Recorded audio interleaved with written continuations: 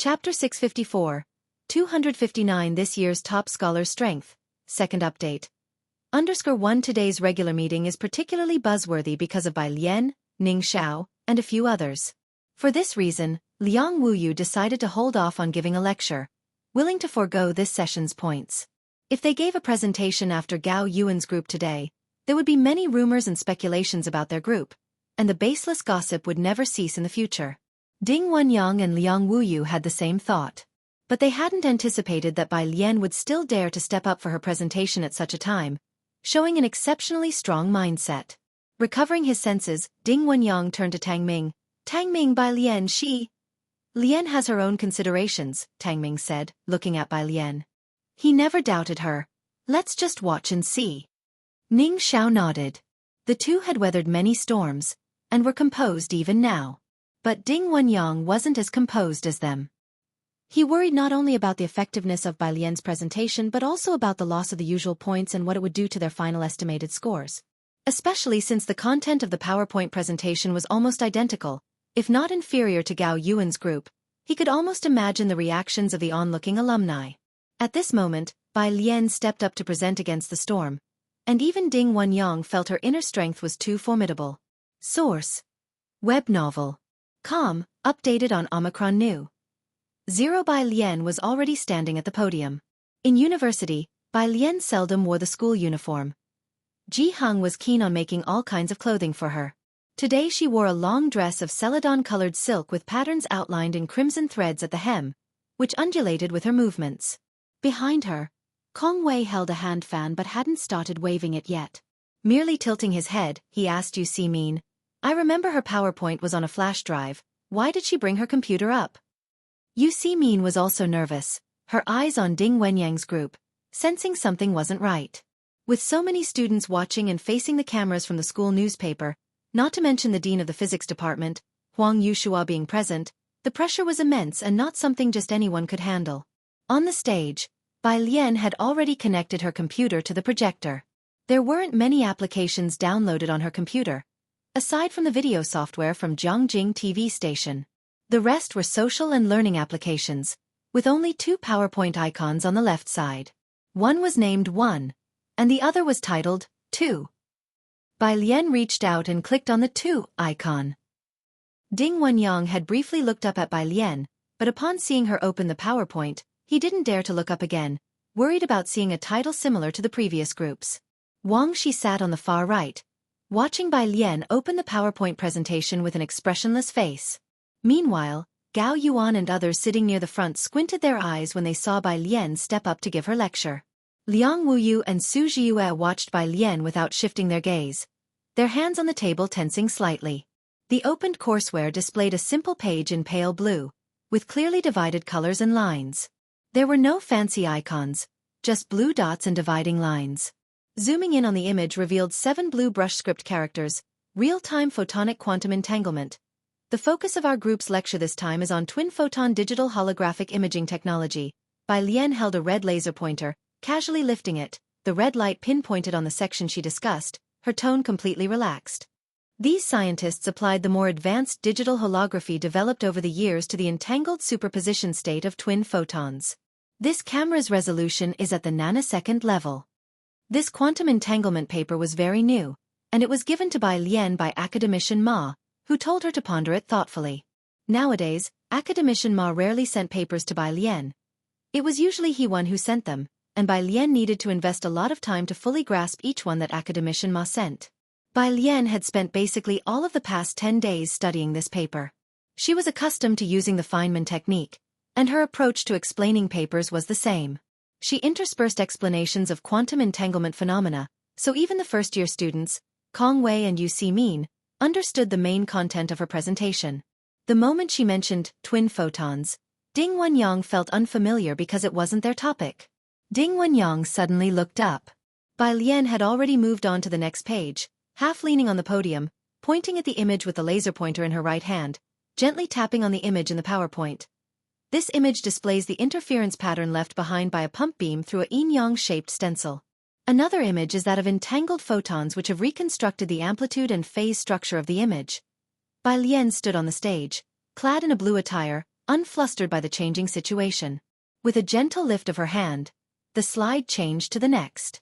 Sitting below were professors and the dean of the physics department. Members of her class from Tongfeng were seated, and a crowd of other students stood at the back, there to watch the excitement. The lecture hall, which had been bustling just moments before, was now silent as a grave. All eyes were focused on her, her demeanor clearly mild, but with every move, there was an unrestrained elegance exuding from her, soft yet with a trace of fierceness. Bai Lian spoke slowly and calmly, starting from the front and moving to the back, until she reached the last page. All PPT presentations usually end with a "thank you" or "thanks for watching" to conclude the session. But it was already quite polite of young Master Jiang to share his scientific research results with others.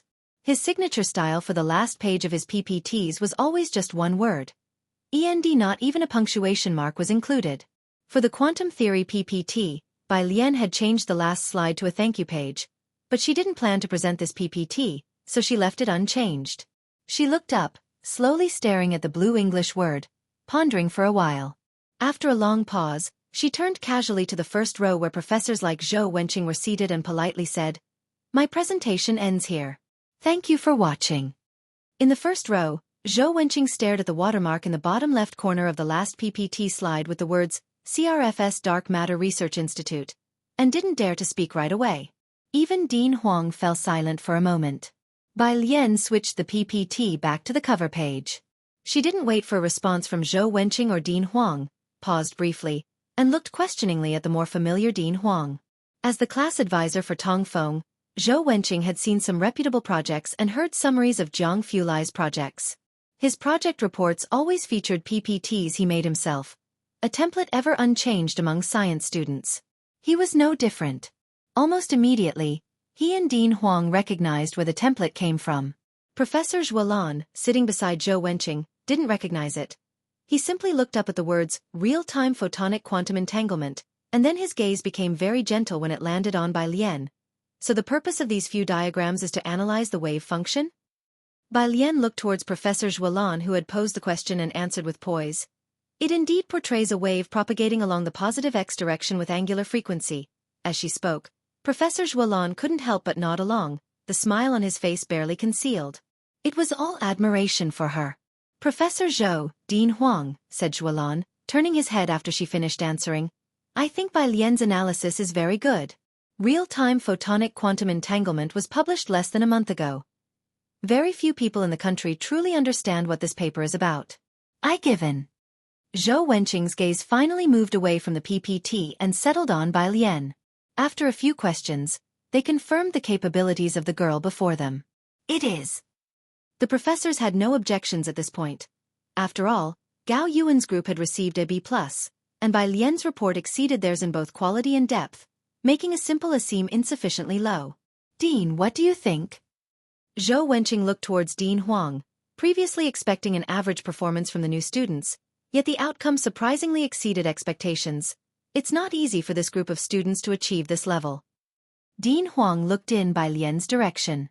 Zhou Wenqing thought that this PPT was made by Ding Wenyang's group, but Dean Huang knew that this paper had been given to Bai Lian by academician Ma. It was not likely to be a topic from Bai Lian's group, which meant this high level of completion was achieved by Bai Lian alone. He delivered the verdict. Once Dean Huang spoke, he finally set off the previously quiet crowd in the back. The silent lecture hall began to stir. And at this moment, Ding Wenyang's group finally realized, having barely interacted with Bai Lian, that this was their first experience witnessing her miraculous approach, and they all turned to look at Tang Ming. Having been published less than a month ago meant that Bai Lian had completed this PPT in recent times.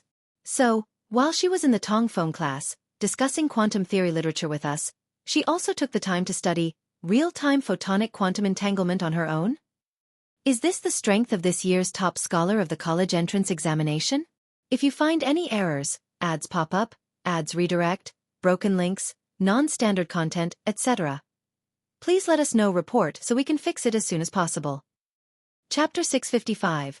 The 260 forum is about to blow up again. Come and catch on to Sister Lan under one. Tang Ming looked at Ding Wenyang and thought for a while. Then he shook his head deeply. Not exactly, she still has to do long-distance running during this period, and she will practice the spear at night, Tang Ming explained to Ding Wenyang. Ding Wenyang understood the part about long-distance running, but he couldn't follow Tang Ming's train of thought. The spear. He couldn't figure out what spear training had to do with quantum entanglement for the life of him. Yeah, exactly. Tang Ming saw an opportunity while the Finance Institute was vigorously promoting their academy's performance and seized the moment to pitch it to Ding Wenyang. Remember to come to the freshman welcome event jointly organized by the Physics and Finance Institutes on September 30th. Su Jiue raised her head, her voice very soft. September 30th? Liang Wuyu glanced down at her. Why couldn't she ever grasp the main point? When Bai Lian returned to her seat, Tang Ming was still selling the event to Ding Wenyang.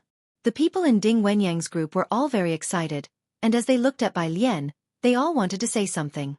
Her presentation on the amplitude of spatial biphoton states was simply too brilliant. Source: web novel. Com. Updated on New Omicron. The people in her group hadn't even bothered to greet the professors in the first row, instead crowding around Bai Lian. Sis, from now on you're my big sis. Ding Wenyang said, his peripheral gaze falling on Wang Shi, who was sitting alone to the right. It didn't take a genius to figure out who in this group was closer to Gao Yuan's group. You're just too cool. Kong Wei and Yu Simin finally squeezed through the crowd, and after complimenting Bai Lian, they greeted Liang Wuyu, Ding Wenyang, and the others with trepidation. Standing with them amidst this group of people certainly brought its own pressure. Behind them, the school newspaper team finally came to their senses and carried their camera over to interview Bai Lian. I just knew it, she definitely wouldn't be weaker than the previous group, Wang Su said excitedly in the crowd. Song Min, I'm going to find Bai Lian and the others, are you two coming? They all had been to Boyuan base and were familiar with each other. As soon as Wang Su spoke up, Song Min snapped out of it. You guys go ahead. Wang Su and Pei Qin didn't mind and went forward to find Bai Lian, Tang Ming, and the others. After the last group had finished their presentation, the professors seated in the first row still seemed to be relishing the experience, as listening to a high-quality academic report was a pleasure in itself. Gao Yuan went to greet the professors and Dean Huang. Gao Yuan, Zhou Wenqing got up with his documents in hand. Your group was very good, keep up the good work. The rising tide lifted all boats in the Gao family, and the professors were all giving face to them. However, today, the professors were all discussing Bai Lian's group's literature report, with admiring tones, and interacted less with Gao Yuan. Dean Huang didn't have any special relationship with the Gao family. He walked in the front, occasionally being greeted by students. Xuelan packed his things and thoughtfully followed behind Dean Huang. He was already imagining how proud he would be to have Bai Lian as his student, leading her through various academic battlefields, watching her from below the stage. Xuelan spoke to Dean Huang in a low voice about the possibility of this happening. Upon hearing this, Dean Huang's lips twitched, and he gave Xuelan a look. I advise you to dismiss that thought. Why? Xuelan guessed. Have you taken a fancy to her too? Dean Huang touched the top of his head and didn't reply. This was his junior sister after all. Master Jiang didn't even compete with the Ma Institute for her. Fancy her? How could he dare to fancy her? The crowd bustled, and Wang Shi with his laptop and backpack approached Zhou Wenqing. Zhou Wenqing recognized him and was surprised. Wang Shi, are you considering switching groups?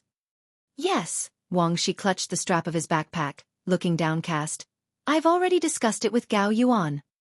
The literature report had taken him by surprise, but Wang Shi had no regrets about his choice. As part of the Gao family, Gao Yuan had far more resources at his disposal than Ding Wenyang and the others. Zhou Wenqing nodded. As long as it's been agreed upon between the two groups, that's fine. But Wang Shi, I think Ding Wenyang's group has great potential for future development, so give it careful consideration. Great potential for development? Just how great could it be? Gao Yuan could enter any major laboratory without lifting a finger. Such resources were only available to those academic elites. Ordinary people had no chance to stand out. Meanwhile, Bai Lian here. When Wang Su and Pei Qin arrived, Kong Wei recognized the two of them and she nudged Yu Simin beside her. Damn, that's God Pei. I know. Yu Simin also immediately stood up straight. Although Pei Qin and Wang Su had not made it into the Tongfeng class, the two of them had nevertheless reigned over Ziqing's high school seniors, and were currently attending classes in the Boyuan class. Their influence was not weaker than Bai Lian's influence in Xiangqing First Middle School. If you find any errors, ads pop up, ads redirect, broken links, non-standard content, etc., Please let us know report so we can fix it as soon as possible. Chapter 656. The 260 forum is about to blow up again. Come and catch on to Sister Lan under 2 hearing the voice. Pei Qin and Wang Su greeted Kong Wei and his companion friendly. Hello. Immediately afterward, Wang Su complained to Bai Lian. Sister Bai, why don't you just join our Boyuan class? I really can't solve the math problem left by the professor. Who said on the forum that it's good Sister Lian isn't in your math class? Tang Ming mercilessly exposed Wang Su. When Tang Ming wasn't trying to appear deep, he talked more, chattering with Wang Su. Bai Lian picked up her computer and walked outside the lecture hall. All right, send me that problem later, and I'll take a look. Really? Wang Su perked up.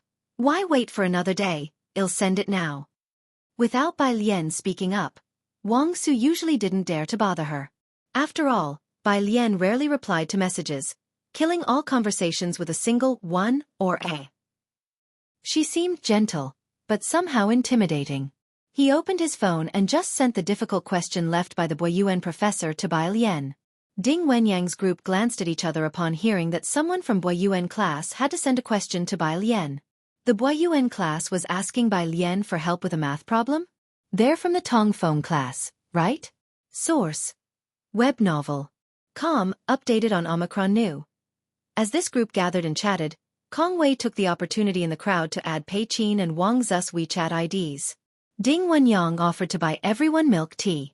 Kong Wei held his phone, looking at the newly added contacts. He exchanged glances with Yu Si-min. Pei Qin and Wang Su were the leaders of Xiqing High School and first-year students of the math department. They were also the new stars of the math department this year. However, it seemed that all these new stars were being led by Bai Lian. Hey, Ding Wenyang looked at the red slogan outside. Is the welcoming party on 9:30 the one you mentioned before? Tang Ming looked over. The finance department was mostly made up of capitalists, the richest department in Jiang University, naturally willing to spend money on advertising. 9:30 in the Great Hall, the finance department welcomes you to celebrate the National Day with high mountains and flowing water meet the Zithermaster. While Tang Ming was not familiar with the finance department, Kong Wei and Yu Si-min were staff members of the student union and knew most of the details. Yes, this high mountains and flowing water must refer to Bai Xueqi.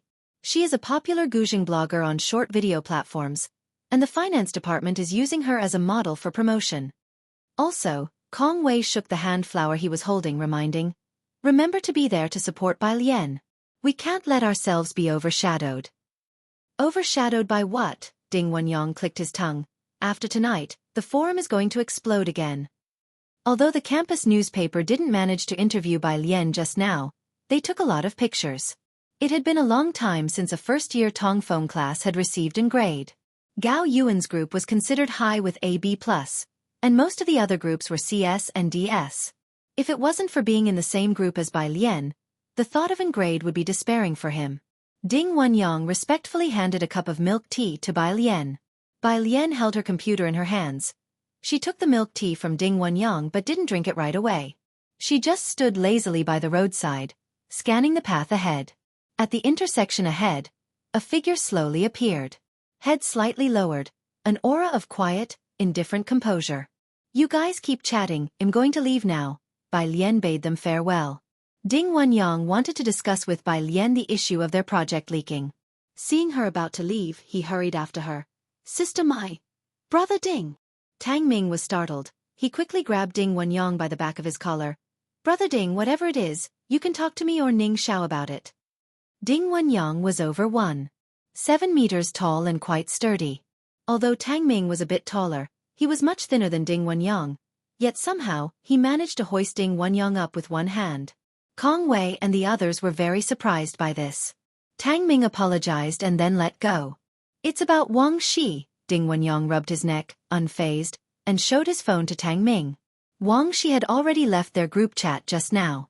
In the past 2 weeks, Wang Shi hadn't interacted with them, but had grown closer to Gao Yuan's group.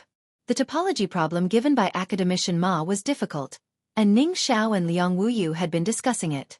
Yet, Wang Shi had been avoiding them the whole time. Ning Xiao took one look and said, if you mind that we are newcomers, we can talk to Professor Zhou about forming our own group. How could that be? I just didn't expect Wang Shi to do such a thing. The capabilities displayed by Ning Xiao and Liang Wuyu were enough to convince Ding Wenyang. Not to mention the display of skill from Bai Lian that evening. If you find any errors, ads pop up, ads redirect, broken links, non-standard content, etc., please let us know report so we can fix it as soon as possible.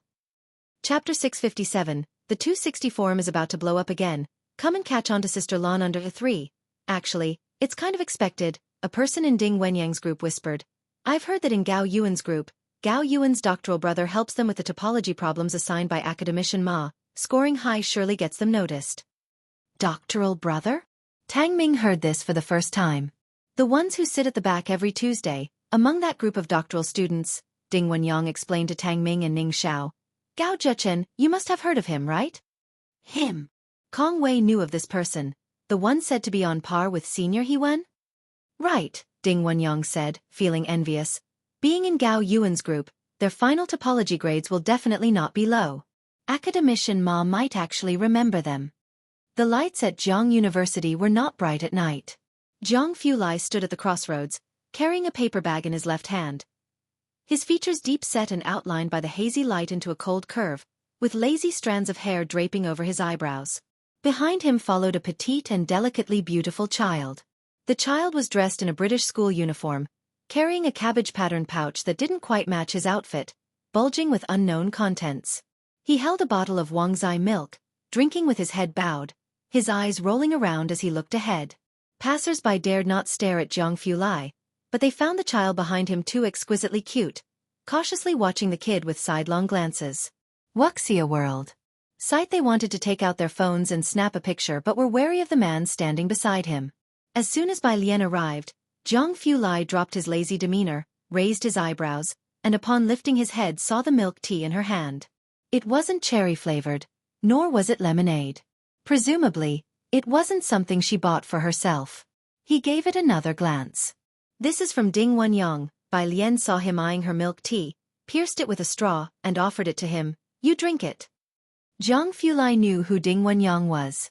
He languidly took the milk tea and took a sip with an air of aloofness. Too sweet, he commented. Yes, Bai Lian's phone made a noise. She answered it and looked towards Jiang Fulai, nodding. It suits you. The caller was Yi Jingxian. Junior sister. Yi Jingxian's voice was gentle on the phone. How's your practice going?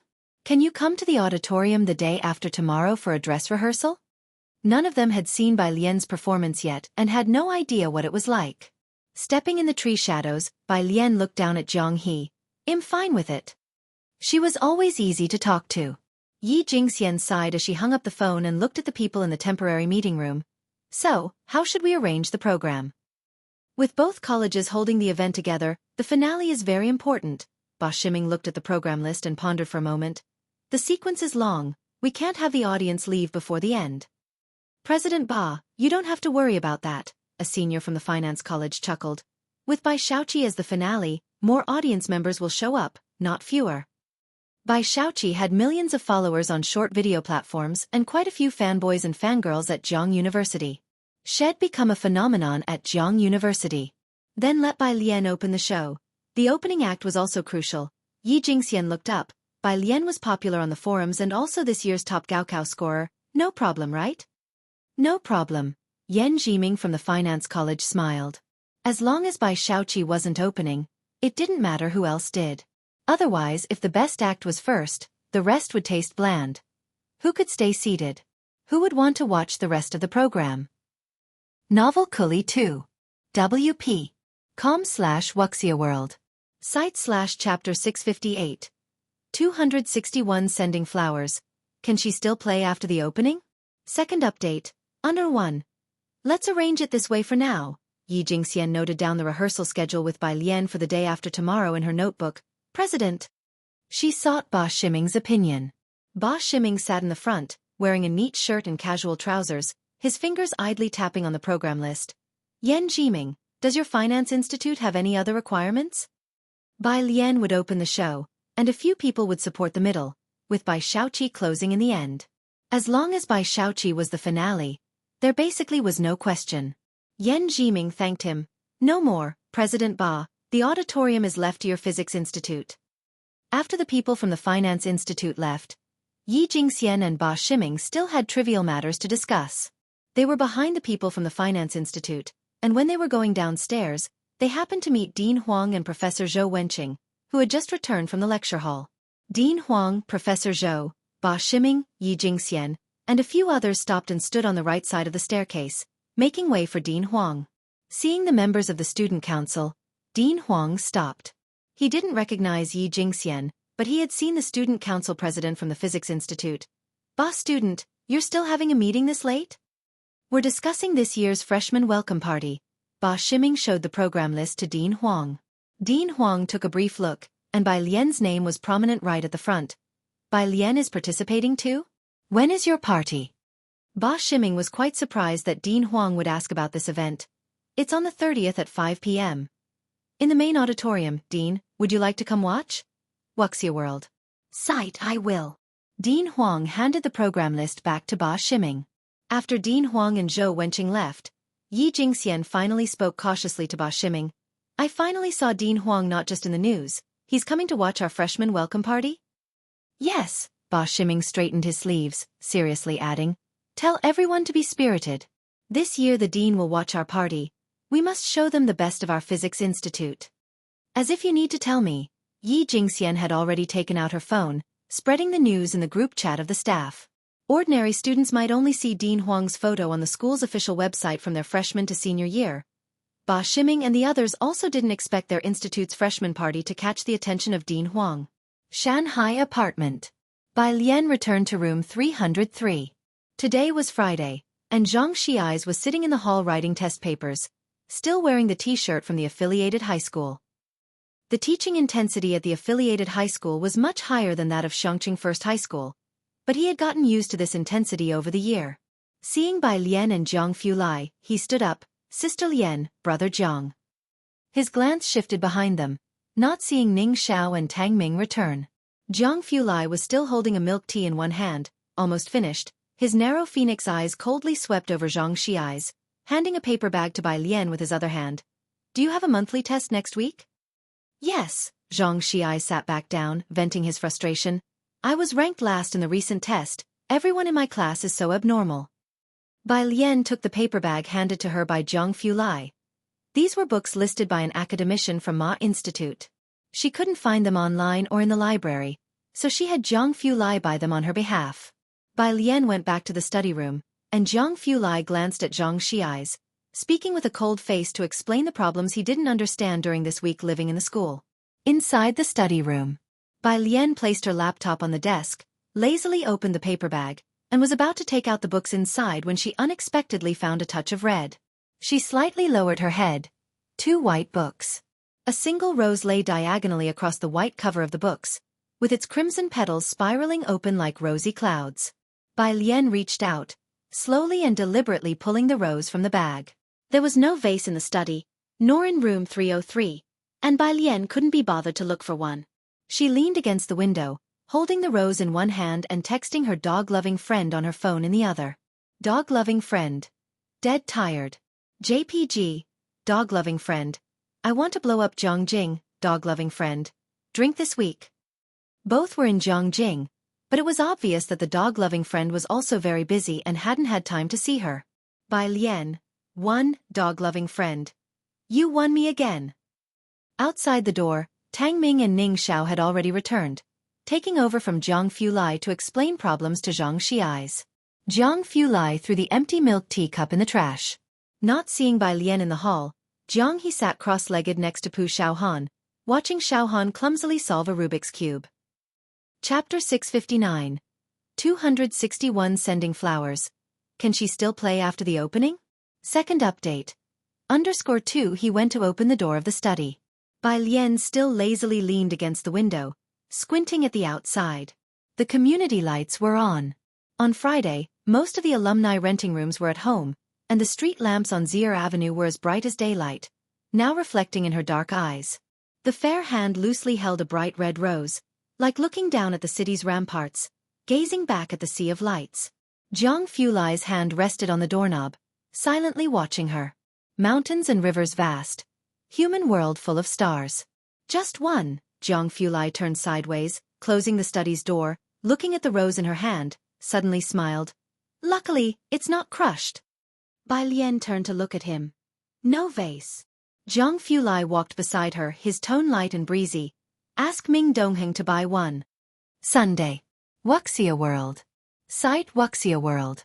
Site at Zhang University's Grand Auditorium. When Yi Jingxian arrived, a crowd had already gathered. The finance department had gone to great lengths to promote the event. Journalists from Jiangjing Media would be there to capture the freshman night, and the dean of the physics department would also attend. Therefore, both departments took the freshman party very seriously. Yi Jingxian had arranged with Bai Lian to rehearse at 5:30. She saw a bunch of staff on the stage and asked Kong Wei what was going on. Bai Xueqi has borrowed the sound system from Jiangyin, Kong Wei explained to Yi Jingxian. They are testing it now, and later Bai Xueqi will also test the sound of her guzheng. As he spoke, Kong Wei pointed to the guzheng on the stage, watched by many. I heard her guzheng cost 39W. Hearing the price of the guzheng, Yi Jingxian also took a look. But the guzheng wasn't important right now. She looked down at the time. It was 5:10 p.m. Minister Yan, Yi Jingxian crossed through the crowd to find Yan Jiming from the finance department to discuss Bai Lian's rehearsal. I have an arrangement with her at 5:30. Bai Lian was from Tongfeng class, and the Grand Auditorium wasn't always available for rehearsal. Can Bai Lian switch to another time? Yan Jiming exchanged a glance with the president of the finance department. Minister Yi, as you know, the stage sound effects are also very important. Bai Xueqi has managed to get professional sound technicians from Jiangyin for testing. In their eyes, Bai Lian could rehearse any time, but the sound technicians from Jiangyin weren't so easily available. Seeing Yi Jingxian's hesitation, Yan Jiming quickly said, Minister Yi, you know how many people are coming to see Bai Xueqi, and many will be live streaming our college's evening gala. Compared to others, the sound quality for Bai Xueqi's performance was more critical. As the technicians from Jiangyin were setting up, Yi Jingxian could only use her phone to call Bai Lian to tell her about this. Not far away, Song Min emerged from backstage and noticed a group of people gathered together, walking over. Minister, have the people from the physics department arrived? It's fine, Yan Jiming looked at him. They wanted to rehearse, but I asked them to change the time. Zier Avenue. Bai Lian stood under a tree, taking Yi Jingxian's call, her single hand slightly gathering the phone, her tone casual. It's all right, senior, I don't need to rehearse. Yi Jingxian, feeling helpless. I also wanted you to try the props today. Shall we set another time? No need. It was after 5. The sun over Jiangjing hadn't fully set. Slivers of light filtered through tree leaves, casting a splintered glow. Dazzling. Bai Lian walked towards the bus stop across the street. Since she didn't have to go rehearse, she decided to take the bus directly to Yunshao District. Yunshao District. Azure Dragon Bar.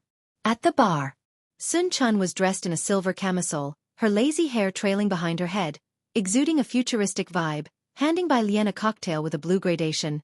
Why didn't you let me know in advance that you were coming? Mr. Xueqi has stepped out. Bai Lian sat on the stool, her gaze contained as she looked at the message from Wenjixia, her leg casually propped up. I had plans with a friend here. Her fingertips danced on the glass, and beneath the lights, the liquid in the glass shimmered. When Wenjixia wearing a baseball cap arrived, she saw Bai Lian seated at the bar. Today, Bai Lian wore a retro cheongsam top with silk fabric, beautifully embroidered, a matching long skirt below, and a white jade hairpin in her hair. Ignoring the backdrop of the bar behind her, at first glance, she resembled a classic lady from the Jiangnan water town leaning against a stone railing. Why are you sitting here? Wenjixia led Bai Lian to the reserved booth, summoned the server to bring a bunch of drinks, and ordered a few servers to come over to keep them company. Bai Lian held her drink while sitting next to Wenjixia. Wenjixia seemed to be in a bad mood, just drinking one glass after another. Seeing her drink more and more, Bai Lian stopped her. Shall we go out for a walk? Chapter 660. 261 Sending Flowers. Can she still play after the opening? Second update. _3 Su Nanjing said she had left a car for her. Speaking of drifting, when Zixia's expression worsened. No more drifting, the old lady keeps a tight leash. Bai Lian searched her memory. There wasn't much news about Wenjixia, mainly just the two of them drifting in Beijing together, then drinking and bitching about Song Min. That was all. You do look quite the part when you're serious, Wen Jixia said, watching Bai Lian dressed in classic attire, sitting quietly in the booth with a languid expression while two good-looking young men didn't dare to approach her. With a wine glass in hand, there was this disconcerting sense of a traditionally educated miss turned up at a nightclub. When Jixia pulled a cigarette from the table, held it in her hand, and a boy immediately lit it for her, she slowly blew out a smoke ring. Damn, it's perfect. My grandmother's kind will definitely prefer someone like you. Acting the part at home is freaking exhausting. Bai Lian knew when Jixia kept up the facade of a lady at home. She leaned back slowly, listening intently to Wen Jixia. Sure enough, midway through the drinking, Wen Jixia dropped a bombshell. I'm getting engaged. As for who the other party was, Wen Jixia didn't say, but it was just a business marriage. At 8 o'clock, Jiang Fulai sent a message, asking where she was. Wuxia World. Site Wuxia World. Site. Ko Bai Lian looked at the drunk Wen Jixia and sent him the address. She took Wen Jixia outside. The bar manager recognized Bai Lian, and was about to ask if she needed assistance when he caught a glimpse of Bai Lian's cold eyes. He didn't dare to speak and silently followed behind her. Outside the bar, a gust of wind blew, and Wen Jixia seemed a bit more sober. She tilted her head to look at Bai Lian and suddenly asked, I noticed from the first glance. Are you an alter ego? Bai Lian was startled. When Zixia's eyes were blurry, and she felt like vomiting. Can she come back? Is she still inside your body? Is she, alright? Ji Mulan, Bai Qiming, and even Ji Heng hadn't noticed that she was no longer the her from before. Sometimes Bai Lian even thought that, aside from her, it seemed no one remembered who the previous Miss Bai was. When Zixia's ringing cell phone in her pocket startled Bai Lian awake. The one calling Wen Jixia was a contact saved as Butler. Bai Lian sent him their current address. The one family was likely in Yunshao district. They would arrive faster than Jiang Fulai, and the one butler soon came to pick up Wen Jixia. Thank you. The butler had someone help Wen Jixia into the car, looking surprised at Bai Lian's gentle attire. He probably didn't expect Wen Jixia to have such a friend. Bai Lian stood there, watching the one family's car drive away, her eyes slightly narrowed. She turned to the bar manager at an unhurried pace and said, Tell Xueqi to check out the one family. Wen Jixia, the only friend of the original host in this world. September 30th. Jiang University had one more day of classes. The holiday would officially start on the 1st of October. Bai Lian returned to the dorm after her morning run. The other three roommates were already awake, with Kong Wei browsing a forum in bed and greeting her roommate, Morning. While speaking, her eyes were fixed on her phone's screen. On the forum, Bai Lian's speech from the previous week had been circulating for a week now. In the past 2 days, there had been discussions about the welcome parties at the two major academic institutions, and Bai Lian's opening act had been promoted. I heard Bai Lian is opening, and I've already changed my ticket. There's also a famous zither player who's really good. I'm quite looking forward to the joint event between the Physical Sciences and Finance departments this year. To be precise, mainly the Finance College. I know, the twin stars of the Finance College, that zither play was learnt from Jianjian's professor. Everything Zhongyin produces is top-notch. Today, the two institutions are hosting welcome parties. Kong Wei didn't stay in bed for long, as she had to go help out at the student union after breakfast. Yu Si-min had an early 8 o'clock class and didn't have time to go to the union.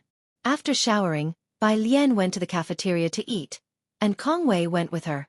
In the school, Tang Ming, Yang Lin, and Ning Xiao and others all used Bai Lian's meal card. After grabbing her meal, Kong Wei sat next to Yang Lin. She hasn't had her rehearsal till today. I'm a bit worried. Across from her, Tang Ming took a bite of his fried egg pancake and asked, What are you worried about her for? He continued nonchalantly, Sister Lu's shooting skills were taught by her. What you should worry about is, with her opening the event, how will anyone follow that act? Chapter 661. The charm of this 262 gala. Brother Zhang and Dean Huang present the performance costume under Sir Wan Yen Lu had practiced with a long spear in the Zhang family's backyard for over a month, and Pu Shaohan had filmed some raw video material. At that time, Tang Ming was not acquainted with Yen Lu, but he was aware of it. After Great Yong was aired, Yen Lu's rise to fame was unmatched, and during the filming, she never used a stunt double. The production team even revealed that no action director could give her any guidance. In the University Town Forum, Ning Xiao would not take a second glance, and Bai Lian had no time for it. However, Tang Ming was all eyes and ears. He knew the hottest topics recently discussed on the forum. The finance department spent time promulgating the event, so there were many attendees specifically for Bai Shaoqi today. But there were also a substantial number of students who had long heard of Bai Lian. Bai Lian's famous posts on the forum had become 3. The post from her initial trip to Zhongjing last year captured by chance, the thread with 2 images as the masters this year, and the last one was taken by the school newspaper in a lecture hall last week. The program list for the joint event of the 2 institutions was posted on the forum.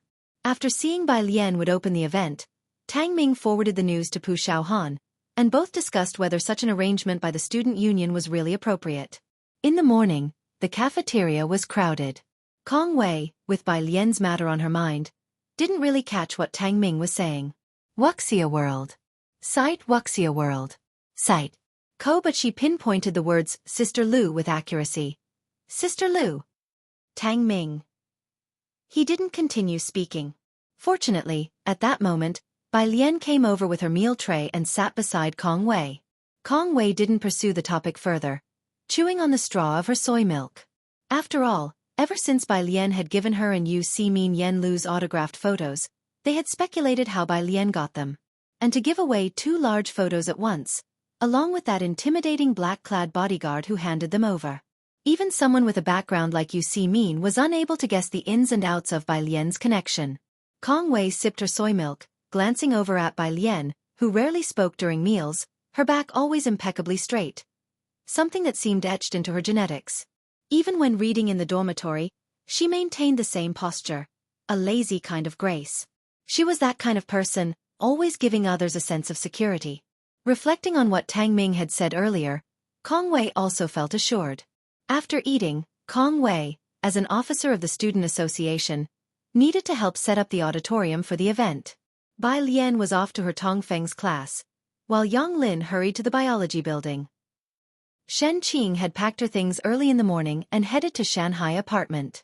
Ji Xiaojun was busy with work and felt sorry that he couldn't go to Zhong University to watch the program today. Last year, during the anniversary of Shangqing No. 1 High School, Bai Lian did not inform them. This year she had mentioned it, but unfortunately, Ji Xiaojun didn't have the time. Take plenty of photos, Ji Xiaojun, putting on his suit jacket, said as he smoothed out his dark red tie, and videos. Like you need to tell me. Shen Qing was in a hurry to leave, not even waiting for Xiaojie's car, choosing to take the subway to Shanghai apartment instead. At this hour traffic was bad, so she'd rather squeeze onto the subway. After she left, the butler asked about Bai Lian's performance in the welcoming party tonight, expressing surprise. Is Miss Bai going to perform on the guzheng? He remembered Bai Lian learning the guzheng, even frequently reviewing basic music theory during the summer. No, Ji Xiaojun shook his head, but he didn't elaborate on Bai Lian's performance, instead taking his briefcase and leaving. The butler had come today indeed for a reason. Miss Mulan's child's first full month is today. The young mistress and her husband will be there, and neither you nor the elder have met the groom yet. The groom? Mu Yining's husband? Ji Xiaojun greatly disliked dealing with these affairs, along with the inheritance issues he shouldered. Settling into the back seat of the car, he began contemplating. He didn't even consider Ren Wanxian. Bai Lian could take over some affairs, but Ji Xiaojun thought about Shunyu who had traveled to Xiangqing, and there was talk of a dean from the Ma Institute. Even Dean Jian returned defeated. Reluctantly, Ji Xiaojun silenced the thought. There was still an option, the child born to Ji Mulan, but that would require waiting for a significant amount of time. It was 4 o'clock in the afternoon. Zhanghe's school let out early. Ming Dongheng took Ji Heng to pick him up. A row of first graders like little turnips came out holding hands one by one, with Zhanghe the cool big brother among them, carrying his own backpack with both hands in his pockets, chin up and proud. Ji Heng, who habitually carried his smoking pipe, stood aside. Since this was a place full of children, he didn't light up. Upon spotting Zhanghe, he lifted his other hand to show him. In that hand was a bag of sugar-coated hawthorns, dusted light with sugar frost. Ever since learning that Bai Lian favored sugar-coated hawthorns, those from the Ji family would always pick some up when they saw them on the street. Today was no different. Chapter 662. The charm of this 262 gala. Brother Zhang and Dean Huang present the performance costume under Sir Tu Ming Dongheng's gaze swept the surroundings, ensuring the safety of the two. "Let's go," Jiheng said, handing the candied hawthorn to Jiang He and carrying his small backpack, heading to the front intersection to get in the car. Both of them were going to watch Bai Lian's performance today. At this time of day, the road was already getting a bit congested, so they didn't plan on returning to Shanghai apartment, heading straight to Jiang University's Grand Auditorium instead. Pu Xiaohan had no classes that afternoon, and along with Shen Qing, she had arrived early at Jiang University's Grand Auditorium. She had even saved seats for Ji Hang and Jiang He in advance. It wasn't even 5 o'clock yet, but the auditorium was already filled to capacity. Pu Xiaohan, who had taken a spot on the left side, was wearing her camera around her neck. She stood up and waved to Ji Hang and Jiang He upon seeing them. "Grandpa, over here. It's really bustling here." Shen Qing, who didn't visit Jiang University often, looked at the red banners outside the auditorium bearing Jiangjing University School of Finance and Jiangjing University Department of Physics, and naturally felt a sense of pride and grandeur. Every passing student was a pillar of the country, and her niece was one of them. The Grand Auditorium was spacious, able to accommodate thousands of people at once, with seating radiating out from the central stage. Wuxia World. Sight Wuxia World. Sight the performance hadn't started yet, and popular music was playing from the side speakers. Ji Hang took a seat to the side, resting Jiang He's backpack on his lap, while Jiang He sat next to him, nibbling on his candied hawthorn. Outside, Song Min and Bai Xueqi had also arrived. Bai Xueqi was dressed in haute couture today, wearing a purple gown that revealed her fair clavicles, her demeanor cold and composed, neither humble nor arrogant. Even as an illegitimate child, the etiquette her mother had taught her since she was young was impeccable. Mrs. Song looked at Bai Xueqi appreciatively and nodded. "I told you this dress suits you." The two of them entered with Mrs. Song.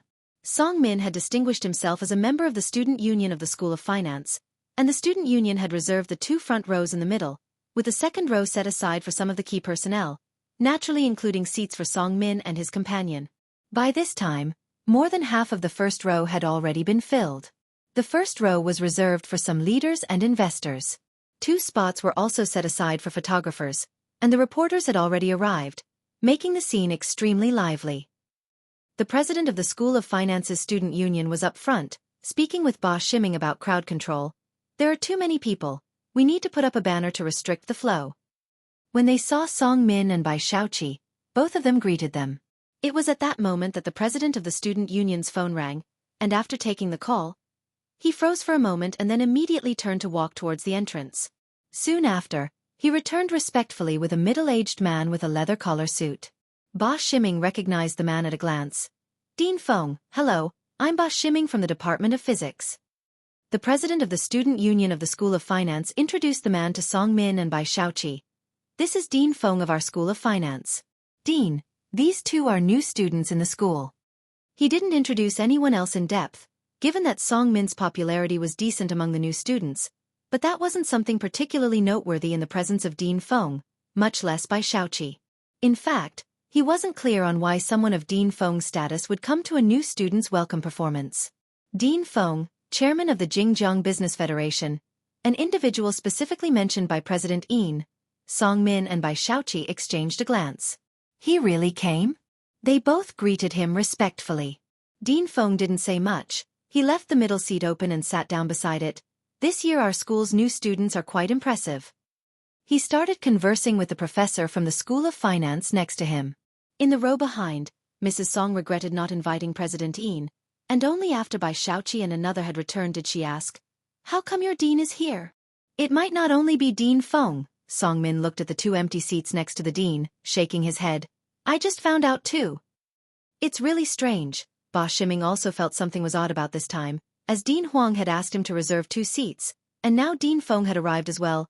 What exactly is so attractive about our new student orientation this time? Bai Xueqi? Ba Shiming thought it unlikely. "Ah, the junior sister is still in class." Yi Jingxian glanced at the time on her phone. "She's always in class with no time to rehearse, and I haven't seen her performance outfit either." Deans of both prestigious institutions were present, as well as the media invited by the School of Finance. Along the way, there were also students who started live broadcasts for traffic, putting huge pressure on the Student Union of the Physics Department, especially Yi Jingxian, who was afraid something would go wrong at the opening. It was also because Bai Lian was this year's new star of the physics department, and everyone recognized her ability. Otherwise, Yi Jingxian would never have taken her word that it would be fine without a rehearsal. Senior sister, don't worry. Kong Wei was now much more at ease than Yi Jingxian. As they were talking, Bai Lian came in from backstage. Seeing her, Yi Jingxian felt halfway relieved. She looked at Bai Lian, who was dressed in casual everyday clothes. Junior sister, where is your performance outfit? 4:45. Bai Lian glanced at the time on her phone. It's time. It was crunch time, and Yi Jingxian quickly handed Bai Lian over to a makeup artist backstage. Junior sister has good skin, no need for heavy makeup, just add some shading to adapt to the stage lights. The makeup artist examined Bai Lian's face and indeed found no further need for correction. As the makeup artist was applying shading, Bai Lian's phone lit up. Unable to move her head, she replied to the message while saying to Yi Jingxian, Senior sister, my costume has arrived, it's at the entrance, can you fetch it for me? Your costume has arrived? I'll get it. Yi Jingxian had never experienced such an unreliable start before. There were only 15 minutes left, and she hadn't even seen the performance costume. She hoped there would be no mistakes today. She went out to get Bai Lian's outfit. At this point, there weren't many people at the backstage entrance. Most were at the front. Yi Jingxian only saw 2 people as soon as she went out. One was a middle-aged man, scholarly, but with a somewhat balding crown. She recognized him as Dean Huang. The other was a young man standing beside him, lazily stationed behind Dean Huang, his black casual pants accentuating his long straight legs, his pristine white shirt with sleeves casually rolled up a bit, and his extremely sharp profile exuded an air of nobility and inaccessibility. He was holding a bag, lazily conversing with Dean Huang. Dean Huang was slightly behind him. This was the first time Yi Jingxian saw Dean Huang speaking to someone with such politeness. But the young man's overpowering presence prevented her from stepping forward. Jiang Fulai glanced at his phone, his pale phoenix eyes lifting, and upon seeing Yi Jingxian, he stepped forward, extended the bag to her with a polite yet distant tone. Hello, this is Bai Lian's performance outfit, please take it into her. Dean Huang, with hands clasped behind his back, also nodded kindly towards Yi Jingxian. Chapter 663. The King of 263 Warriors. It seems like an old friend returns. Second update. _1 Yi Jingxian did not immediately react. Dean Huang, accustomed to such occurrences, gently reminded the girl in front of him. Isn't it almost time? Right, it was almost time. Facing that cold gaze, Yi Jingxian steeled herself and took the white paper bag from Jiang Fulai's hand, not forgetting her manners as she bowed to Dean Huang. Dean Huang, goodbye. She took the paper bag and went backstage. It was only then that Dean Huang turned around, looking at Jiang Fulai. Mr. Jiang, shall we go to the front? Jiang Fulai's gaze lingered on the curtain at the back for a long while before lazily following Dean Huang toward the auditorium. At this point, the student council members outside the auditorium had already closed the doors, no longer letting spectators in. The financial college had overpromoted the event, and with Bai Lian naturally attracting a large following at Jiang University, the auditorium was packed early on. After Dean Huang entered, the doors were shut completely, yet outside, there were still many people holding up their cell phones to record. The main lights had been turned off, leaving only the ambient lights on the stage. Only 2 seats in the middle of the first row were vacant. Dean Feng had been sitting in his place early on, and when he looked up and saw Dean Huang come in through the door with a tall man following him, he quickly got up to greet them. Dean Huang, he greeted Dean Huang in a low voice, his eyes then shifting to Jiang Fulai. Mr. Jiang. Source. Web novel. Com. Updated on N0 New. Jiang Shijue, a financial prodigy from Jiang University's Financial College and the executive president of Zhongxing. But everyone knew who was behind Jiang Shijue. It was this student whom Dean Feng relied on to sit in the position of chairman of the Federation of Industry and Commerce. Dean Feng. Jiang Fulai nodded to him lazily, sitting down in the empty seat beside Dean Feng, leaning elegantly against the chair back. His fine features slightly composed, exuding a sense of aloof indifference. He didn't speak to anyone. Dean Huang sat on the other side of Jiang Fulai. Dean Feng only sat down slowly after the 2 of them had taken their seats. It was clear that he didn't fully sit back, showing his restraint. The noise of conversation in the front 2 rows quieted down around him, and the volume of talking decreased significantly. The students in the row behind, who had witnessed this scene, all took notice. Given Dean Feng's current status in the financial college, getting up to greet the guests and the presence of two deans seated next to him, just who was this person? With the front row lights off, one could only see the back of the person in the middle, which seemed particularly somber under the lighting. Backstage. The makeup artist was not that professional, but Bai Lian's complexion was fair enough. She only added some shadows and applied some lipstick to Bai Lian. This face, I dare not add anything more to it, the makeup artist remarked as she looked at Bai Lian's face, sighing. Yi Jingxian took out the clothes from the bag. They were not as lavish as Yi Jingxian had imagined, but simple white silk garments. Without much time to ponder, she passed the clothes to Bai Lian. Junior, let's change first. The two hosts were already waiting behind the curtains, ready to go on stage to announce. In the changing room, Bai Lian lowered her eyes to spread out the white gown, putting on not only the outer robe but also the practice pants underneath, before picking up the white sash and loosely tying it around her waist. Outside, Yi Jingxian was waiting for Bai Lian to change. She was still not entirely at ease when her phone rang with a call from Ba Shiming. Today, both deans are present, and there's a distinguished guest, Ba Shiming said seriously over the phone. It's strange that they all came. The financial college is responsible for the conclusion. We won't have any issues, right? A distinguished guest? Yi Jingxian naturally thought of the person she had just met. President, rest assured, the junior won't have any issues. She reassured Ba Shiming. After hanging up, she continued to wait for Bai Lian to come out. Where is the prop, the long spear? Yi Jingxian remembered this and Kong Wei hurriedly brought over the spear. Bai Lian came out of the changing room. She was wearing a simple white gown, bound at the waist by a white silk ribbon, her demeanor casually nonchalant. Yi Jingxian handed the long spear in her hand to Bai Lian. Junior, try this spear. This was the prop Yi Jingxian had prepared for Bai Lian. It had arrived last week, and she had wanted Bai Lian to practice with it during the rehearsal, but the rehearsal hadn't happened due to sound equipment issues. Some of the student council members nearby overheard Yi Jingxian and exchanged glances. Bai Lian hadn't even practiced with the spear? Would that be all right? As these people were pondering, Bai Lian stretched out her hand to take the red tasseled spear, placing it upright on the ground. The spear was even taller than herself. The red tassel at the tip of the spear slowly fell with her movements, and the silver spearhead gleamed coldly. Everyone around noticed that the moment she took the spear, the atmosphere around her changed. She became like a lazy white tiger sunning on a rock that suddenly senses an intruder, inspecting her territory with majestic dignity. If you find any errors, ads pop up, ads redirect, broken links, non-standard content, etc., please let us know. Report so we can fix it as soon as possible. Chapter 664. The King of 263 Warriors. It seems like an old friend returns. Second update.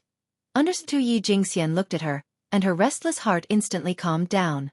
When is my turn to go on stage? Bai Lian glanced at the phone lying on the table. It was already 5 o'clock. Ah, Yi Jingxian snapped back to reality. The hosts just went up. After they come down, you're next. All right, the music. Is the musician ready? Don't worry, President. The guy sitting in front of the computer, controlling the music, looked up at Yi Jingxian and gave her an okay gesture. Members of the Finance Student Council curiously came over to take a look. The music file that Bai Lian had was simply marked with the character Jian. What song is this? I've never heard it before. I don't know, said the guy controlling the music after listening to it.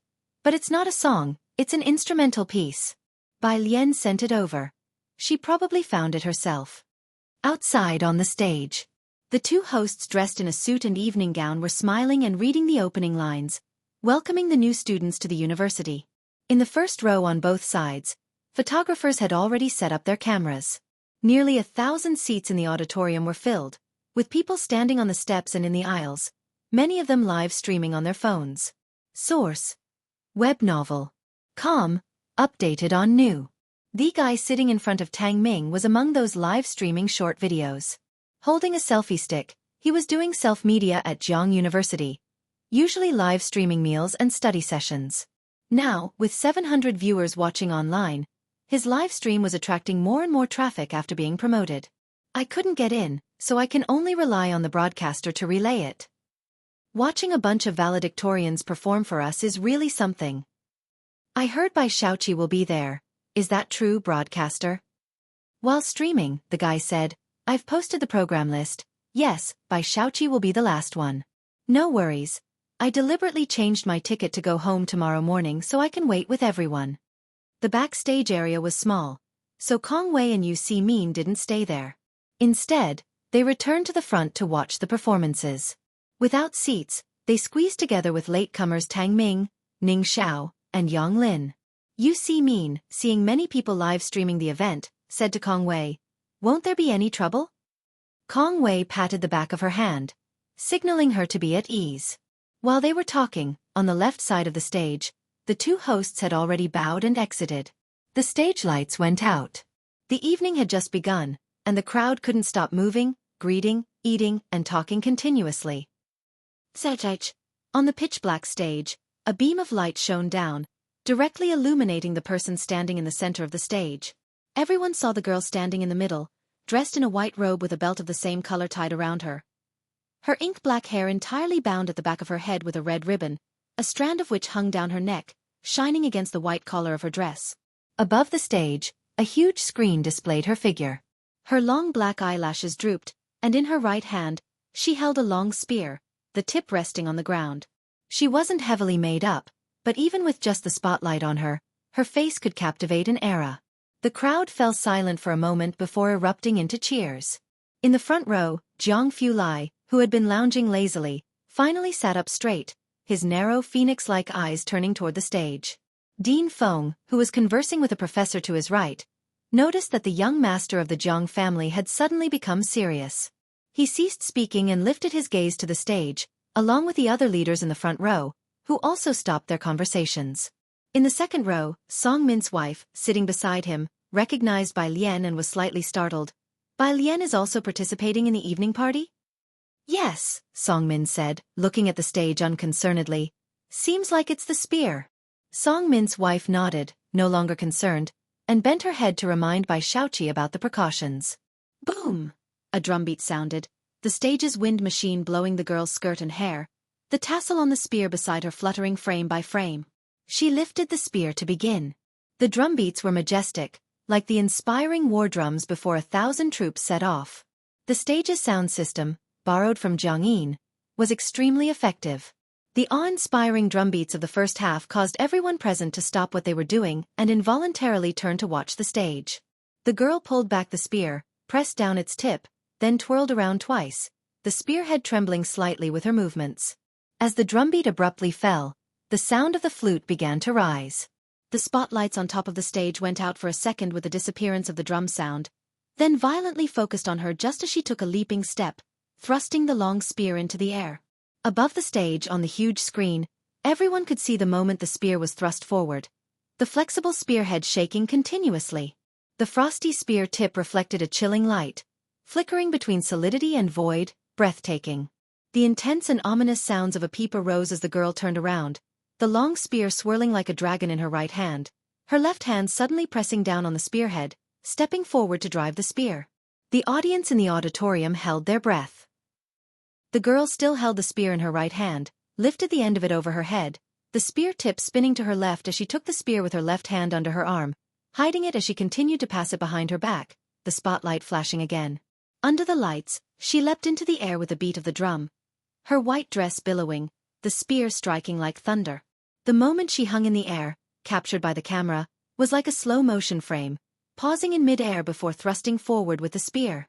The music tugged at the audience's hearts, the waving long spear captivating their gaze. It was like a prelude to a battle on the campaign field. The sound of the zither subsided, and in the middle of the stage, the girl faced the audience and retrieved her spear.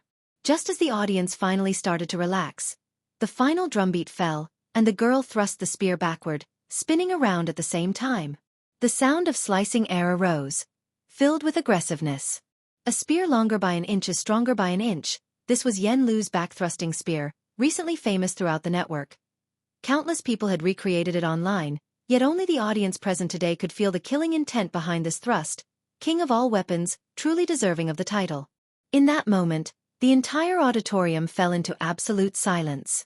On the big screen, the moment was frozen in time. Behind her was a black backdrop, with only one beam of white spotlight above. The girl's almond eyes were dark and profound, A strand of black hair with a red ribbon falling beside her rosy lips, quivering slightly.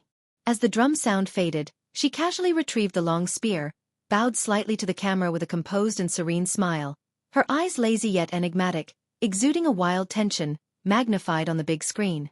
Behind her, the group holding phones live streaming, the barrage in the chat room paused for a moment, then started exploding with activity.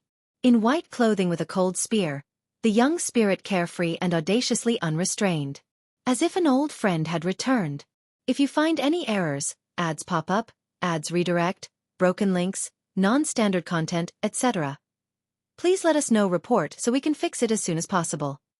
Chapter 665. 264 The True Moonlight, by Lien, can also play the Guzheng Under One. This was a feast for both the eyes and ears. Jian Zhongyou and the group of teachers from Jiangyin made professional arrangements. The spear technique demonstrated control and fluidity, strength alongside softness, without any unnecessary flourish or reliance on wirework. It was only that final move, the unreplicable turnabout spear, which could not be replicated by anyone else, that made one truly feel the oppressive aura on sight, unmatched. The show ended, curtains closed.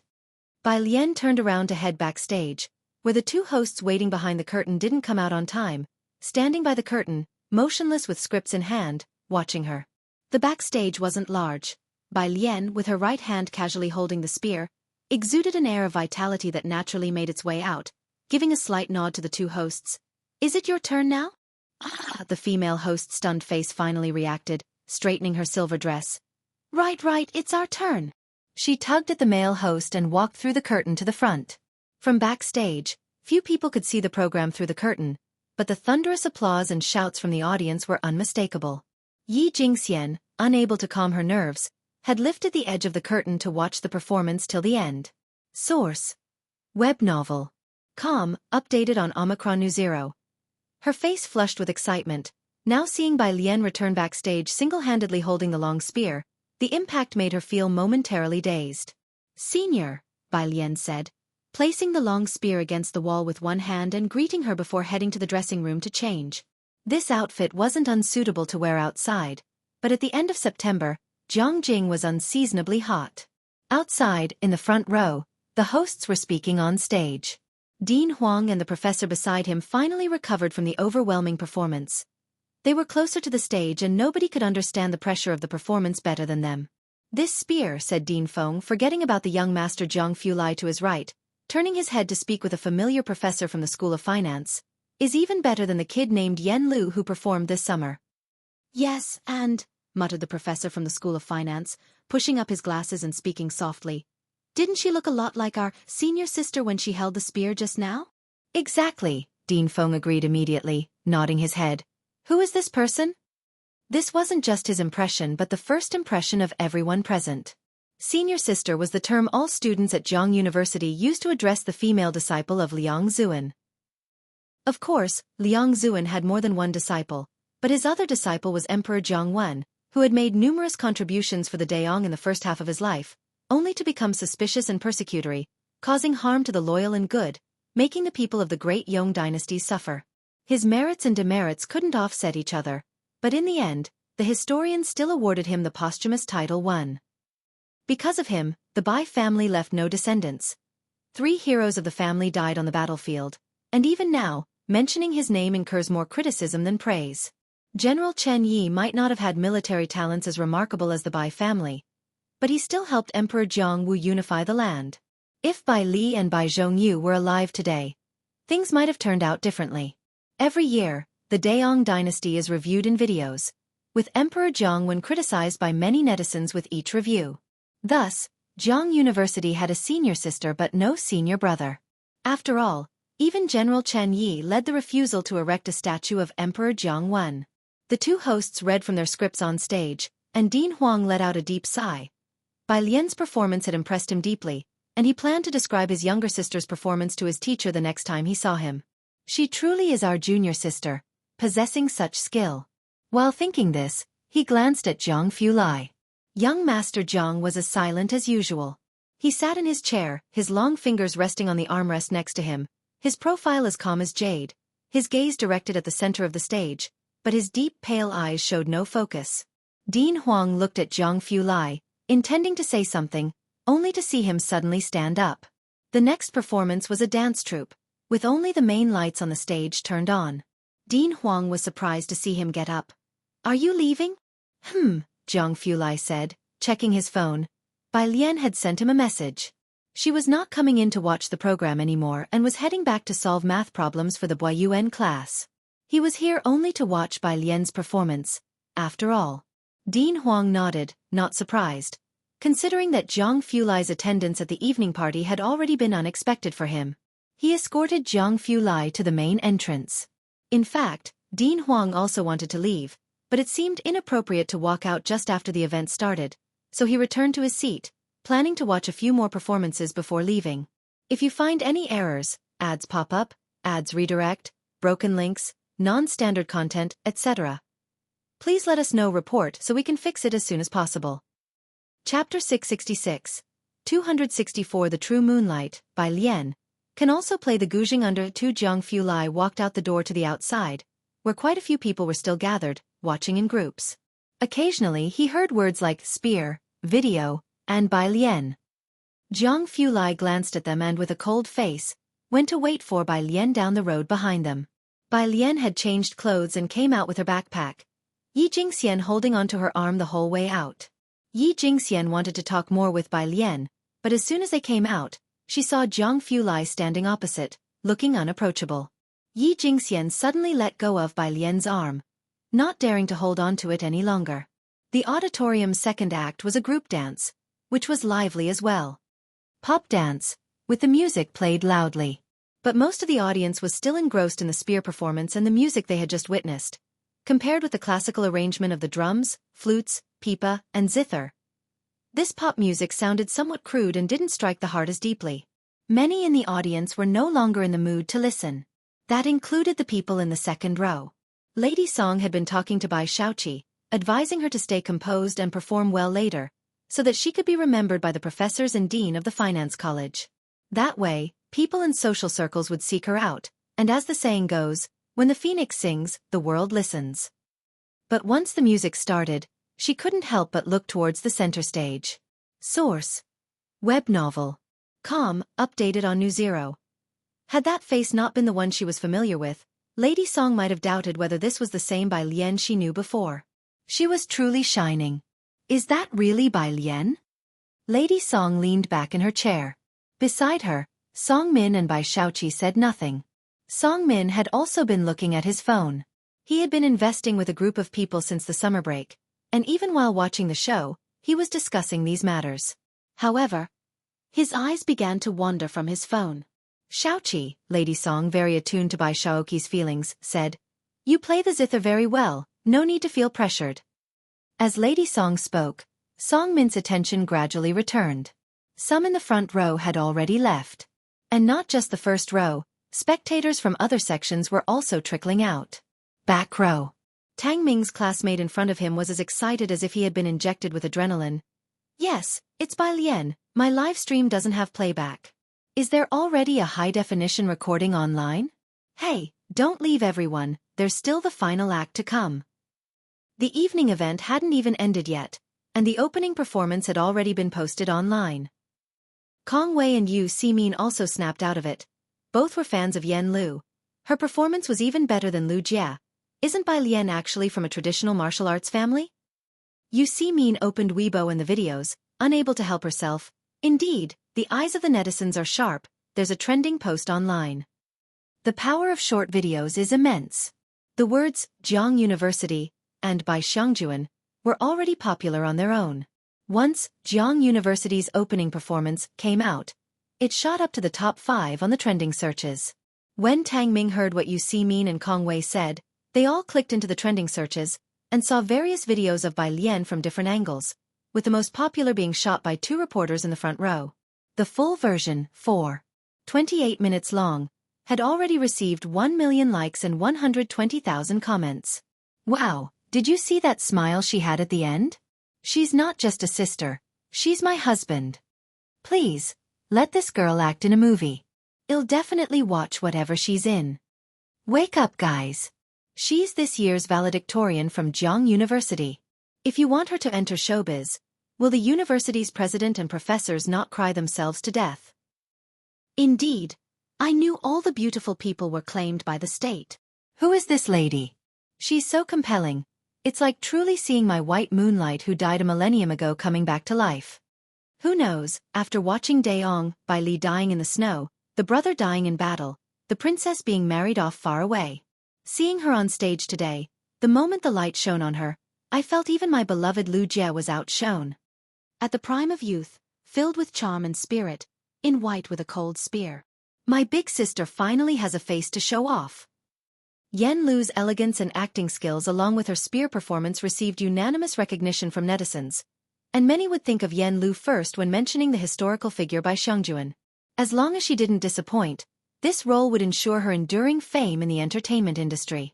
However, today, the professors at Zhang University and the students who were present felt as though they had truly seen the statue from Celebrity Square come to life. She didn't need to conquer everyone with superb acting like Yen Lu did. Just standing there with a cold spear, appearing before them, was enough to win everyone over. Tang Ming put away his phone, reflecting that it felt a bit like watching Pu Xiaohan's first video go viral. He put his phone away and turned to ask Ning Xiao and Yang Lin, "Are you leaving? The homework the teacher gave today is tough, and Brother Zhang is here." Ning Xiao, always aloof, nodded. "Let's go." As for Yang Lin, there was no need for discussion. She had a part-time job in the evening, and she had come only to support Bai Lian. The students from Xiangqing were scattered but united in spirit. Seeing Tang Ming and the others getting ready to leave early, Kong Wei and Ding Wenyang said, "You're all leaving like this?" Bai Xueqi has the finale. She plays the zither beautifully, with millions of fans. Many are still waiting for her performance. Aren't you going to listen? After watching the opening performance, even the most exquisite dances and songs seemed somewhat lackluster. Some people had already left from the back rows, but others, burning with excitement, stayed on, convinced that if the opening was this thrilling, the finale wouldn't disappoint. The finance college had been heavily promoting this year, and with such a thrilling opening performance, numerous spectators were looking forward to the final act. Tang Ming, upon hearing Kong Wei's words, scratched his head. "It's nothing special, she doesn't play as well as Sister Bai." He had also been involved in that incident involving director Jian in Xiangqing, and had specifically listened to Bai Xueqi play Gambling with Liquor. To be honest, even he could feel the gap. It wasn't a problem of technique, but of emotion. What? Bai Lian never brought a zither to their dorm, and Kong Wei was hearing this for the first time from Tang Ming. Bai Lian can play the zither too? And she's good? Of course, Ning Xiao and Yang Lin had already left, and Tang Ming, carrying his backpack, smiled at Kong Wei. "Sister Bai became famous in our school precisely because of her zither performance. Pu Xiaohan gained popularity because of that video, and director Jian traveled all the way to Xiangqing. Was there even a need to discuss Bai Lian's skill level on the zither? If you find any errors, ads pop up, ads redirect, broken links, non-standard content, etc., please let us know. Report so we can fix it as soon as possible." Chapter 667, The Retreat of 265 by Lian, the barely satisfactory finale, second update. Underscore 1 Tang Ming and Yang Lin, among others, left through the back door. "You guys go ahead," Pu Xiaohan said to Yang Lin. "I still need to stay and watch the performance with Brother Niao and Grandfather." It was quite rare to be able to get in this evening, and Ji Hang and Shen Qing were still watching the show. Pu Xiaohan did not leave with Tang Ming and the others. Studying media, she had now achieved some success in her profession and didn't have as much academic pressure as the others. The people around Ding Wenyang listened to the sounds around them and also came back to their senses. "Ding Gu, are we leaving?" The courses in the Tongfeng class were always intense. Ding Wenyang and the others had come today to honor their appointment with Tang Ming. They had originally come to see Bai Lian, but the opening act was shockingly impressive. Ding Wenyang initially wanted to continue watching, as the business school had also put a lot of effort into publicity, even putting up banners in the Tongfeng class area. But after hearing what Tang Ming said, he lost some interest. "Otherwise, let's go back and do our homework." In the last few weeks, Tang Ming and Ning Xiao had been progressing a bit too quickly. Initially, only Bai Lian and Liang Wuyu could keep up with the 4-hour-long lecture pace of the Tongfeng class. Now, Ning Xiao and Tang Ming were thriving in the Tongfeng class as if they were fish in water. This adaptability placed immense pressure on Ding Wenyang and his groupmates. Since Tang Ming and the others had decided not to continue watching and chose to go back to work hard, Ding Wenyang and his group unanimously decided to return to the study room. Source: Web novel. Com, updated on Omicron New Omicron. With that departure, nearly 10 people left, and the slightly crowded area at the back suddenly became a bit emptier. Why has everyone left? Kong Wei, as a member of the student association, had to stay to clean up the venue after the evening party, manage the props and backstage, and therefore couldn't leave. You see, Min couldn't leave either. Let's watch a little longer. Let's look forward to the business school's program. As the two talked, the male student broadcasting live was also trying to retain his audience. With such a fiery start, everyone think about it, the later part will definitely be even more exciting. Outside the auditorium, Yang Lin and Ning Xiao and the others went to the bus stop to wait for the school bus. Ding Wenyang and his group caught up. A professor, holding books, stood sternly by the bus sign, waiting for the bus. Today was a holiday at Jiang University, so there were fewer people around the campus. The professor glanced over the crowd and noticed Yang Lin behind them, narrowing his eyes slightly. Yang Lin was checking her part-time job messages on her phone when she noticed the glance. She recognized the person, Professor Xia. This was an old professor who taught freshmen in the biology department. During classes, he only introduced himself with the surname Xia, and did not mention his first name. Yang Lin wore the uniform and pants of Jiang University and was always unapologetically herself at school, having applied for financial aid soon after joining her class. Professor Xia asked Yang Lin casually without a smile, "Are you busy during the holidays?" "I have 2 part-time jobs," Yang Lin responded with great respect to her teacher, even though she used to ignore everyone else, one in the morning and one in the evening. Yang Lin cast her eyes down, her overly long bangs hiding her pale forehead, with only her exceedingly cold black eyes occasionally becoming visible. "I've seen the homework you've submitted. It's been completed to a high standard." The school bus arrived, and Professor Xia got on with her. Ning Xiao and the others gave up their seats to the old professor, who thanked a few students. Yang Lin just held on to her phone, always taking her homework seriously, never skimping on it. This summer, Bai Lian had been studying professional papers, and Yang Lin had also read a lot of literature related to bioengineering. She also spent time in the Jiang University library reading books related to her major. This summer, Yang Lin had already far surpassed the other freshmen of her batch. It was quite normal to catch the professor's attention. Professor Xia only rode 2 stops. Before getting off, he handed Yang Lin his business card. "If you finish with your part-time jobs, you can come help in my lab." Yang Lin looked down at the business card, which bore a name, Xia Zhuayu. Below it, an address for a laboratory and a contact number. Ming Dongheng was still waiting at the auditorium for Jiang He and Ji Heng. Bai Lian and Jiang Fulai returned to Shanghai apartment first. Jiang Fulai had come in Director Huang's car and the two did not wait for the school bus but walked out through the west gate. It was only 5:30, and the sky was still light. Jiang Fulai flipped through his phone. It seemed Su Nanjing had come across a video of Jiang University and was cautiously asking on WeChat why no one told him about Bai Lian's welcome party. Jiang Fulai glanced at it but ignored it. He was still holding the bag with Bai Lian's performance clothes. Bai Lian walked on the left side, scrolling through WeChat. On WeChat, Xueqi had just sent her a message. "Sister, I've sent the One family's information to your email." On WeChat, data would be archived. Bai Lian had been interacting more with academician Ma and had learned to use Jiang University's email service to receive files and send data. Once Xueqi was done researching, she directly sent the information to Bai Lian's dedicated email address. "If you find any errors, ads pop up, ads redirect, broken links, non-standard content, etc., please let us know report so we can fix it as soon as possible." Chapter 668, The Retreat of 265 Bai Lian, the barely satisfactory finale, second update.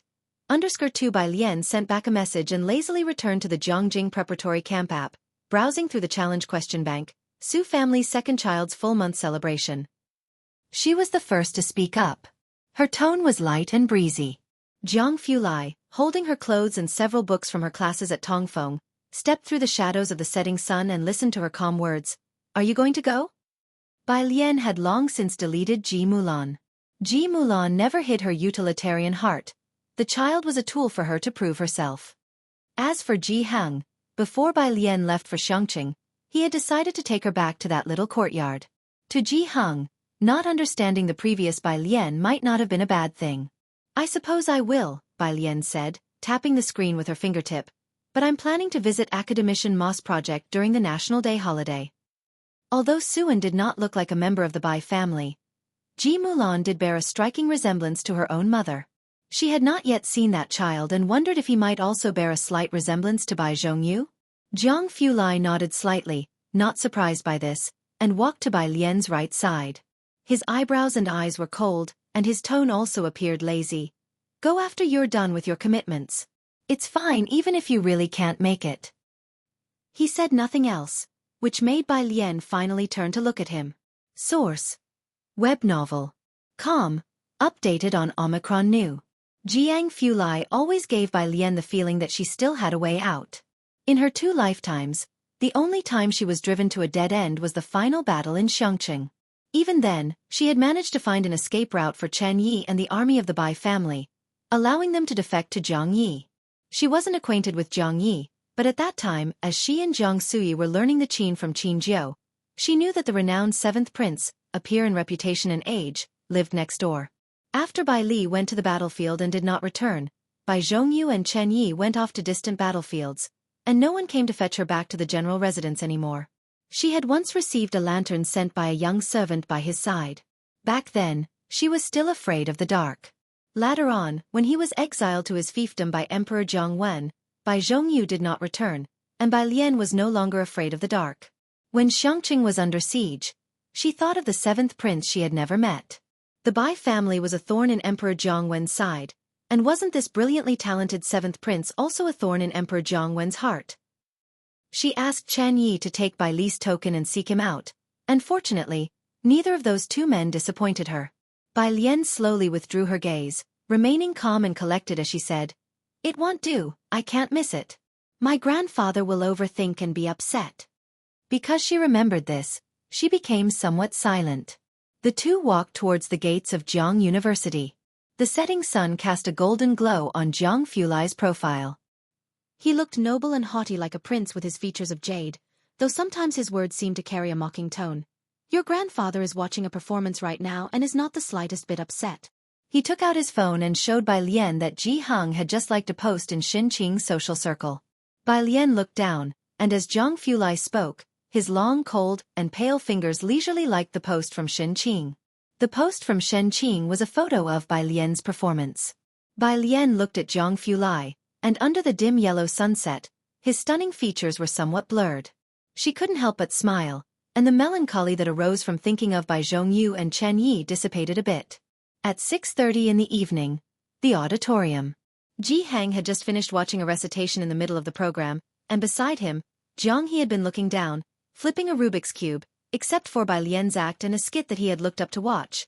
During the other acts, he had been focusing on the cube. Ji Hung also had a Rubik's Cube in his hands, mixed up into a certain state. Jiang He had already learned how to restore the cube to its original state. He had just returned his cube to its pristine condition, then compared it against Ji Hang's mixed-up cube, returning the restored cube back to the scrambled state of Ji Hang's cube step by step. "Damn, little bro," a student from Jiang University said in astonishment. "That's really impressive." Jiang He expressionlessly put the cube into the small vegetable bag and reached for Ji Hang's sleeve. Ji Hang, holding the cube and a smoking pipe, looked down at him. "Ready to leave?" Jiang He blinked and nodded. Ji Hang was actually getting a bit bored by now. After Bai Lian's performance, there were hardly any other interesting shows, and since he didn't smoke in the auditorium and saw that Jiang He didn't want to continue watching either, he led Jiang He to stand up and leave. Shen Qing also felt a bit tired from sitting and left with Pu Xiaohan. Meanwhile, in the front, Dean Huang, who had been sitting for 2 hours, couldn't sit still any longer and began to wonder why he was watching a performance here instead of working hard in his office. A little after 7 o'clock, Dean Huang stood up. Boss Shiming had been paying attention to Dean Huang, occasionally refilling his cup with water and asking if he needed anything. Seeing him stand up, he quickly approached. "Dean, are you leaving? The student union of the School of Finance has a student who will play the guzheng later. Do you want to stay and watch it?" "No need, you've done a very good job with the program this time," Dean Huang complimented Boss Shiming. "I've seen what I wanted to see." He had come today just for Bai Lian's program, which she had performed right at the start. That Dean Huang stayed until now before leaving was already quite remarkable. After sending off Dean Huang, Ba Shiming wondered, what exactly did Dean Huang want to see? Less than 10 minutes after he left, Dean Feng also stood up, ready to leave. The 3 conspicuous seats in the middle of the first row were vacated in an instant. Bai Shaoqi had been preparing the Guzheng backstage all along, with Song Min and others helping her check the props, while Yan Jiming reminded Bai Shaoqi, "Our dean is watching below. You perform well and make a name for the Finance Student Council." Due to the arrival of the 2 deans, the staff of the Finance Student Council had all been as motivated as if they had been injected with adrenaline. There were 3 more performances before Bai Shaoqi's, and she was backstage trying out the Guzheng. Yan Jiming came out from behind the curtain and immediately saw Dean Feng at the entrance, preparing to leave, with their president seeing off the dean. "Dean," Yan Jiming approached. "Are you leaving already? Our school's new student Bai Shaoqi hasn't performed yet. Want you watch her performance?" The auditorium now had far fewer people than at the start of the event. Earlier, the back rows were crowded, but now one could see quite a few empty seats at a glance. When Dean Huang left, he took a lot of students with him. Dean Feng looked at Yan Jiming and sighed. "I heard that Dean Huang came because of, but the top scholar from the Physics Institute this year is indeed impressive. Their institute is lucky. You've organized this welcome party well." After saying that, he went out the door. Yan Jiming exchanged glances with the people from the School of Finance, worried about this very scenario, which was why they had Bai Shaoqi as the closing act. "Minister Yan, now a lot of people live streaming are waiting for our closing performance." A member of the Student Union of the School of Finance suddenly spoke up. "Should we have had Bai Lian as the closing act?" Bai Lian had already been trending for 3 hours now. But before this, who could have known Bai Lian's performance would be so explosive? Yan Jiming also felt somewhat uneasy. The penultimate performance. Bai Shaoqi went on stage with her false nails equipped. Sitting before the Guzheng, she also noticed the 3 empty seats in the first row and tightened her fingers slightly. In the last row, a boy who had been streaming with his phone the whole time perked up. "Look quickly, the much-anticipated live stream of Bai Shaoqi is on." Bai Shaoqi played Rewriting the Past, as she struck the strings in time with the beat of the drum. The song was already an inspirational type, and the sound quality in the venue was good, but, "I've been waiting for so long, but why doesn't it sound as good as the opening accompaniment?" Professional speaking, do not compare this Guzheng piece with the BGM of the opening dance. There is no comparability. Taken on its own, Bai Shaoqi's performance was very good, but in comparison, not to mention Bai Lian's spear dance, even her opening music was composed with the involvement of Jian Zhongyou, with flute and shao melodies. All recorded by teachers from Jiangyin. Do you understand the value of a piece co-created by so many masters of Jiangyin? If you find any errors, ads pop up, ads redirect, broken links, non-standard content, etc., please let us know report so we can fix it as soon as possible. Chapter 669, Little Sister 260X's Divine Move, Impromptu Arrangement. Simple under 1. The auditorium borrowed Jianjian's sound system, which delivered a full, clear, and well-rounded sound, with the layers of various instruments distinctly overlaid. The bass was turned up to the max. The enjoyment was as thrilling as listening to a master-level music ensemble live. So after the opening performance, even the second dance group to take the stage seemed lackluster in comparison. Not to mention the final instrumental solo performance. It was too bland. The bullet screen comments were still discussing it. Moreover, the Guzheng doesn't sound as good as the song Everlasting. Of course, only my Yen Lu can pull off that song best. Where have you placed the god of picking and the simplifier? Speaking of which, did anyone else think that the background music for the opening dance was really good? I've been trying to identify it for ages but can't figure it out. And the style? Who dares to tag Dean Jian? Source: Web novel. Com. Updated on N0 New. Omicron. The bullet screen comments started to chat idly, as the live broadcast room had lost interest in the final Guqin performance and began discussing where exactly Bai Lian's opening tune came from. But after 3 hours, there were hundreds if not thousands of edited clips on the internet of Bai Lian's spear segment. Yet tens of thousands of netizens were unable to trace the music's origin. Those present at the evening gala were also whispering and discussing among themselves. Disappointment was thick in the air. Everyone originally thought that after such an explosive opening, the finale would be even more spectacular. They didn't expect that even the opening BGM couldn't be outshone, and the whole event ended on a downbeat note. Bai Lian was responsible for the explosive start, while the rest ensured the low ending. The people who had managed to secure seats in the front few rows were already leaving with their phones. If I knew it would be like this later, I wouldn't have rescheduled. My 7 p.m. high-speed train would have been just right, leaving after the opening. Yeah, me too. Yan Jiming and the folks from the Finance Student Council were standing in the first 2 rows, and they could overhear these quiet discussions clearly. The finale hadn't even finished before half of the audience had left. Even some of Bai Shaoqi's fans felt that the finale content was mediocre. The gala opened with a bang but closed almost without a whisper. Everyone only remembered Jiang University and the physics department, along with Bai Lian, who even made it to the trending searches, while hardly anyone mentioned the finance department that had put effort into promoting from the start. When it did come up, it was mostly remarks about the later programs lacking in excitement. President Ba, Yan Jiming looked at Ba Shiming.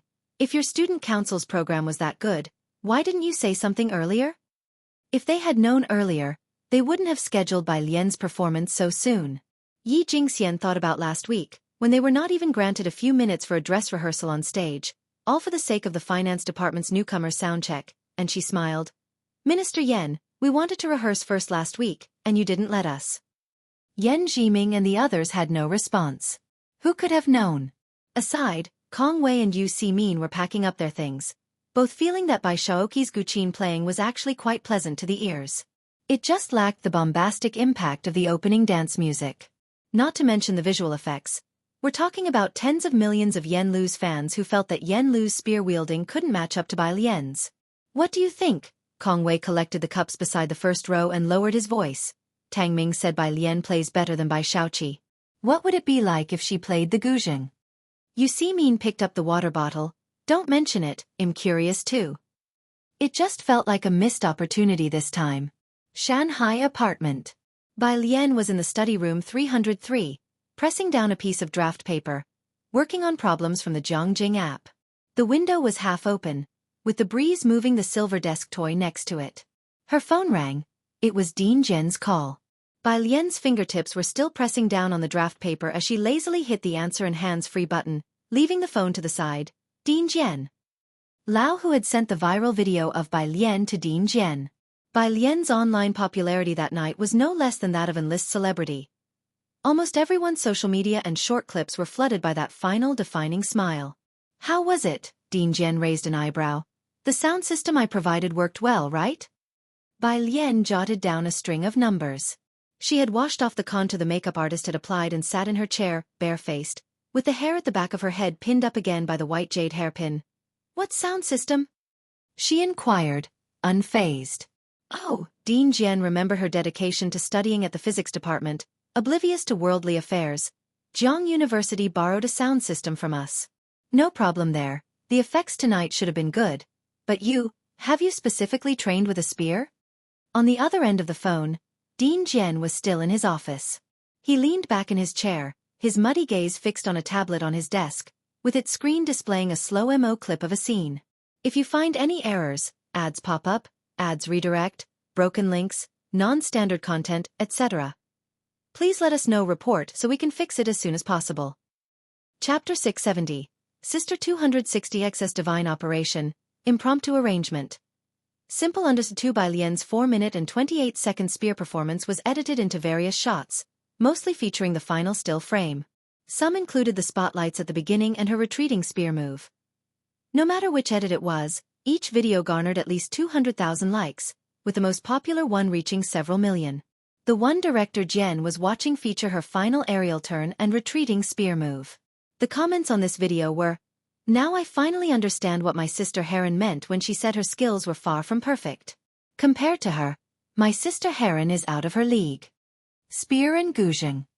As it happened, Bai Lian was skilled at both. "I've studied them," Bai Lian said, somewhat surprised. "You called me so late just to ask about this?" "Of course not. There is an international music exchange being held in Zhongjing." Director Jen began on the main topic. "A gathering of the masters from the musical instrument field. You should come and find some inspiration when the time comes." This was Director Jen's unique way of urging her to write a new song. Bai Lian had to attend classes at Tongfeng, complete homework left by the professors, help Wang Su and the others with Boyuan class questions, and even discuss ancient texts with Jian Zhe during her spare time. During holidays, Director Ma would summon her to the laboratory. Her days were very fulfilling, but she hardly had any time to visit the music room. Source: Web novel. Com. Updated on Omicron New. 0 Sure, Bai Lian said, scribbling down another equation, her mind clearly elsewhere. I have an old friend who I think would really like you. Director Jen, recognizing the dutiful but distracted tone in her voice, knew she must be doing her homework. Never mind. You finish your homework first. He hung up the phone. Looking again at the tablet, proficient in Guzheng, interpreting the white robe journey so beautifully, and this retreating spear move that became an overnight sensation on the internet. Director Jian remembered that back in Xueqi, Bai Lian was quite familiar with the head of the Calligraphy Association. Even his own great-nephew heeded Bai Lian's words closely.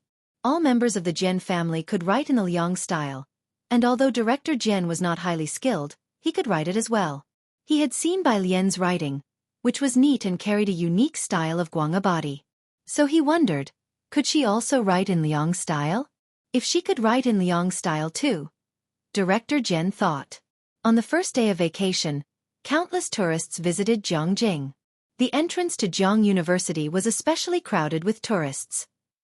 Although Jiang University had always attracted many visitors each year, none compared to this year, when tourists crowded the entrance early in the morning. Jiang University restricted the number of reservation visitors each day, but those who couldn't enter didn't leave and simply used their phones to take photos at the entrance. Those who could go inside would first visit the square, then the auditorium to see last night's venue, and finally search for the physics faculty. The number of people coming to check in at the physics faculty was beyond counting. The usually low-profile physics faculty had never expected to rise in popularity this way. Dean Huang lived in the university-provided housing. Staff from the academic office and teachers of advanced mathematics, who lived next door, came over early to discuss the situation with him. The influx of visitors was too great. Bai Lian's traditional Chinese music coupled with her martial arts, already a high-achieving student from Jiang University, was driving traffic to her videos on social media. It sparked a trend of Jiang University style and traditional martial arts. Many official bodies wanted to contact Bai Lian, but no one had her contact details. Unable to find any information, they all turned to the physics department. What does the Martial Association want with her? Dean Huang, while grading the topology problem submitted by the Tongfeng class, couldn't help but retort, "We don't give out her contact information to them, no, and as for the general netizens," Dean Huang chuckled, "I hope they work hard and get into our physics faculty one day, to be in the same major as classmate Bai Lian. Your physics department scores are already ridiculously high. Are you going to set them even higher next year?" The calculus professor couldn't help but put down his teacup. "Leave some students for us, will you?" Dean Huang didn't respond. Moving on to the next answer sheet. Neat and attractive handwriting. It was immediately pleasing to his eyes. While academician Ma was busy and could only spare time for one class a week at Tongfeng, it was rare enough, and the homework problem sets were corrected by his disciple, Dean Huang. Whenever he encountered a remarkable answer, he would send it directly to academician Ma. These were the papers by Lian and the others submitted last week. Dean Huang nodded. The handwriting looked nice, but something felt a bit off. Next to him, the advanced mathematics professor also noticed this. He out loud. "Isn't this our Boyuan class exam paper?" "What Boyuan class?" Dean Huang's brow twitched. He quickly pushed that paper to the bottom of the pile. "This is a Tongfeng class exam paper, you saw it wrong." The next one was still by Lian's exam paper. Thankfully this time it was a topology question. "That is our Boyuan class logo." The maths teacher put down his teacup and insisted on taking the exam paper from Dean Huang's hands, examining it carefully from top to bottom. He taught first-year university physics students advanced mathematics, but the mathematics majors didn't take advanced mathematics. He taught real variables in the Boyuan class. This question was the one he assigned last time. He could recognize it at a glance. Dean Huang watched expressionlessly as the look on the maths professor's face grew brighter and brighter. Inside, he was frantically complaining. What was Bai Lian up to? How did she even have time to do Boyuan class problems? What kind of slick move was his little junior sister pulling? I think The advanced maths professor, holding the exam paper, looked at Dean Huang. Dean Huang snatched back the exam paper, looked up. You shouldn't think. Be careful or I'll have the teacher hit you. The advanced maths professor. Bai Lian was unaware that Tang Ming and Ning Xiao had turned in both of her answer sheets together after reviewing them. She was popular these days, but her high school and university classmates were nice, and they didn't sell her WeChat info everywhere. Her phone number also wasn't exposed. Basically, nobody was harassing her. Bai Lian herself was very relaxed. Of course, that was except for the daily harassing messages Su Jiyue sent her on WeChat. Su Jiyue. Ah. JPG, Su Jiyue. Sister, are you coming today? Su Jiyue. Sister, are you coming today? Su Jiyue. She began flooding Bai Lian's screen again. Today was the 2nd. The Su family was holding a full moon celebration for Su En's child, with the banquet set at noon.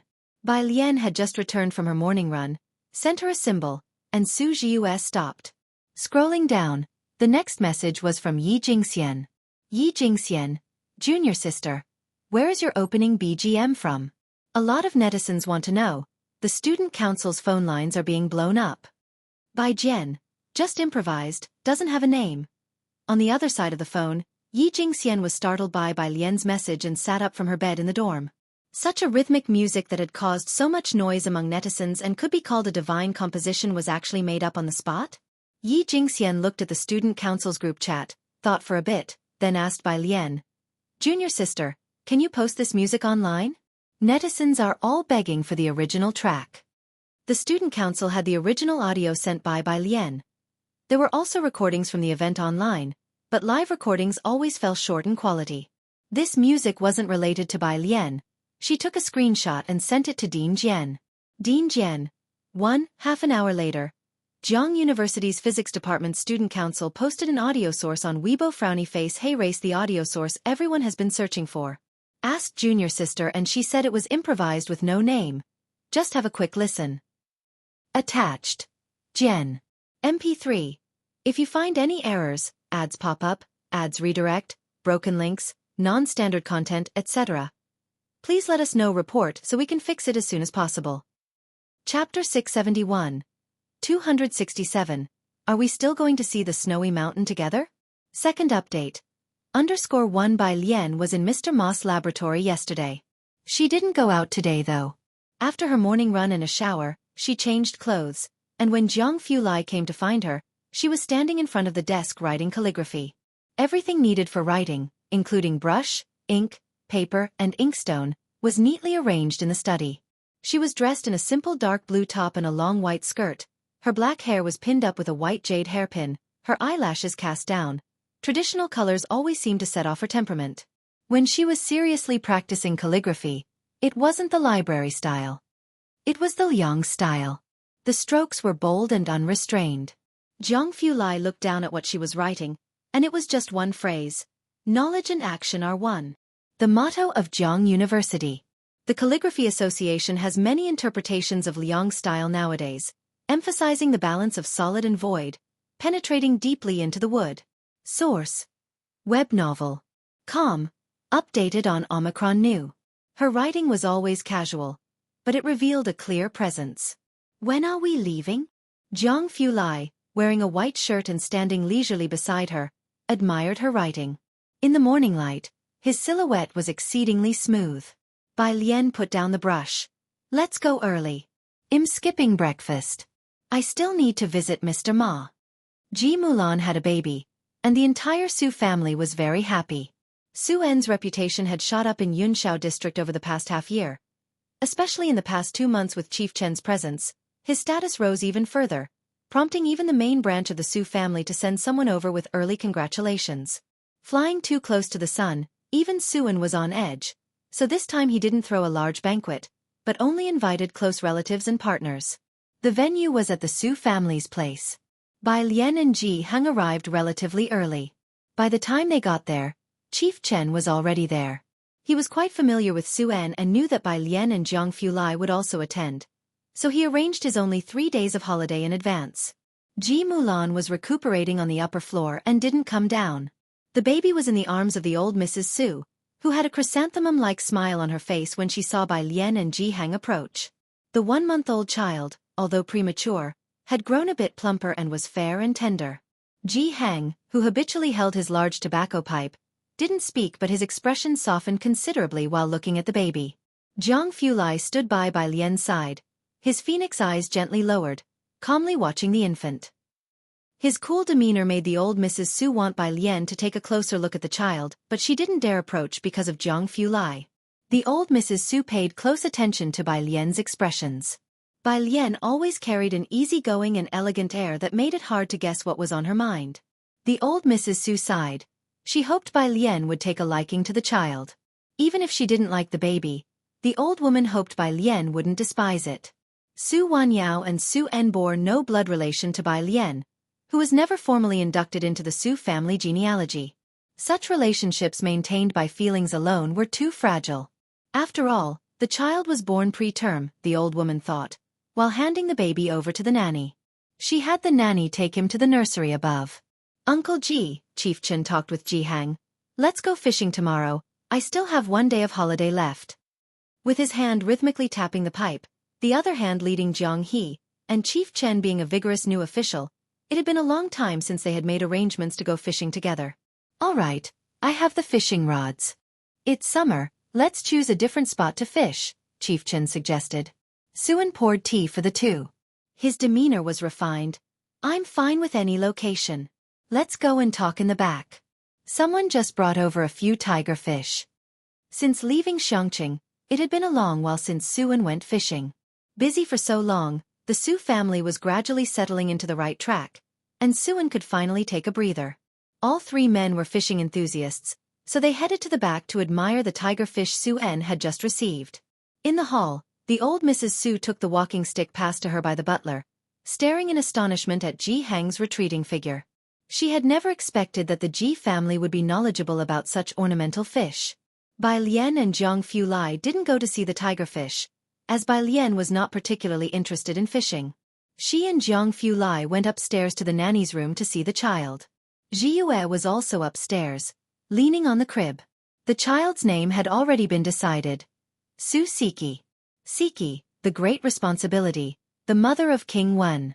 "Such a grand name," Jiang Fulai commented casually on the child's name while holding his phone, his hands in his pockets, and glancing down at the infant. To his surprise, the baby in the crib had already opened his eyes, and they were almond-shaped, somewhat resembling Bai Lian.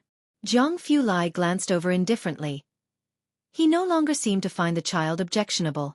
"Let's go," Bai Lian said to Jiang Fulai after looking at Xueqi.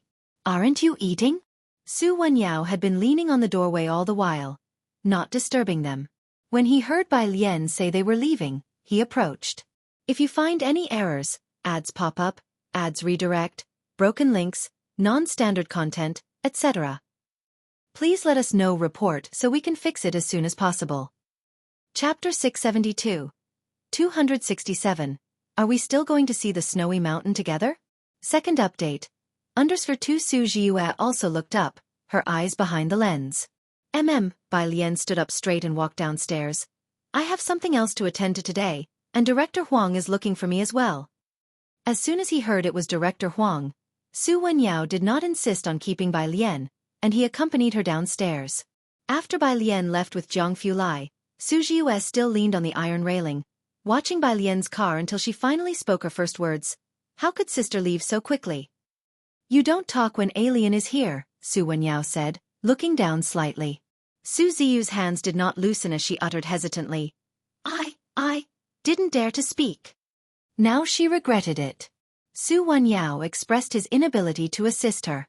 He returned to entertain some other relatives, while Su Zhiyue stood at the door for a while. Just when she was about to leave, she noticed a child squatting at her feet. He held a Rubik's Cube in his hand, squatting beside her, leisurely twisting it. A white t-shirt with overalls that had cabbage pockets stitched on both sides. Su Zhiyue knew this was a child who often followed Bai Lian closely. Thinking Jiang he was concentrating on the Rubik's Cube, she squatted opposite him and took the cube from his hands. To help restore it. Source. Web novel. Com. Updated on Omicron New. 10 minutes later. Jiang He extended his hand to take back the Rubik's Cube from Su Ziyu's hands without any expression. In Su Ziyu's doubtful gaze questioning her own scholarly status, he restored the Rubik's Cube. Su Ziyu She took out her cell phone and sent an exclamation mark to Bai Lian. Mu Yining was at her temporary residence in Yunshao district. She looked at Dong Xiaobai sitting on the couch. She and Dong Chuan? Dong Chuan was Dong Xiaobai's brother's son. They knew each other because of Dong Xiaobai and walked together. Taking advantage of the National Day holiday, they invited Ran Wanxian to the Dong family. It just so happened to be the 2nd of the month. The Dong family was known for its scholarly heritage. Mu Yining had never expected these two to come together. I just found out too, Dong Xiaobai was also frustrated. She's going to the Dong family. You know my dad really appreciates her. It's not right for me not to go, so we'll have to visit your granduncle another day. Sure. Then she probably can't make it today either. Mu Yining glanced at her phone. Xiaojie was already downstairs waiting with Ji Xiaojun. She picked up the gift box in her bag and went downstairs. Dong Xiaobai saw her off. How is the old man's health? He always stays in the ancestral hall. The family doctor said his health is about the same as that of the Chen family. Mu Yining stepped into the elevator. The medical summit is in Jiangjing, and several researchers from the MTR and WMA will be coming. Well, see then. Dong Xiaobai sighed too and asked no further, escorting Mu Yining to the car. Today Xiaojie was the driver, with only Shen Qing and Ji Xiaojun in the car. Mu Yining handed the gift box to Xiaojie and sat in the passenger seat. The car drove towards Mingfeng district. Most of Mingfeng district was populated by fringe families. Neither Xiaojie nor Mu Yining paid much attention to it. At 11 o'clock, the car arrived at the Su family's front gate, a very ordinary villa district. Zu's assistant had been waiting by the iron gate early to welcome Ji Xiaojun and Shen Qing. Seeing Mu Yining, who got off from the driving seat dressed in a professional style, he was a bit startled. His gaze shifted to Ji Xiaojun. Mr. Ji, this lady is? Ji Xiaojun briefly introduced Mu Yining. Hello, President Mu. Zu's assistant bowed and invited them in. The old master and the others are at the back watching tigerfish. Would you like to head back first? Sure, Ji Xiaojun nodded to Zu's assistant. Shen Qing quickly noticed Jiang He squatting next to Su Ziyue, and he went to find them. Xiaojie meanwhile followed Mu Yining, feeling puzzled why the Su family didn't come out to welcome Mu Yining and Ji Xiaojun, and instead let the two guests go looking for them at the back. Quite pompous, he thought to himself. Beside him, Ji Xiaojun and Mu Yining discussed some business matters. By the artificial pond in the backyard, an official named Chen held a lit cigarette, pointing at a tigerfish swimming in the pond and turned to Ji Hang above him. This one indeed has good quality. The smoke twirled around. Chen caught a glimpse of Ji Xiaojun and waved at him. Ji brother, you've arrived just in time. I was discussing with Uncle Ji about fishing tomorrow. Are you free? I am free, Ji Xiaojun approached, greeted Suen, and introduced Mu Yining beside him. As I mentioned before, the guest I brought today, my cousin Mu Yining. Suen had not met Mu Yining before. But, having attended countless banquets with the Chen family, Chen knew Mu Yining. He snuffed out his cigarette in the nearby ashtray. He politely smiled at Mu Yining, somewhat surprised inside. Miss Mu, I didn't expect you to be Ji brother's cousin. If you find any errors, ads pop up, ads redirect, broken links, non-standard content, etc., please let us know report so we can fix it as soon as possible. Chapter 673. 267. Are we still going to see the snowy mountain together? Second update. _3 Director Chen knew her, and Mu Yining was of course more familiar with Director Chen, the politician who was often the talk of the Yunshao district headlines. The rising star put forth by the Chen family. Not to mention Mu Yining, there were countless people from both the Su family and the Chen family eager to take the opportunity to participate in a banquet related to Chen Yongkuan. Mu Yining didn't expect to see Director Chen in a place like the Mingfeng district, so even she was taken aback before regaining her composure and speaking, Lord Chen, I have long admired you. Both of them were too formal. Ji Hang still stood by the railing, looking down at the tigerfish, occasionally turning his head to speak with Director Chen. Mu Yining stood by, shocked to hear how respectfully Chen Yongkuan, with his current status in the Chen family and comparable to Chen Beixian, was treating Ji Hang. Especially, calling him Uncle Ji and Brother Ji. Mu Yining could naturally tell that Director Chen's respect for Ji Hang came from the heart. The Mu family had declined, and could no longer compare to the Chen family. How did Ji Hang come to know Chen Yongquan, and why did the latter treat him with such courtesy? And Su, source, web novel. Com. Updated on Omicron 0. Su N. The nouveau riche from the Yunshao district. The Institute. In the second-floor meeting room, Director Huang took out yesterday's exam paper and handed it to Bai Lian. You. Bai Lian, why did you take the Boyuan class exam? Bai Lian looked down and saw that it had been marked with a 100. Ah, sorry, she admitted her mistake. It won't happen again. Director Huang wanted to say something, but seeing Zhang Fulai standing beside Bai Lian with his hands in his pockets and an indifferent expression, he held back the words that were on the tip of his tongue. God of wealth was not to be trifled with. Otherwise, the teacher would have to expel him from the mentorship. He couldn't even reprimand the little sister apprentice, as her status with their teacher was definitely higher than his. After pondering for a while, Director Huang could only silently take Bai Lian to see the newly arrived quantum magnetic instrument. Zhang Fulai not only showed up today but also had someone bring the quantum magnetic instrument. Ming Dongheng wasn't allowed into the laboratory of the Science Academy, so he escorted the instrument to the front gate of the academy and stopped there. Returning to Zhang Fulai's side, he handed over a sealed document, the MTR report. Zhang Fulai didn't bother entering the quantum information lab. He pushed up his glasses, headed to the lounge next door, and opened the report with a glance. It was the blood test he had sent in. Ming Dongheng glanced at the envelope. It wasn't English, nor French, and judging by the incomprehensible symbols, it should be Hebrew. Anyway, he, Ming Dongheng, had never learned it. He stood silently beside Zhang Fulai. Zhang Fulai held a grudge against Professor Ma for not letting Bai Lian off, and the researchers on this floor had been tiptoeing all day long, not daring to pass by the lounge even if it meant taking a detour. By 5 in the afternoon, Bai Lian had finally finished reviewing the quantum magnetic instrument. Professor Ma let her go. Zhang Fulai took the car keys, joined her in going to the parking lot. As Bai Lian sat in the passenger seat and buckled her seatbelt, she spoke in her usual casual manner. You seem very happy today. Zhang Fulai drove out. Today everyone around Professor Ma couldn't wait to stay 800 meters away from him. Even Ming Dongheng didn't dare to get too close to him, only she would say such a thing, a little. The car slowly drove out of the institute, and in the evening, the wind blew in bursts into the passenger side, diluting the cool scent inside the car.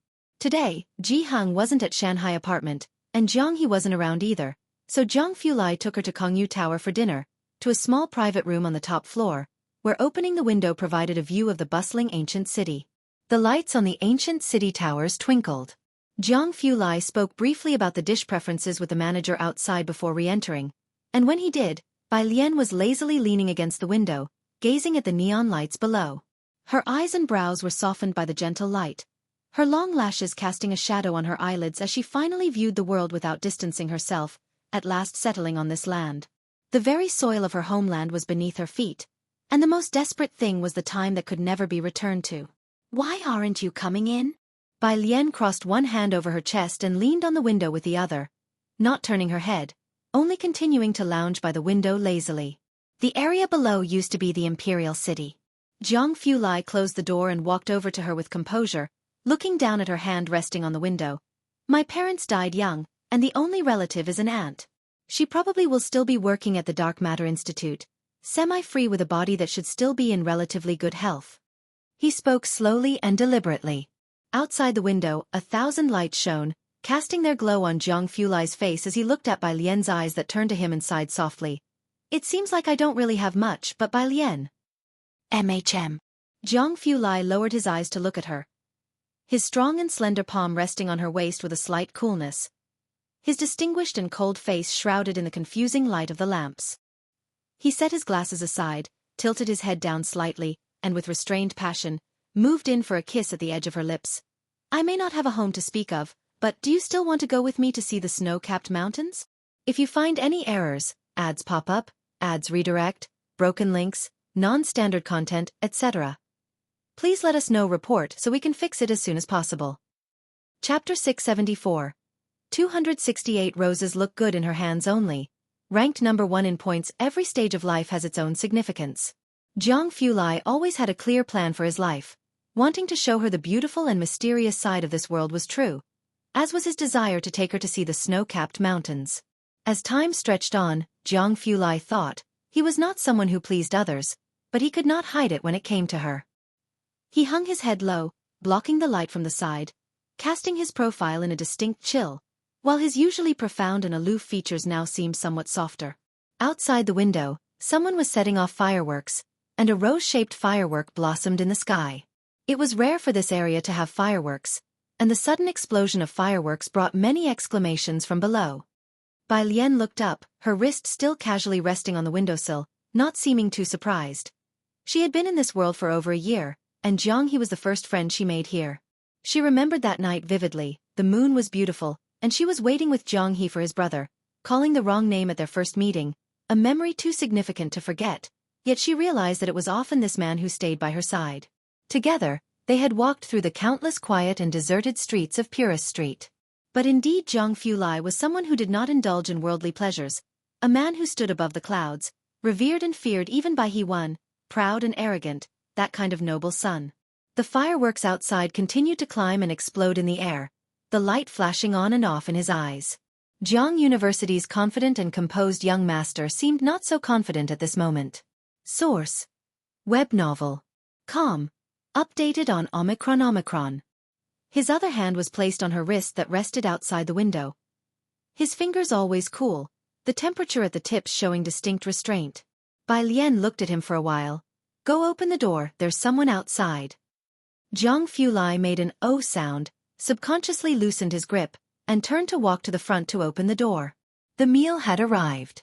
The manager bowed his head, conscientiously serving the dishes with respect. At this window, one could still see the last fireworks blooming.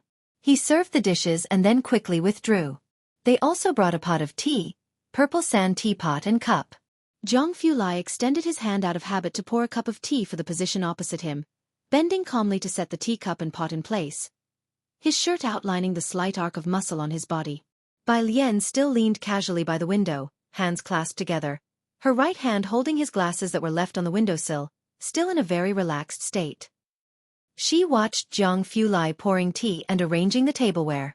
The yellow, bright tea soup was fragrant with orchid notes as it was poured. They serve old Banzhong here? Bai Lian looked at him and laughed.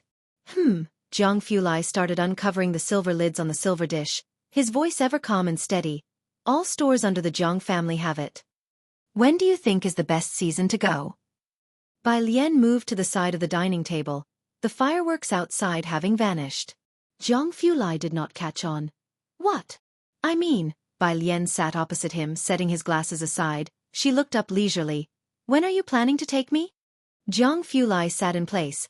The feelings hidden deep inside his heart spread through the corners of Xueqi along with the fleeting fireworks outside, receiving a response. He was still lost in thought. Any time is fine. When do you want to go?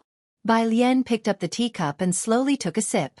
The old Banzhong with some years behind it had a rich, full-bodied tea aroma, and the strength of the tea's body was immediately apparent upon tasting, dense and smooth, leaving a sweet aftertaste. Let's go during the winter break, Bai Lian thought for a moment. But it's not fixed, there seems to be a summer camp during the holiday. As she spoke, Jiang Fulai finally came to his senses. He sat up, blinked, and pressed his right hand against the table edge to stand.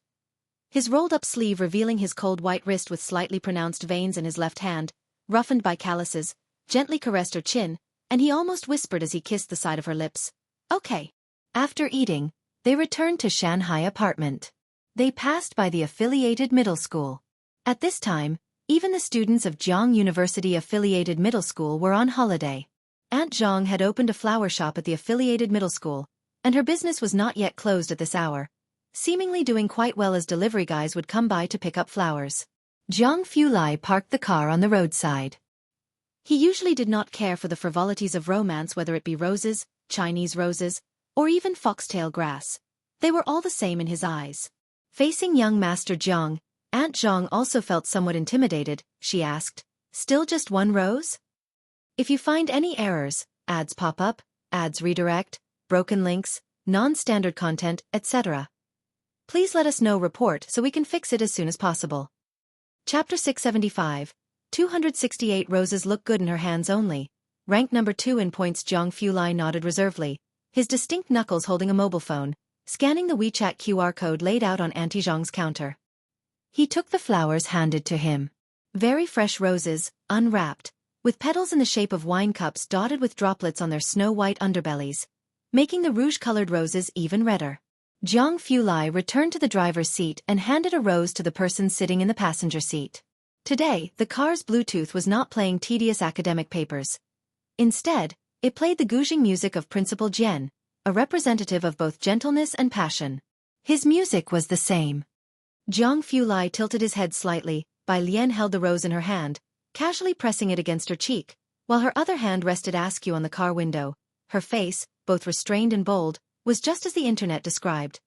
Vibrant in her youth, like a horse galloping across a slanting bridge, with red sleeves beckoning from every floor. Indeed, roses look best in that person's hands. Ji Xian's residence. Mu Yining had brought Ji Xiaojun and Shen Qing back, and after such an eventful day, she accepted Ji Xian's invitation for a cup of tea. Shen Qing had little to say to the Mu family, so she left Ji Xiaojun to talk with them while she went to the balcony to collect laundry. Source: Web novel. Com. Updated on Omicron New. Dong Xiaobai had just brought Ran Wanxian back when Mu Yining had not yet left. Since Ji Xiaojun and Dong Xiaobai both were involved in the arts, they struck up a conversation and stayed for a cup of tea with Mu Yining. The tea was rich in flavor. Mu Yining did not know how to appreciate tea, but Dong Xiaobai did. He looked down, contemplating. This didn't seem like a tea the Mu family would give to Ji Xiaojun. Curious, he asked an extra question. Shen Qing answered with reserve, "This is tea brought by Xiaojiang." Xiaojiang? Which one?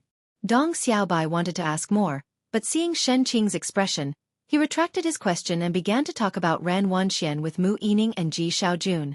"You're saying the Calligraphy Association president wants to recruit her?" Mu Yining was surprised to hear Dong Xiaobai's words, as the Mu family seldom studied calligraphy, but thanks to Dong Xiaobai, she knew that the Calligraphy Association was very strict about its membership. After all, it was backed by the Chen family and the Zhang family, comparable to Principal Jian's status in the National Music Circle. She had not expected Ran Wanxian to be able to join the Calligraphy Association. Ran Wanxian, feeling uncomfortable with Ji Xian's serious demeanor, looked down. Just lucky. She knew Bai Lian was also proficient in the Liang script, and wondered whether her calligraphy had improved over the year. There's a bit of luck involved, Dong Xiaobai smiled. Ran Wanxian was far behind in skill. After all, calligraphy needed a certain talent, and Ran Wanxian lacked it, but due to the Dong family's connections, the Calligraphy Association president was willing to show some face. The calligraphy circle really favored the Liang style. My dad himself didn't master Liang script, but he sees Wanxian is quite fond of it. The Dong family had many who studied painting and calligraphy, but only a few seriously knew the Liang script. And among them, not a single girl. It was inevitable. Girls inherently have less wrist strength, and in Beijing, the only girl who wrote the Liang style well was the vice president's disciple, Su Yejun. Alien's handwriting is also very beautiful. Amid their conversation, Shen Qing suddenly spoke. Ji Xiaojun had indeed heard from Ji Heng that Bai Lian had spent some time last year practicing large characters by suspending a piece of heavy iron, but Ji Xiaojun had only seen Bai Lian's Guanga style. Were Ji family's genes that good? Dong Xiaobai looked towards Shen Qing. She writes. Something Guan. Shen Qing had heard Tang Ming and others talk about Bai Lian practicing some script that made the science students feel inferior because their teacher complained about not finding answers. Guanga style. Dong Xiaobai knew immediately which style she meant but also lost some interest. It's quite a bonus for a girl to practice this style. He and Mu Yining didn't stay long at Ji Xian's place. After leaving, the two got into the car together. Because Shen Qing brought up Bai Lian, Dong Xiaobai inquired more about Bai Lian. The top scorer in the college entrance exam? He sat up straight in surprise. Then what did your old man say? Mu Yining shook her head. Dong Xiaobai sat back down. He won't come out even if offered the title of top scorer on the national exam? But the genes in your cousin's line seem to be much better than those in yours. A top scorer, could earn a place on the clan's plaque. It's a pity that I'm going back to the Dong family today. Otherwise, I could have met your niece. Though he had never met her, he was curious about Bai Lian. Mu Yining also found it strange. Even if you went, you wouldn't be able to see her. She seems to be busy today. It's hard for even me to get a glimpse. The National Day's 7-day holiday. Even heartless companies should give time off. Isn't she just done with her college entrance exams and still a student? What's got her busy? As for what exactly she was busy with, Mu Yining didn't know either. Of Ji Xian's 2 nieces, Ran Wanxian could be seen through at a glance, while Bai Lian always remained enigmatic. The 7-day National Day holiday sounded long, but it passed in a flash. Many people woke up on the 8th day wishing they held a time machine in their hands, so they could press a button and return to the first day of the holiday to start over. In the Tongfeng class, Tang Ming swore with his hand raised. Really, I put it in the book after I copied it. It must be Brother Ding who accidentally handed it in. Ding Wenyang had just arrived in class and a huge blame was immediately placed on him.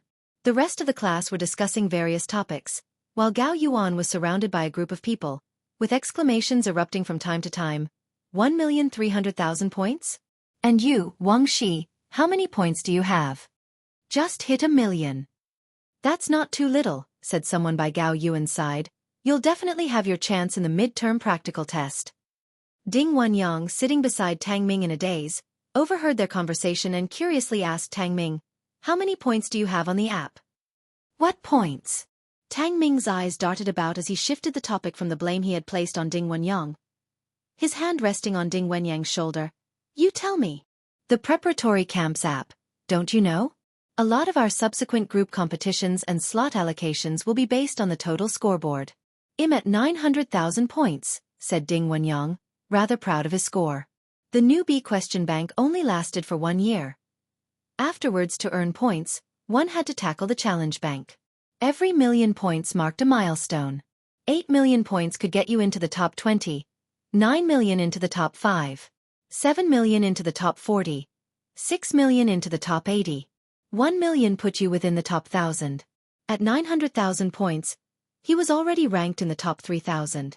The platform gathered geniuses from across the country of nearly 20 years, and with over 10,000 registrants, Ding Wenyang felt quite smug to have reached the top 3,000 within a year. You are so impressive, Tang Ming genuinely complimented. No problem, if there's anything you don't know later on, you can ask me.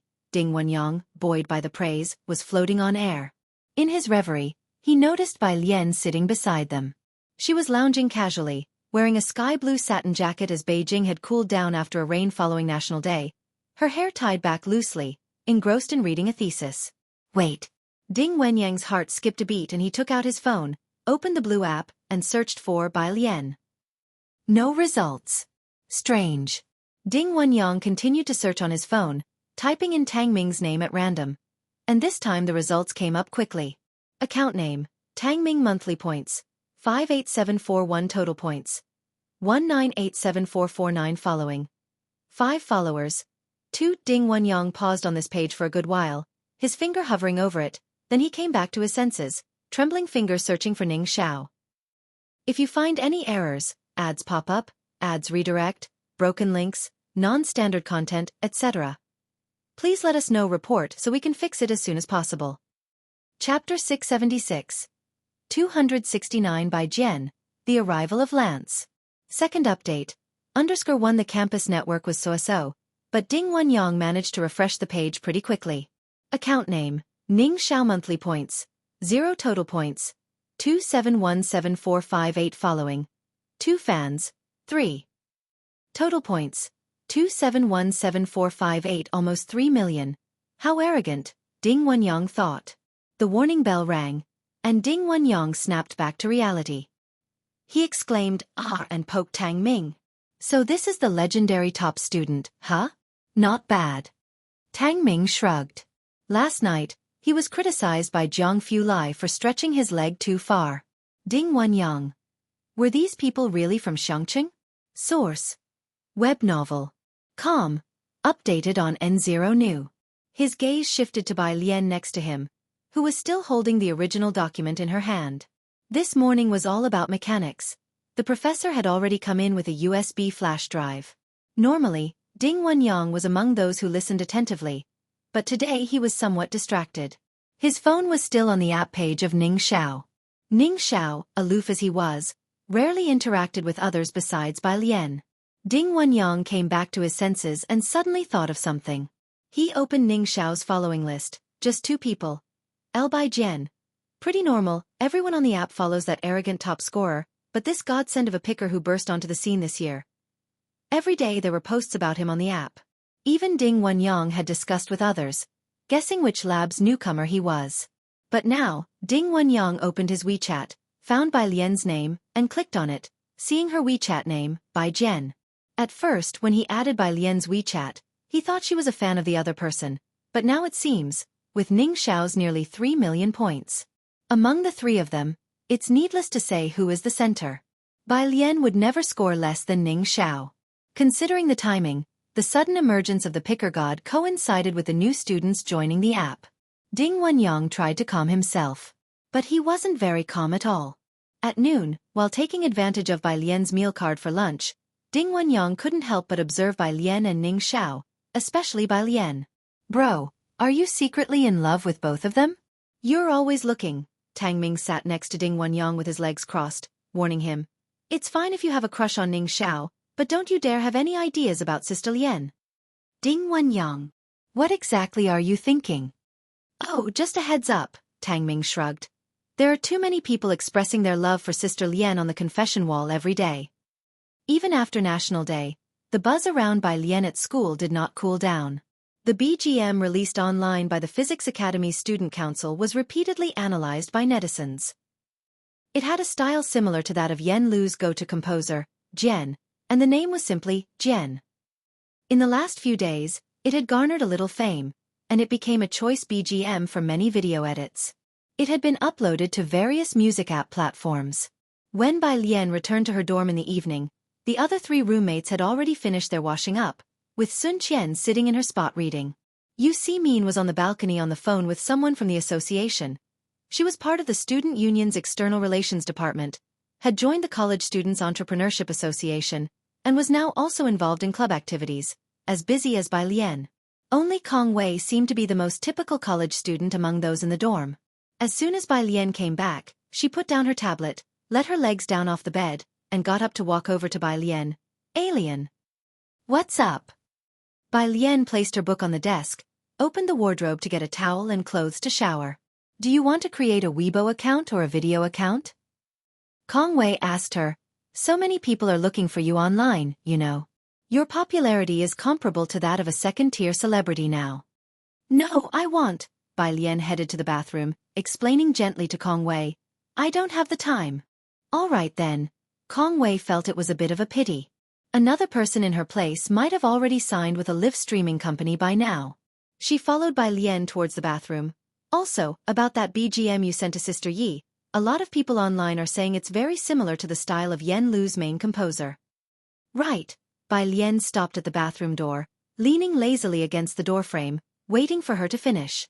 Then she calmly lifted the bath towel in her hand, her delicate brows and eyes raised playfully. I'm going to take a shower, do you want to come in together? Kong Wei blushed slightly and took a step back. Bai Lian closed the door to shower. Behind her, the phone Bai Lian left on the desk rang. It was a WeChat voice message. Kong Wei glanced over, and it was a WeChat call from someone named Lance. And looking at the profile picture, it seemed to be a foreigner. Foreigners often use their own photos as profile pictures. Bai Lian came out after her shower, wearing pajamas, and drying her hair with a towel. If you find any errors, ads pop up, ads redirect, broken links, non-standard content, etc., please let us know report so we can fix it as soon as possible. Chapter 677. 269 by Jian, The Arrival of Lance. Second update, _2 Kong Wei sat back in his chair and reminded her, just now, a Lance sent you a WeChat voice message. Bai Lian looked down, picked up her phone, and walked to the balcony to call Lance back. On the other end of the phone, Lance, still wearing the dark blue robe Ji Hang made for him, nodded at the welcoming officials and then took out his phone. His Chinese as awkward as ever. Hi Bai, I've arrived, I'm going to look for NI. Lance had a summit in the middle of the month. I'm at school. Bai Lian leaned against the balcony, slowly wiping her hair. Are you looking for my grandpa? Exactly. Bai Lian hung up the phone and sent the address of Shanghai apartment to Lance. After thinking it over, She also sent a WeChat message to Ji Hang, telling him that Lance would be visiting that evening. Friday. In the private residential area of Zhongjing, the cemetery. A shower had just passed, and it was nearly autumn, the sky as if washed clean. Source: web novel. Com, updated on new. This was a joint tomb. The woman bent down to place the chrysanthemum she held in her hand, then took a handkerchief to wipe the photo of the woman on the tombstone, mumbling to herself for a while before stepping down the stairs. At the bottom of the stairs, Zhang Fulai was wearing a black trench coat, one hand in his pocket, the coat making his figure look extremely slender. His brows and eyes as clear as the rain-washed sky, deep, cold and serene. He didn't look friendly, and his presence was strong. Ming Dongheng held a long-handled black umbrella, standing a meter away.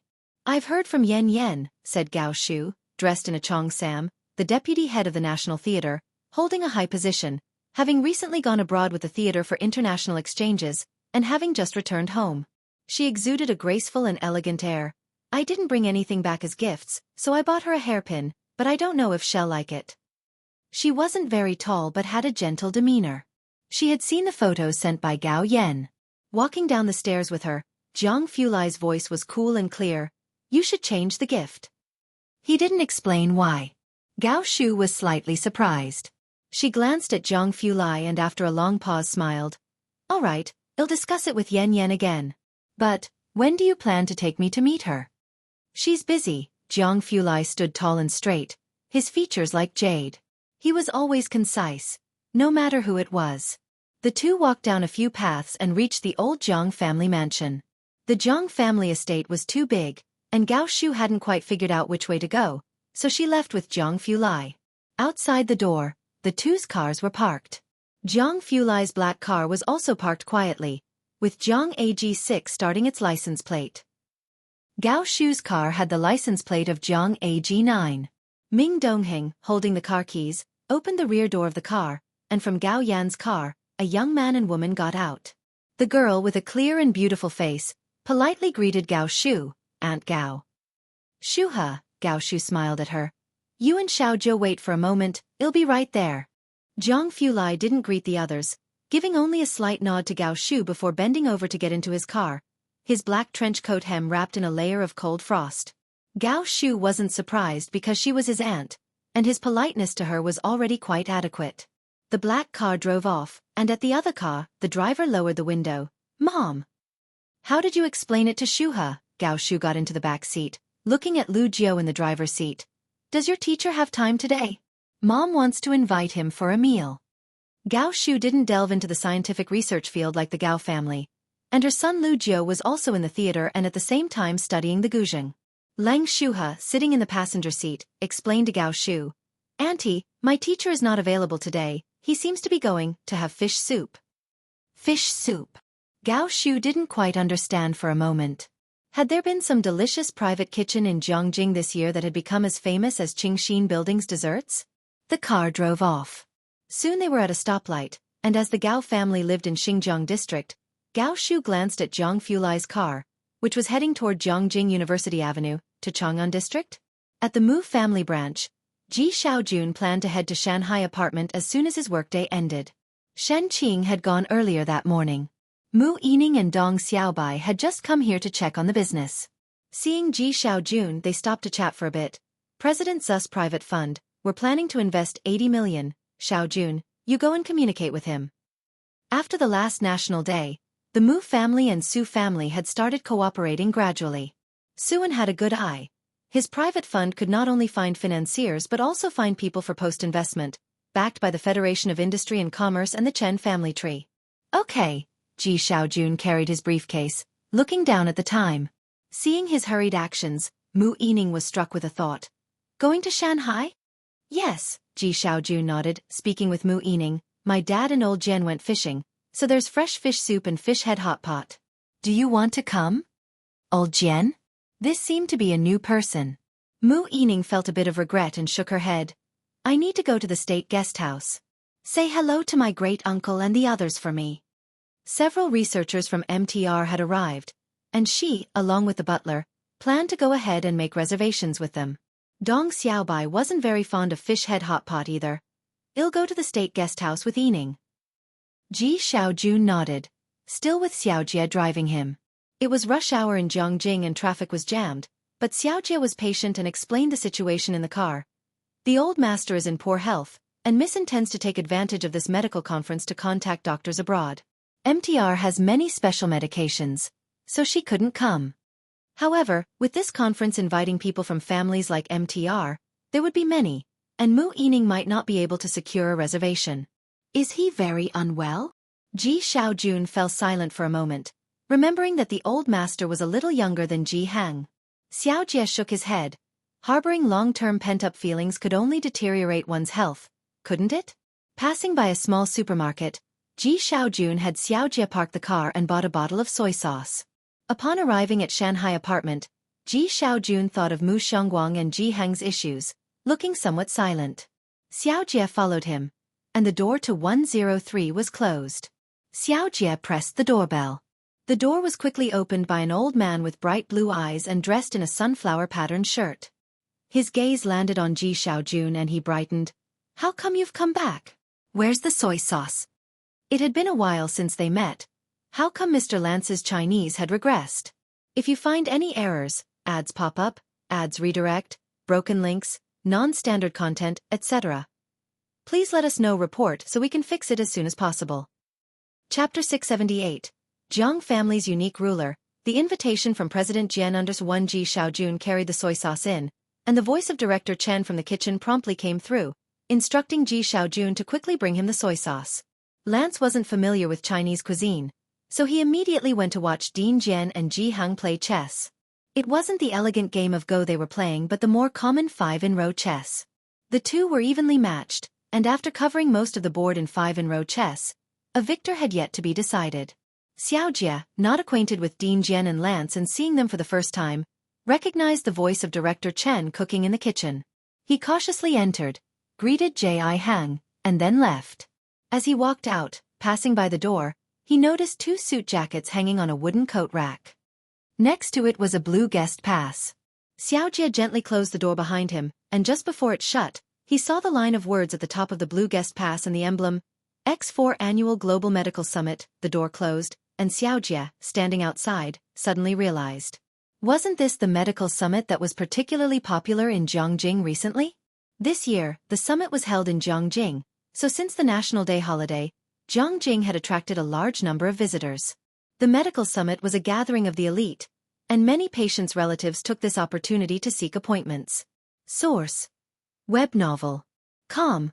Updated on Omicron New Zero.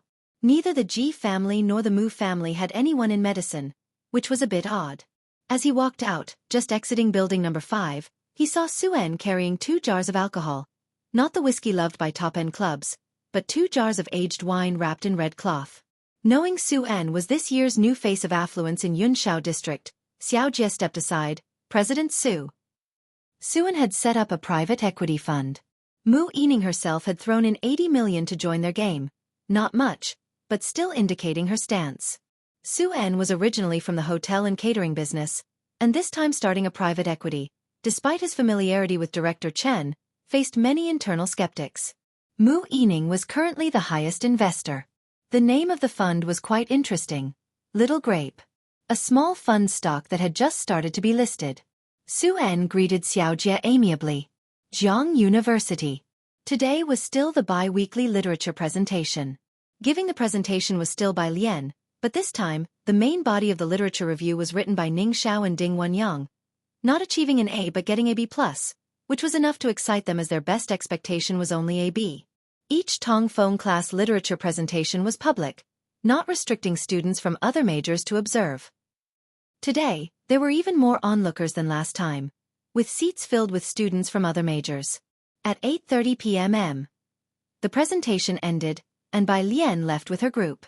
On the road to the left outside the lecture hall, Jiang Fulai had been waiting there for 10 minutes, with the western gate of the university closer to Shanghai apartment. He hadn't driven, instead walking over. The evening brought another sprinkling of autumn rain, moistening the air. Grass and trees along the path were covered in droplets, and the pavement was still damp, occasionally with a small puddle reflecting the sheen of the streetlights. The atmosphere of the school was always serene and harmonious. Jiang Fulai stood lazily by the roadside, his gaze fixed on the distant gate, about to take out his phone when a group of students burst through the gates. He straightened up slightly, and soon Bai Lian came into view. The weather had gotten cooler, and today she wore a beige sweatshirt that was somewhat long. Its collar featured 2 red decorative buttons and the cuffs were spliced with a band of red split embroidery. The hem of the sweatshirt was irregularly stitched, draping lazily, perfectly highlighting her casual and gentle temperament. Many female students had taken a liking to this sweatshirt. While chatting, they asked for the link to the sweatshirt. Bai Lian then paused and patiently explained to them, looking down at her mouse, that it was a custom modification by her grandfather, without a link to buy. Fulai waited patiently not far away, the girl under the lamp looking unbelievably pretty and gentle. As people came and went along the road in front of the lecture hall, her silhouette was reflected by the light behind her. Tang Ming and Ning Xiao didn't dare walk with Bai Lian at this time, so they took another route towards the cafeteria with Ding Wenyang and others. "It's a bit cold today, are you just wearing that?" Once Bai Lian approached, Jiang Fulai took her computer in one hand and with the other, gently took her right hand, his fingers leisurely weaving through hers to hold tightly. "I'm not cold," he was wearing an extra coat, and his fingertips were even cooler than hers. Bai Lian turned to him and said at an unhurried pace, "You should dress warmer, young Master Jiang. The cold's going around. Be careful." Jiang Fulai felt a bit gloomy and changed the subject. "My auntie is back. If you find any errors, ads pop up, ads redirect, broken links, non-standard content, etc., please let us know report so we can fix it as soon as possible." Chapter 679. Jiang family's unique ruler. The invitation from President Jian understood last time he mentioned that he only had one relative, which was his aunt. Bai Lian Ed, still waiting for what he'd say next, but Jiang Fulai didn't continue speaking. He just gave Bai Lian a conclusion, "Just letting you know, everyone else doesn't matter." Young Master Jiang, the unique ruler of the Jiang family, never used to take other people into consideration in his schedule, mentioning them only to change the subject. After all, even the current second-in-command, Jiang Shijue, hadn't met Bai Lian in person yet. The two of them walked all the way to Shanghai apartment.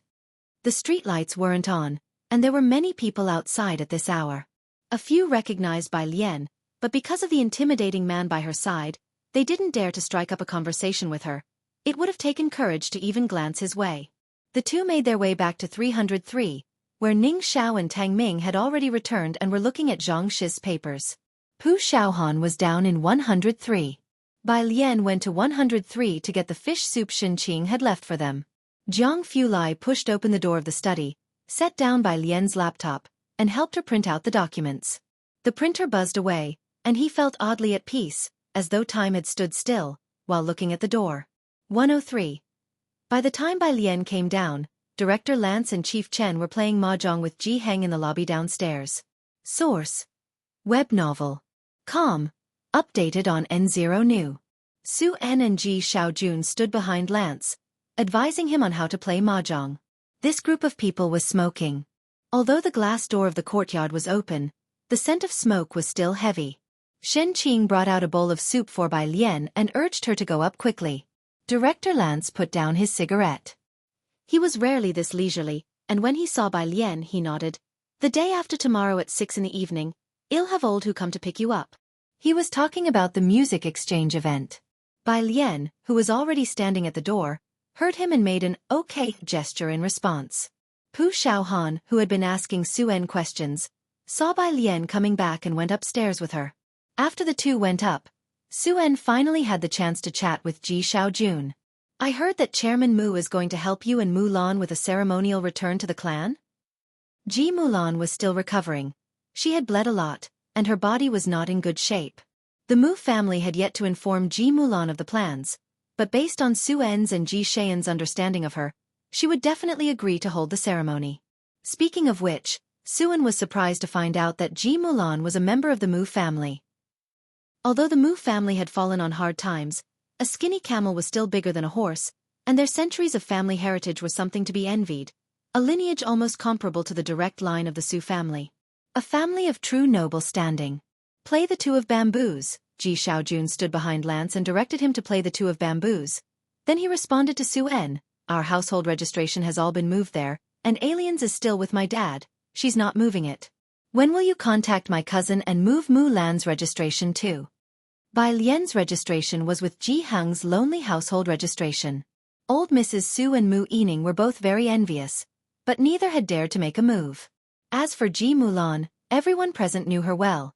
She never concealed her own self-interest. That household registration was probably something nobody would want to move, except for Ji Mulan. Is there a set time? Xueqi, upon hearing Ji Xian's words, was also full of wonder. Who would have thought that the Ji family from Xiangqing would turn out to be descendants of the Mu family from Jiangjing? The news was bound to cause excitement in Jiangjing. Xueqi was pondering this when he began to wonder about the Bai family from Beiqing and what they might think of this revelation. Ji Xiaojun was unhurried in his reply. End of the month. Originally set for the beginning of the month, because of Ji Mulan's situation, the Mu family had postponed the ceremony to give Ji Mulan time to recover. Jiang Fulai had just finished printing when Bai Lian came up from downstairs.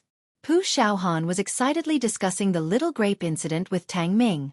Jiang Fulai took an extra look at Pu Xiaohan. Pu Xiaohan also had a good grasp on her stance toward young Master Jiang, and she began to explain the little grape fund incident to Jiang Fulai in a lower voice. She didn't study finance and had just been inquiring about private funds from Xuan downstairs. Little grape. Jiang Fulai leaned back elegantly against the sofa, his distinct knuckles resting on the armrest, his posture relaxed and graceful as he watched Bai Lian sitting at the living room table, picking up a pen to write down answers for Zhang Xi's. He stood upright and made his way downstairs with poise and elegance. Private funds all have thresholds.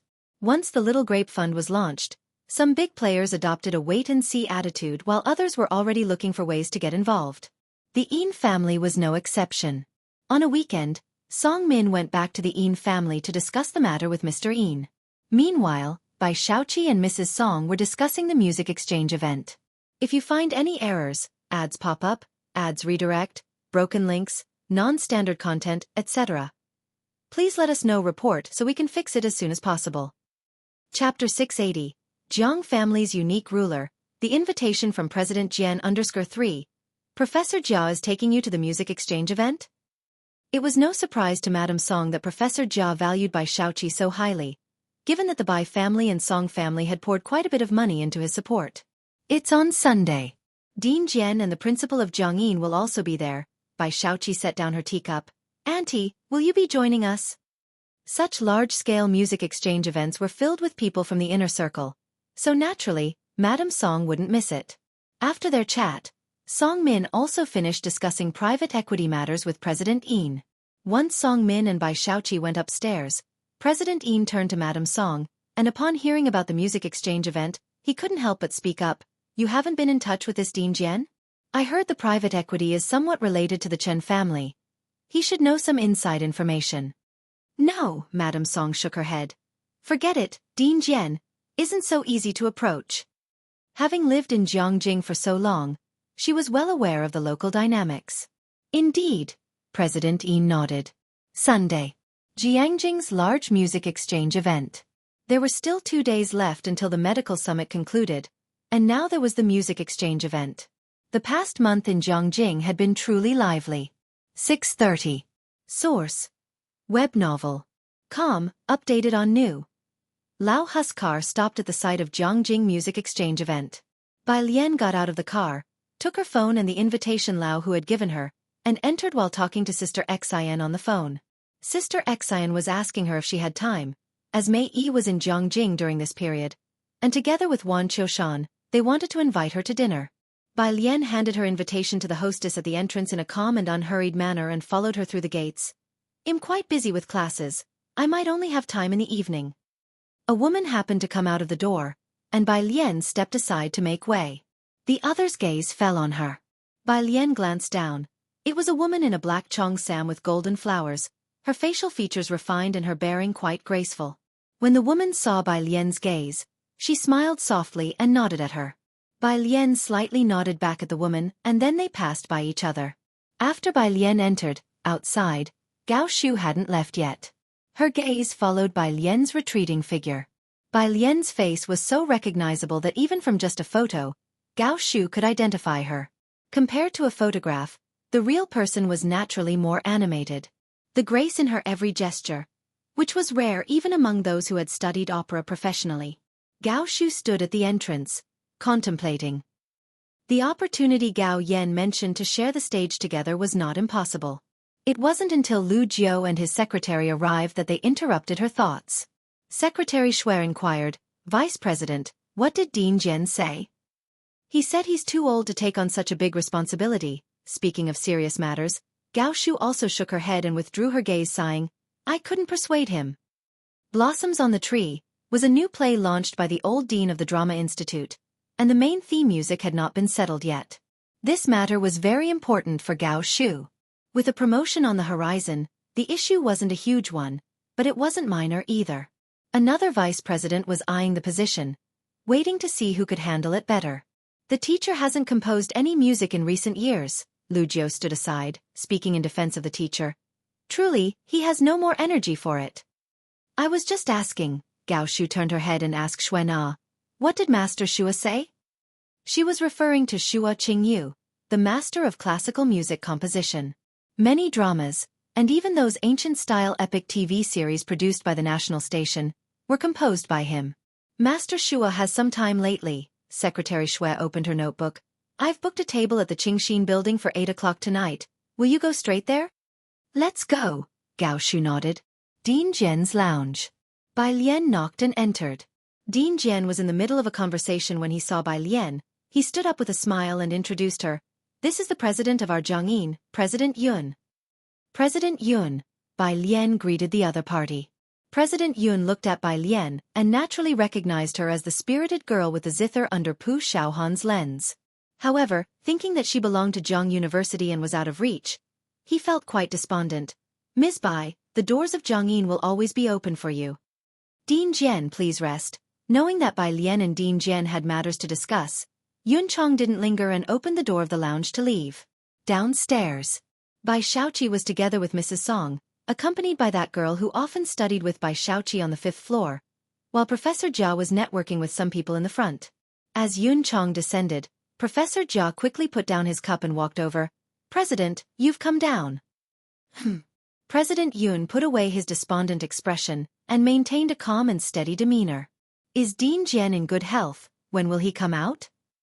After asking a few questions, Professor Jia remembered the students behind him and introduced them. "All of these are my students." Bai Xueqi and Yuning hurriedly greeted Yun Chong.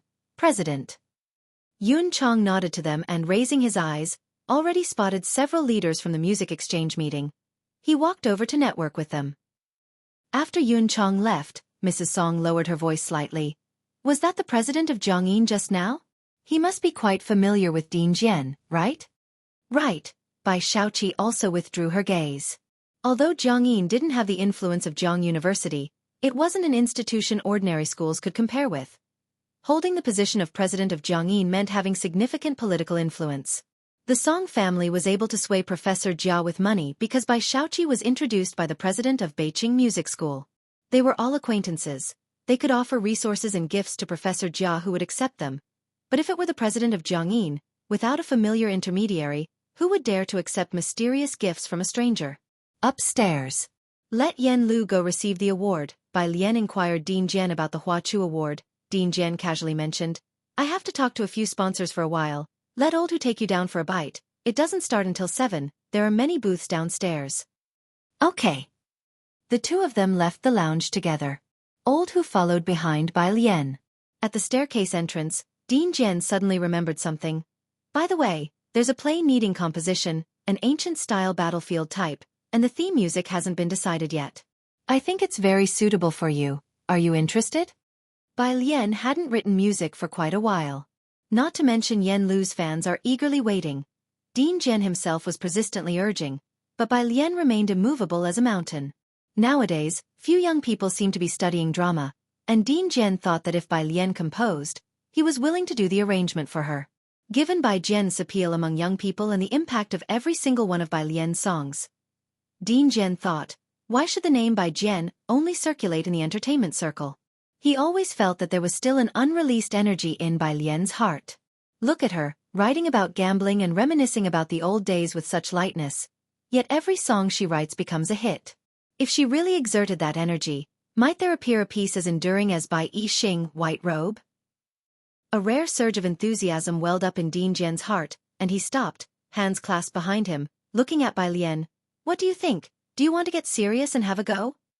If you find any errors, ads pop up, ads redirect, broken links, non-standard content, etc., please let us know. Report so we can fix it as soon as possible. Chapter 681. 271. Following her was the special assistant to President Jian, Gao family under one, ancient-style battlefield?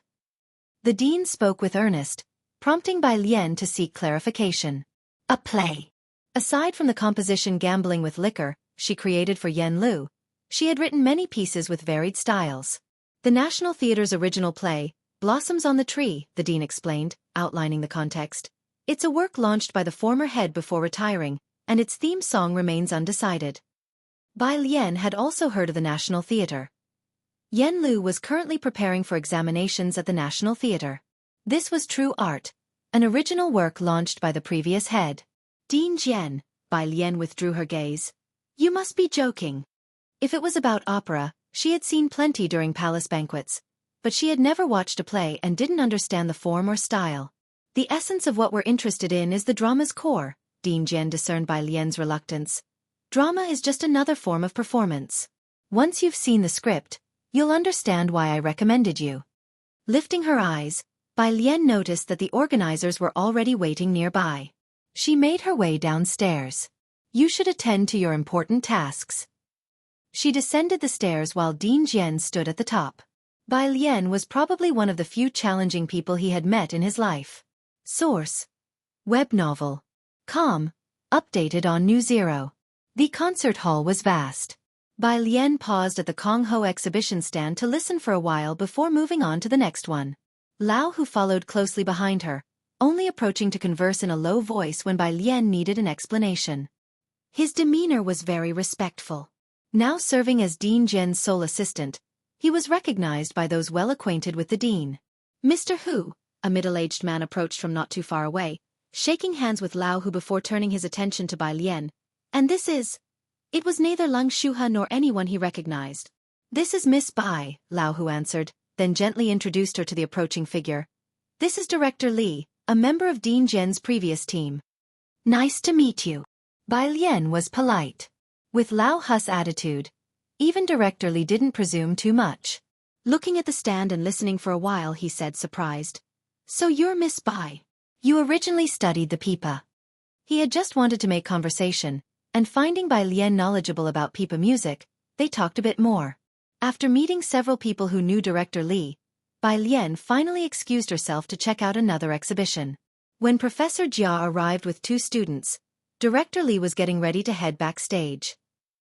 This is Yaning, I've mentioned her to you before, Professor Jia introduced his protégé to Director Li, and as for Bai Xueqi, because she was studying as an amateur, he didn't elaborate more. This is Bai Xueqi, my student from this summer's intake. Both Yaning and Bai Xueqi greeted Director Li respectfully. Before coming, Professor Jia had already informed them that Director Li had been a part of Dean Jian's team, a Cultural Bureau's core member, and also served as a professor at Jiangyin specializing in pipa. Director Li's demeanor was quite official. In such a setting, Madame Song stood beside Bai Xueqi without getting involved in the conversation. It was evident that Professor Jia was keenly paving the way for Yaning, introducing her to many industry moguls throughout the evening. As both were about to leave, Director Li caught sight of a group through the crowd. He moved forward, smiling and greeting the arrivals. Principal Miss Bai. Yun Chong, who had run into Bai Lian, was in the midst of discussing Jiang University's matters, asking about her studies, when Director Li called. Both stopped.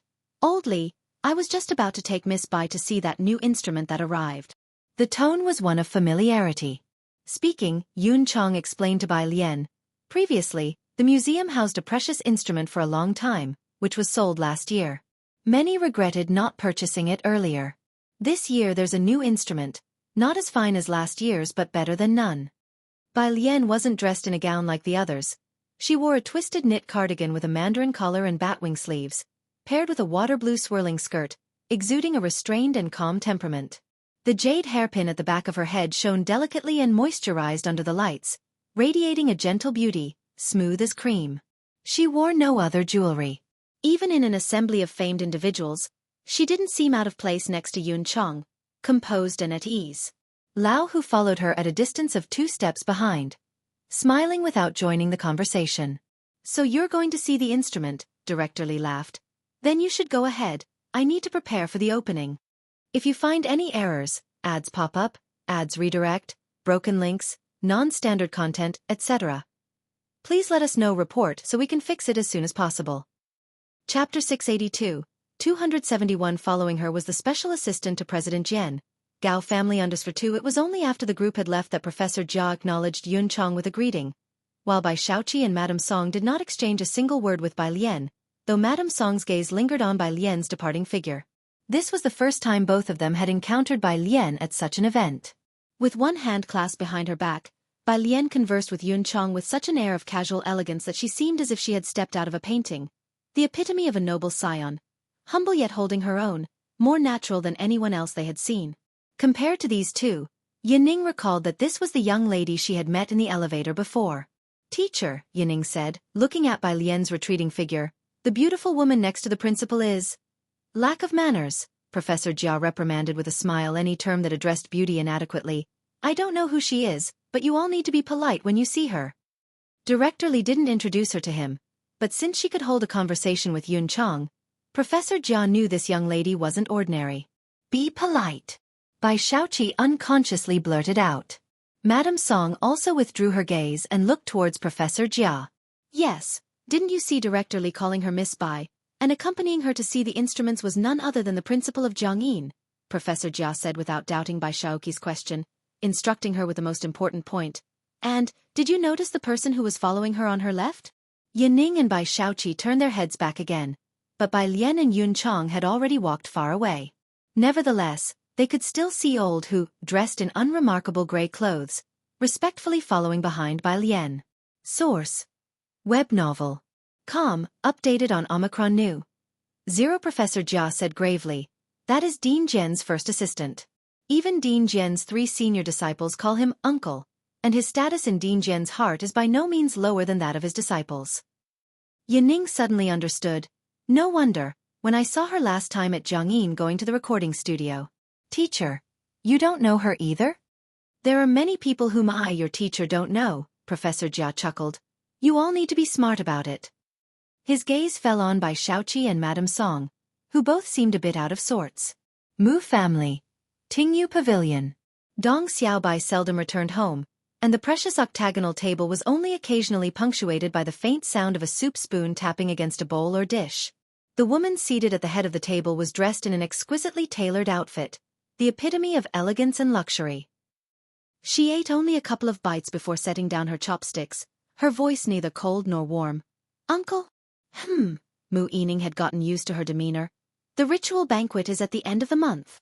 Mu Yujun looked well preserved. Nearing 50 years old, she appeared just over 30. Taking a silk handkerchief from the butler behind her, she gently wiped her mouth. "Juchen's aunt has returned. I might not have time then. I'll ask again about Gao Yi and Juchen." Put simply, aside from the elderly patriarch, there was no one in the Mu family worth her making a special trip for. "It depends on your schedule." Mu Yining scooped up a spoonful of crab roe soup, his back straight. "Your matters take precedence." Since the Gao family had an esteemed daughter, their status had risen like the tide, becoming an unchallenged force in Jiangjing, where no one dared offend. As for the nearly diminished Mu family, the Gao family naturally didn't consider them important. Mu Xiangguang was not involved in the affairs, and Mu Yining also had his own pride.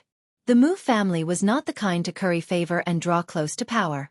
Even though Mu Yujun had married into the Gao family, the Mu family never boasted about their relationship with the Gao family. Consequently, Mu Yujun's life in the Gao family was quite pleasant. After bearing Gao Juchen, her status further escalated. The butler did once lament over Gao Juchen, wishing he was a member of the Mu family. But clearly, he did not have the audacity to compete with the Gao family for people. Aristocratic families often intermarry, supporting each other to preserve their legacies over time. But as the Mu family waned and the Gao family. Over the years, Gao Juchen had only returned to the Mu family once when he was 1 year old in the arms of Mu Yujun. After that, The Gao family did not allow him to visit, marking a clear separation between the Gao and Mu families. The Mu family was no longer of any consequence to them. Ran Wanxian sat next to Dong Xiaobai, spoon in hand. Throughout this meal, she had scarcely dared to lift her chopsticks. Ran Qian had arranged for so many etiquette teachers for her in her earlier years. She used to disdain the lack of grace in Shen Qing, Ji Hang, and their group, but now sitting here, she too felt uncomfortable under the scrutiny of others. At this table, besides the scholarly-born Dong Xiaobai, the other two were rather daunting figures. After dinner, Mu Yujun intended to visit Mu Xiongguang. As she stepped out the door, holding her handkerchief, she slowly turned. Tonight's crab soup was not very palatable. In a few days, I'll have someone send over some fresh Hong Mao crabs. They are freshly caught and air-shipped. Juchen's aunt just got quite a few fresh ones from the Jiang family. If you find any errors, ads pop up, ads redirect, broken links, non-standard content, etc., please let us know report so we can fix it as soon as possible. Chapter 683, 271. Following her was the special assistant to President Jian. Gao family _3 Mu Yining was momentarily startled, then remembered who Gao Juchen's young aunt was, and the relationship between the Gao family and the Jiang family, all supported by that one aunt. All right. Just caught from the coastline, there were few families so wealthy and bold as to use their own planes to transport these goods. Mu Yining accompanied Mu Yujun to visit the old master. After they left, Ran Wanxian finally exhaled a long breath of relief. Dong Xiaobai stood by her side, watching her reaction with amusement. That's your aunt too. That's just the way she is. The Gao family has many rules, but she doesn't come back often, so you needn't be too nervous. Her son, Gao Juchen. Now that's a formidable character. Dr. Gao. Ran Wanxian blurted out in shock. Wasn't this Dr. Gao the same man, whom even with a lot of money, Ren Qian found difficult to meet once in Xiongqing? Such a family, she and Ren Qian wouldn't have dared to imagine back in Xiongqing. Are they really relatives of the Mu family? Oh, seems like you've also heard of his name. Dong Xiaobai was not surprised. Shanghai apartment. When Bai Lian returned, Jiang Fulai was still in room 103, having been invited by Ji Heng to play chess with Lance. Lance had picked up the game of Go quickly, and by the time he left last year, he could play Ji Heng to a draw, winning most of the time. Source: Web novel. Com, updated on Omicron New. C0. In these past few days, ever since Lance arrived in Jiangjing, Ji Heng hadn't won a single game. Ji Heng had specially called over Jiang Fulai, who was free that evening, to play against Lance. This game isn't fun at all. Having lost yet another game, Lance, with his not-so-fluent Chinese and his hands pressing on the board, was ready to stand up. Jiang Fulai was seated opposite him, loosely holding a white jade chess piece between his right index and middle fingers. He calmly looked up, his noble phoenix eyes resting on Lance, an attitude of an idle man of wealth. The esteemed chief physician of MTR, with just a casual glance from him, stifled any curse that was on the verge of being spoken. Lance, wanting to curse but not daring to, silently sat back down and finished the game with extreme frustration. Then they began a new battle. Ji Heng stood behind Jiang Fulai, holding his pipe, lazily blowing a ring of smoke. Bai Lian entered with her fingerprint. Room 103 had only recorded her and Ji Heng's fingerprints. As soon as Lance saw her, he quickly jumped up.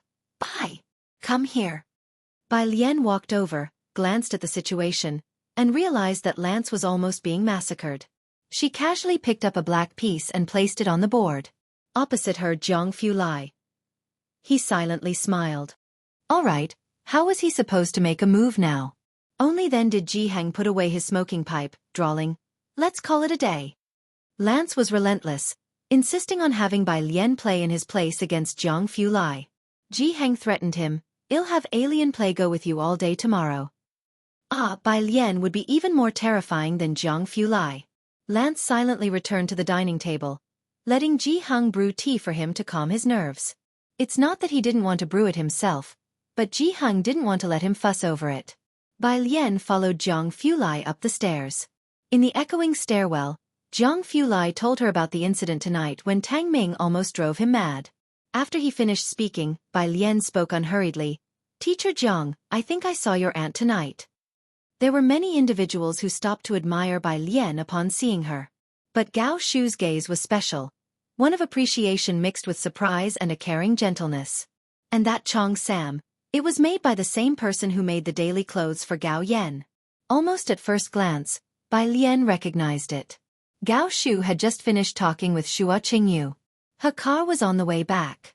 They happened upon Mu Yujun's car, and naturally, Mu Yujun recognized Gao Shu's car. She got out of her car to greet Gao Shu. Gao Shu sat in the back and did not get out of the car. She rolled down the window, and leaning lazily against the back seat, nodded to Mu Yujun.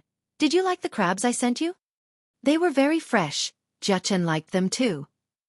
Facing Gao Shu, Mu Yujun naturally couldn't maintain the demeanor of a haughty lady. "That's good." Gao Shu chatted idly with her for a few moments, then raised her window and signaled the driver to continue driving. Jiang Fulai's call came through, and Gao Shu's spirits lifted. She sat up straight and answered the phone. "If you find any errors, ads pop up, ads redirect, broken links, non-standard content, etc., please let us know. Report so we can fix it as soon as possible." Chapter 684, 272 Mysterious Shanghai Residential Complex. A table for one, second update. Under 1, Young Master Jiang, Gao Shu said, somewhat surprised, as Jiang Fulai seldom called her. They had WeChat, but rarely chatted. Most matters were conveyed to her by Jiang Shijue. "Why are you calling me?" It was indeed out of the ordinary. Jiang Fulai returned to his room after staying a long while in room 103. His clothes had picked up a faint smell of tobacco, and he was preparing to take a bath, holding his loungewear. His voice was casual. "Did you go to the concert today?" He had never before taken such interest in her whereabouts. Gao Shu's fingers rested on her knees, and after a brief thought, she said in surprise, "You don't tell me she recognized me?" Without speaking a word or giving Bai Lian overly attentive looks, she had been concerned about revealing anything to Bai Lian. "Yes, I mentioned you to her," Jiang Fulai said, turning with his clothing in hand. "What did she say?" Gao Shu quickly thought, knowing the gift she selected for Bai Lian had to be considerable. She had gone out of her way overseas to find a collector to select an imperial green hairpin for Bai Lian. Jiang Fulai dashed Gao Shu's hopes of giving Bai Lian another hairpin, and at the moment, Gao Shu had not yet found another appropriate gift for Bai Lian. Luckily, there was an auction later in the week, and Gao Shu had already had Secretary Xue schedule it in. Gao Shu stated formally, "If not, then don't wait any longer. Take me to meet her." Jiang Fulai reached for the bathroom door, stopping in front of the mirror. "It depends on her schedule." Source: Web novel. Com, updated on Omicron. Omicron, I know, Gao Shu smiled, knowing about Bai Lian's existence through news from Gao Yan. She did not dare to inquire about the people around Jiang Fulai. "Just let me know in advance when she is available." She hung up the phone. Jiang Fulai casually placed the phone on the washstand and began to unbutton his shirt. The Gao family. Mu Yujun waited for Gao Yi and Gao Juchen to return, standing at the door to take the overcoat off Gao Yi. He spoke to Gao Juchen at his side. "Have you had any contact with Professor Ma at the Tongfeng class or at the Ma Institute?" "As you know, Professor Ma always leaves right after his classes," Gao Juchen said indifferently. They discussed some research matters. Once they were done talking, Mu Yujun brought up the encounter with Gao Shu she had on the road. Gao Yi narrowed his eyes, turning to Gao Juchen. "Your young aunt is back. Try to arrange to meet her in the next couple of days. Her word carries more weight than that of our entire family." It couldn't be helped, after all. Gao Yi was Jiang Fulai's uncle. But Jiang Fulai had long blocked his phone number. At one time, Gao Yi dared to leverage his status as the uncle. But now, even seeing Jiang Fulai was not easy, let alone anything else. Apart from those in Jiang Fulai's laboratory, even ordinary people found it difficult to meet the young Master Jiang. Since marrying into the Gao family, Mu Yujun had only visited the Jiang family estate once. Later, as Mu Yujun went to the kitchen to arrange a late-night snack for father and son, the old butler mentioned something about the Mu family. The Mu family's uncle? Gao Yi had never heard of such a person. He picked up his teacup, skimming off the froth and lowering his eyes he said indifferently, "They invited our Gao family?" "You jest," the butler chuckled. "They only invited the lady." Gao Yi heard the remark and let it be, not taking it to heart. He hardly ever visited the Mu family. He might have gone if the old Master Mu had come out of retirement. Currently, The Mu family was managed by a woman, and most families in Jiangjing did not take it seriously. Of course, Mu Yujun also never mentioned this matter to the Gao family. The following day, early in the morning, Ning Xiao finished packing his bag and looked at the main hall, whispering to the memorial tablet, "Grandma, I'm going to school now." He lit a stick of incense. It was a very quiet scene. Until Tang Ming's voice came from the front door.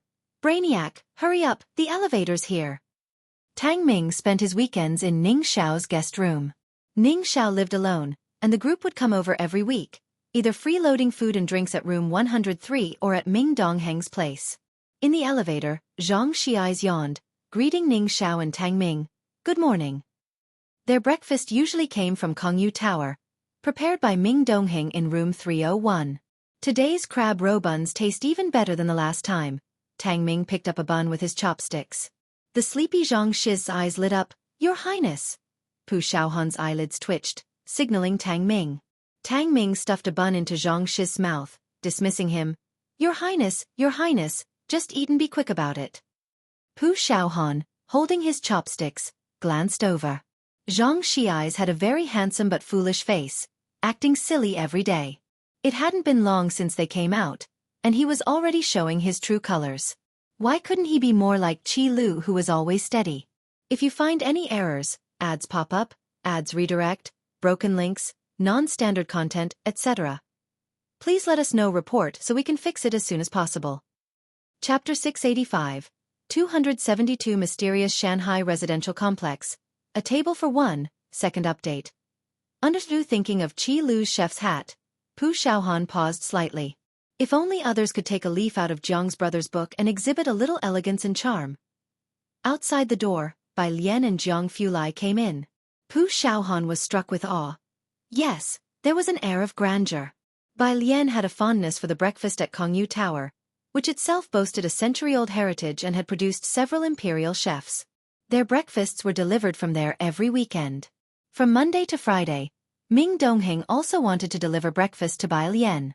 The chefs at Kongyu Tower, of course, wanted to please Miss Bai even more. But she had refused them, preferring the cafeteria while at school. After all, she still held the canteen card from Master Jiang. Since then, Ming Dongheng had lost a morning task each day, which left him quite desolate. There was also a food container beside them, filled with freshly prepared crab roe buns. Ji Hang and Lance had not yet woken up so early, so Ming Dongheng had saved them for the two of them. "The buns are very fresh today," Bai Lian said as she held the chopsticks, having eaten 2 more crab roe buns than usual today and not touched the other snacks as much. Ming Dongheng picked up his small phone, made a note, and instructed Jiang Shijue to dispatch 2 more teams to procure crabs. It was indeed the right season for enjoying crabs. Source: Web novel. Com. Updated on Omicron New.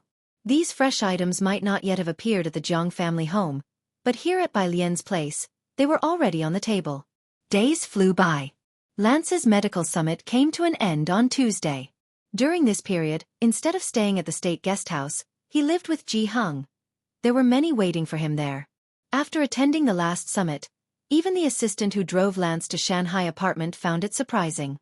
One would think, given Lance's status, many in Jiangjing would want to meet him. Wherever he was, there were always many people lying in wait, many of whom were business tycoons with hired personnel on the lookout. Oddly enough, there were none at Shanghai apartment. This complex maintained a state of tranquility. The assistant escorted Lance to Building 5 and saw Lance confidently get out of the car without seeking any protection. "Professor, please be wary of the crowd," he cautioned. Lance waved it off unconcerned. "No problem, don't worry about me." The assistant, watching his back, trembled with apprehension. Thankfully, no one came forward. As he drove out of the complex, he noticed 2 security guards at the gate, both tall and burly. Even those sweeping the streets in the complex flexed noticeable muscles when raising their arms. The assistant glanced carefully. Clearly, this place was filled with capable individuals. Then he called someone from MTR, expressing his admiration. "This complex is really incredible. It's quieter here. Professor Lance will have better rest." Whenever Lance was free, he would join Ji Hang, taking their chessboard to the nearby park to challenge the students of Jiang University. The Jiang University Forum even had a post about 2 mischievous old legends playing Go in the college town park, unbeatable by any gifted student. Many talented students were eager to test themselves, making the morning hours bustling with activity. In the afternoons, the pair would go fishing. They were also invited to attend a small-scale concert by director Jian. On Friday morning, Ji Heng took Lance to visit the Su family to see Xueqi. The 2 old men seemed busier every day than Bai Lian. Afternoon. 1:03. As the end of the month neared, the building butler came to see Ji Heng with 2 boxes of gifts and to discuss the end-of-month ceremony. He also delivered a crab sent by Mu Yu-jun to Ji Heng's home. Very fresh. It was just 2 in total. The Mu family kept 1, and the other was for Ji Heng. Half the size of a pot. Ji Heng handed the building butler the 2 large boxes of unsteamed fresh buns to take to Mu Yining, crab roe buns. Lance and I can't eat too much, so take these back for Yining to try. They're pretty good. The butler nodded, accepting the boxes without much question. What delicacy didn't the Mu family have? He then discussed with Ji Heng the matter of the Mu family ceremony at the end of the month. Bai Lian finished her week without literature reports and returned early. She pressed her fingerprint on room 103 and greeted Ji Heng first. "Grandpa, I'm back." Tang Ming followed behind her calling out, "Grandpa, I'm back too." Ji Heng smiled, his eyes crinkling with joy as he went to the kitchen to bring them fruit to take up to their rooms while they did their homework. The building butler promptly stood up from the sofa to greet Bai Lian. "Miss Bai, will you be coming next Saturday?" To accommodate the students' schedules, Mu Yining had also moved the date to the weekend. Holding her laptop and dressed in a white coat with tendrils of hair falling over her forehead, her eyes and brows relaxed, Bai Lian glanced at the butler. "Next Saturday?" Concentrated on her studies, Bai Lian hadn't been told by Ji Heng about Ji Xian's upcoming event. He handed her the fruit and explained leisurely, "It's about your uncle." He didn't bring up Ji Mulan. Mentioning her might indeed make Bai Lian too disinterested to continue listening. After thinking for a moment, Bai Lian agreed. "Then I'll go." The butler internally rejoiced at her decision. If Miss Bai attended, the old master would certainly make an appearance. He hid his excitement and added, "Your classmates are also very welcome." Tang Ming thanked the butler. Without lingering, Bai Lian simply told Ji Heng before leaving, "Grandpa, I'll be going out to eat later." Ji Heng acknowledged with an "oh" and asked Tang Ming, "Xiaotang, will you all go out to eat too?" "Grandpa, she's going to eat with Brother Jiang," Tang Ming whispered, raising his hand to speak with Ji Heng. "Ji Heng." He lifted his smoking pipe just as Jiang Fulai was mentioned. "Is Xiao Jiang coming on Saturday?" Bai Lian, unbothered, replied that Jiang Fulai was having dinner with his aunt later. "I'll ask him later." "He wouldn't miss it," Tang Ming muttered under his breath. As the young people ascended the stairs, Ji Heng closed the door, stuffed his pipe with tobacco, and lit it up. To prevent a repeat of the last incident, he methodically said to the butler, "Xiao Jiang will probably go too. Su-en is sitting with your business partners. Just prepare a separate table for us. If you find any errors, ads pop up, ads redirect, broken links, non-standard content, etc. please let us know report so we can fix it as soon as possible." Chapter 686.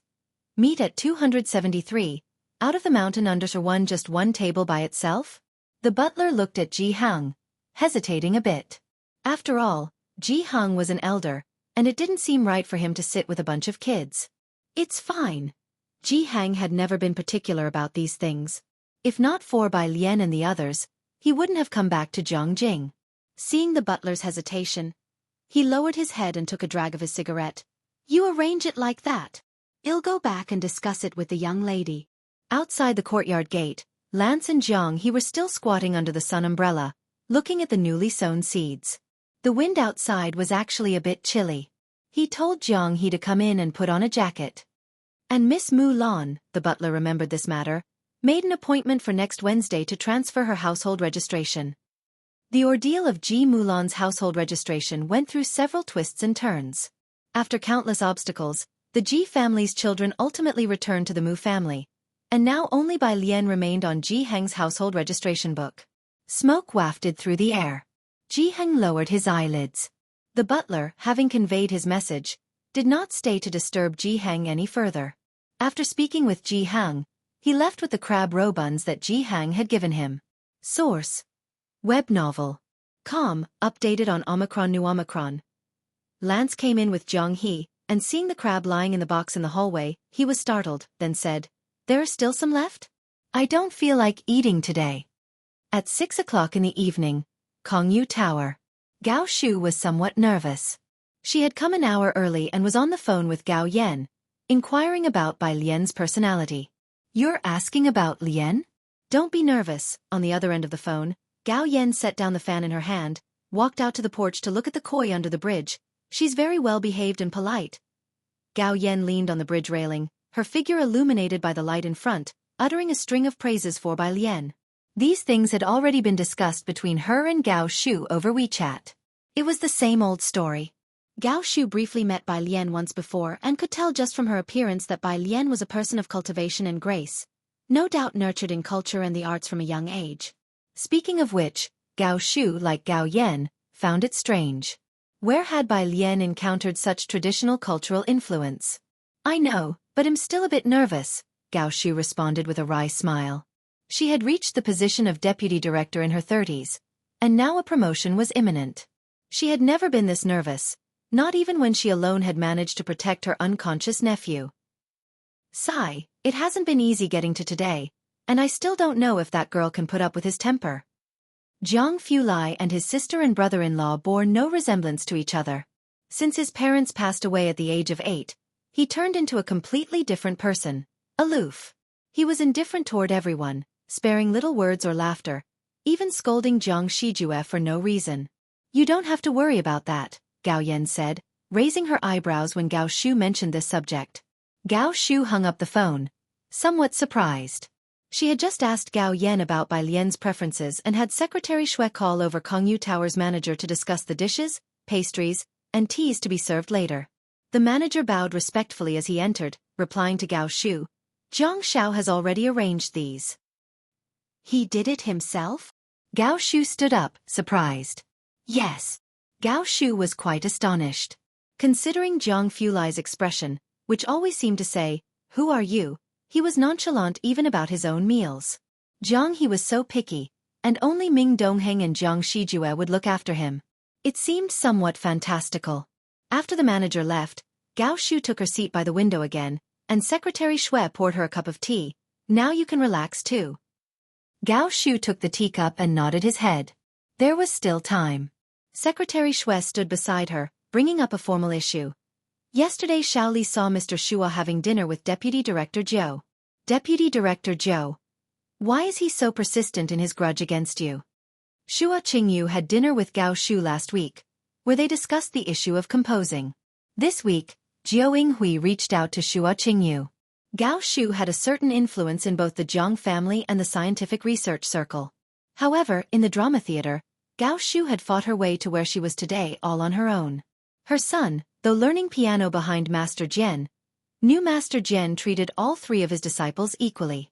"If only Master Jian were still composing now," Gao Shu said softly, skimming off the surface foam. "I wouldn't have to contend with Zhou Yinghui anymore." Master Jian was Gao Shu's first choice. Secretary Xueqi was momentarily at a loss for words, aware of the difficulties Gao Shu had faced along her journey, but aside from Lu Jiu, no one in the Gao family stood side by side with her. Lu Jiu was still an apprentice and hadn't inherited Gao Shu's artistic talent. What he could do was indeed minimal. At 6:50, Bai Lian and Jiang Fulai arrived. If you find any errors, ads pop up, ads redirect, broken links, non-standard content, etc., please let us know. Report so we can fix it as soon as possible. Chapter 687. Meet at 273. Out of the mountain under 2. Gao Shu hurriedly set down her teacup, dusted off her sleeves, and stood up to look toward the door. The door was pushed open by a pair of hands with distinct knuckles, and a houndstooth scarf was neatly draped over the arm. This was Jiang Fulai. Gao Shu's gaze fell behind him, where a girl in a red embroidered vest stood, wearing an apricot-colored dress underneath, her eyes cast down. Last week when she saw Bai Lian, she had been dressed in plain clothes, graceful and restrained. Today's red coat was bright and captivating. It made Gao Shu pause slightly once again. "Auntie," Jiang Fulai said, as he closed the door of the private room, greeting Gao Shu politely. Even this address of auntie carried an extreme blandness. Bai Lian also greeted Gao Shu with ease and without constraint. Secretary Xue quietly moved aside, watching the young woman inconspicuously, and was quite surprised internally. The Gao family was known for its beauties. Gao Si had married Jiang Shang, which became a celebrated match in Jiangjing, followed by Gao Yan's marriage to Su Jueling. In Jiangjing now, there were also the young ladies of the Ming family whom Secretary Xue had seen, and indeed they were beautiful. But having seen Miss Bai today, Secretary Xue felt that even Ming Zongyao would have to step back. Merely the temperament Miss Bai possessed was something the Ming family could not match. Source: Web novel. Com. Updated on N0 New. Others, even if it was Elder Chen seated beside Zhang Fulai, would be overshadowed by it. Yet, Miss Bai remained calm and collected, with an effortless poise. Zhang Fulai picked up the teapot and poured a cup of tea for both himself and Bai Lian. Outside, the manager had started to serve dishes. Is the academic pressure at Jiang University very high? Last time I saw in the news that the probe successfully landed on Mars, Gao Shu said to Bai Lian beside her. She had heard from Gao Yan that Bai Lian was academically inclined and might end up spending her future in the lab with Zhang Fulai. Gao Shu studied art, but during the past 2 years, because of the Gao family and Zhang Fulai, she had come to understand a bit as well. Just last night, she asked the Gao family for some scientific research materials to review, but to the ears of the experts, there were always discrepancies. Bai Lian subtly steered the conversation away. The conversation began with scientific research and eventually shifted to art. Once the topic of art arose, Gao Shu inevitably spoke at length, mentioning how her art teacher had great expectations for Zhang He. Bai Lian nodded. Zhang He's paintings have a strong sense of illusion. The two chatted intermittently. Zhang Fulai seldom spoke, only occasionally serving Bai Lian some vegetables. He had always been reserved by nature, treating everyone the same, so Gao Shu was not surprised. Gao Shu became engrossed in the conversation until the meal ended, and she reluctantly put down her chopsticks. She then asked Secretary Xue to present a gift box and personally handed it to Bai Lian. Downstairs at Kongyu Tower, Gao Shu and Secretary Xue stood together, watching as Bai Lian and Zhang Fulai got into the car. Once the car turned the corner and was out of sight, Gao Shu turned with a smile. This child is truly remarkable. She finally understood why Gao Yan was so bent on taking Bai Lian as her goddaughter. Secretary Xue saw that she was pleased but didn't want to distract her with other matters. Nevertheless, he spoke up. Dr. Gao has asked to meet with you. Dr. Gao. There was no one else it could be but Gao Zhechen. Gao Shu's smile faded as she pressed her brow. Tell him I don't have time. The Gao family members only sought her out to join Zhang Fulai's group or to enter the Ma Institute. What else could they want? Recently, Gao Shu had been busy with matters of the theater and indeed had a full schedule. When Gao Shu returned home, Lu Jiu was practicing piano. Seeing her come in, he came over to help her with her house shoes. Mom, Lu Jiu said, placing the slippers beside her without leaving, but instead he said, my teacher asked if he could see the script for Blossoms on the Tree. The play had not yet premiered, and rehearsals were underway. Even the theme song was not settled. Copies of the script for Blossoms on the Tree were only held by those involved internally. Last time, to convince Dean Jian to compose the music, Gao Shu briefly shared the main plot with him. Your teacher wants to see the script for the play? The script was not a secret, and Gao Shu couldn't figure out why Dean Jian would want to see the script if he wasn't interested in composing, but she didn't refuse. I will send it to you from the study. Jiangjing. Shua family. Shua Qingyu was an elder artist, and recently, 2 rising stars from the theater had approached him. He was weighing the pros and cons. He stepped out from the back seat of Jiao Yinghui's car. Jiao Yinghui exited the driver's seat and looked at Shua Qingyu with a smile. Mr. Shua, I heard your son's asthma has been troubling him. I have an invitation card from an MTR doctor that I hope could be of some help to you. With that said, he handed a gilded business card to Shua Qingyu. Shua Qingyu accepted it, looking at Jiao Yinghui. Thank you, Dean Jiao. If you find any errors, ads pop up, ads redirect, broken links, non-standard content, etc., please let us know report so we can fix it as soon as possible. Chapter 688.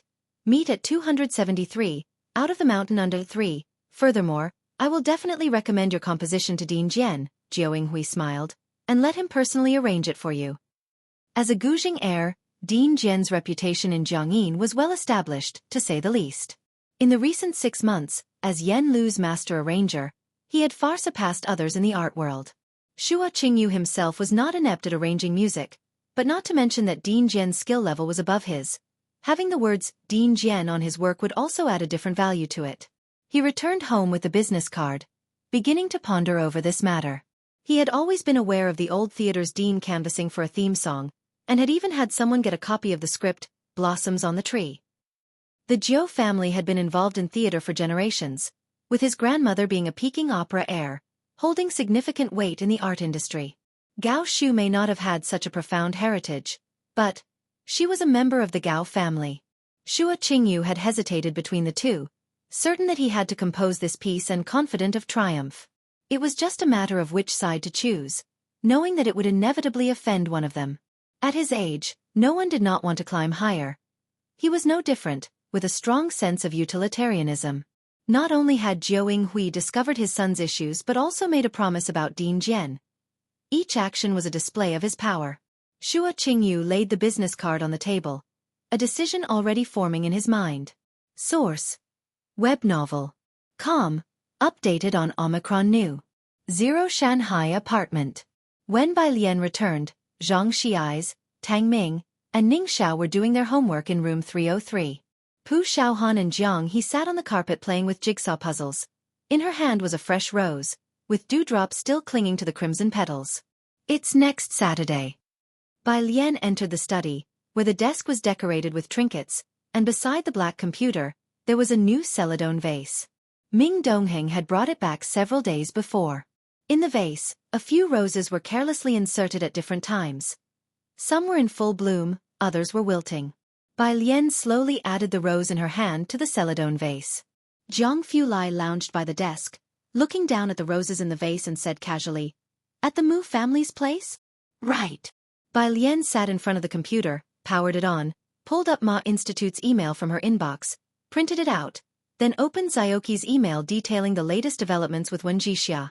She scanned through it, opened WeChat, and began messaging Su En. The Wen family was an established family of Zhongjing involved in the electronics industry. Scrolling down, she saw a message from Dean Jian, just one file, Blossoms on the Tree by Lian, with her good memory, recalled that this was the play Dean Jian had mentioned to her before. She clicked to receive the file and connected to the printer, printing it out as well.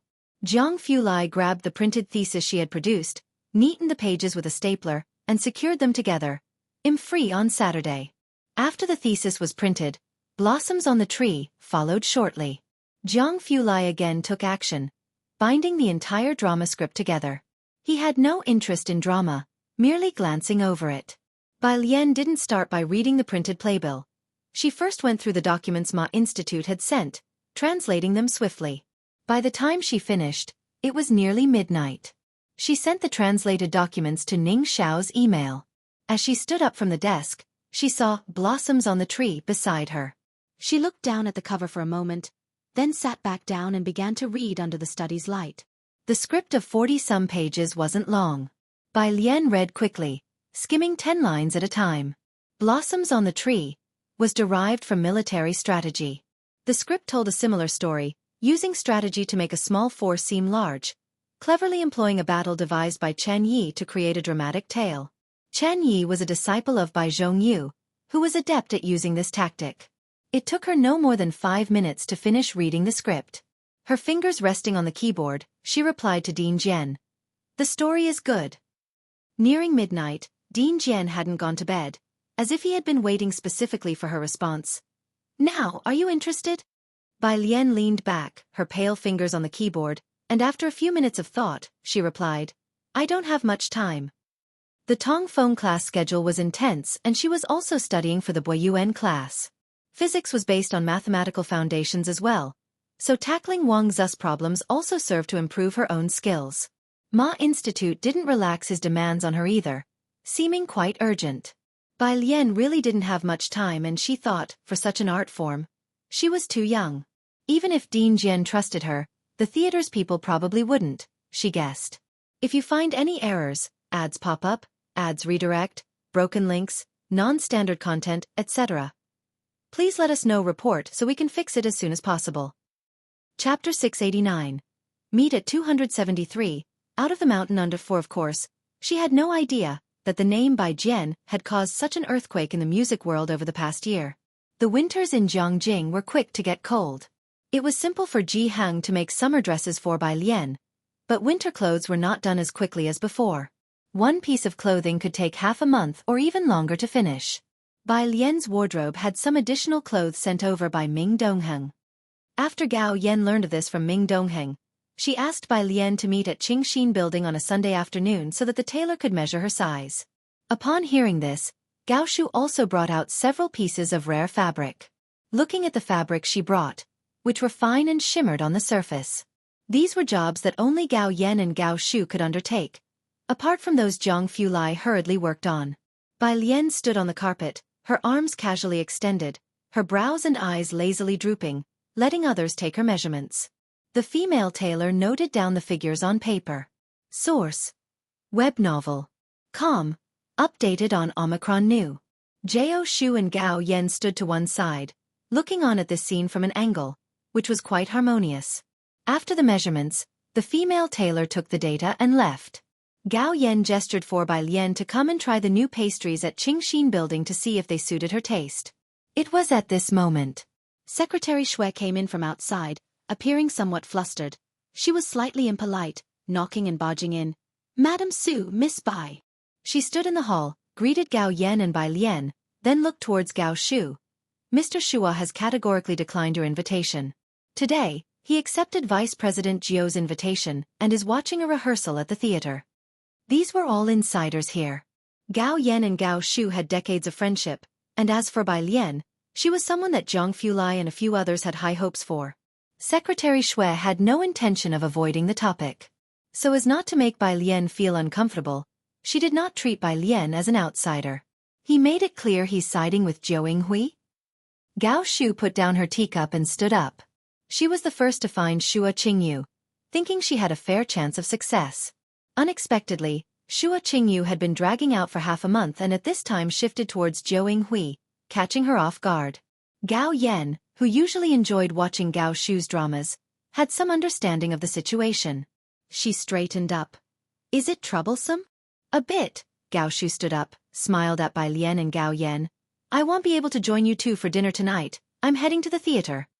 No worries. Bai Lian stood up, dressed in a simple white top, her eyes dark, reflecting the warm hues of the entire room, her voice steady and unhurried. Hearing her voice, Gao Shu calmed down. Come over to my place for dinner in a couple of days. She grabbed her bag and hurried off. After Gao Shu left, Gao Yan finally had the chance to explain the theater situation to Bai Lian. It hasn't been easy for her these years. It's all right with the old dean around, but if he retires and hands over the position to Zhou Yinghui, Shu will struggle even more at the theater. Butler Su stood behind Gao Yan, frowning as well. This Zhou Yinghui always plays dirty politics. When Miss Gao was up for the position of vice dean, he tried to sabotage her too. Bai Lian lowered her head to blow away the foam from her tea, listening quietly to Gao Yan's words. It wasn't until Gao Yan mentioned blossoms on the tree that Bai Lian looked up. Blossoms on the tree? Yes, Gao Yan pinched off a piece of plum blossom cake and bit into it. The theater has launched a new major play, the last piece of work from the old dean before retirement, 5 years in the making, with many actors auditioned. When it's formally performed, I'll take you to see it. Couldn't find anyone else? Bai Lian closed the white porcelain lid of the teacup.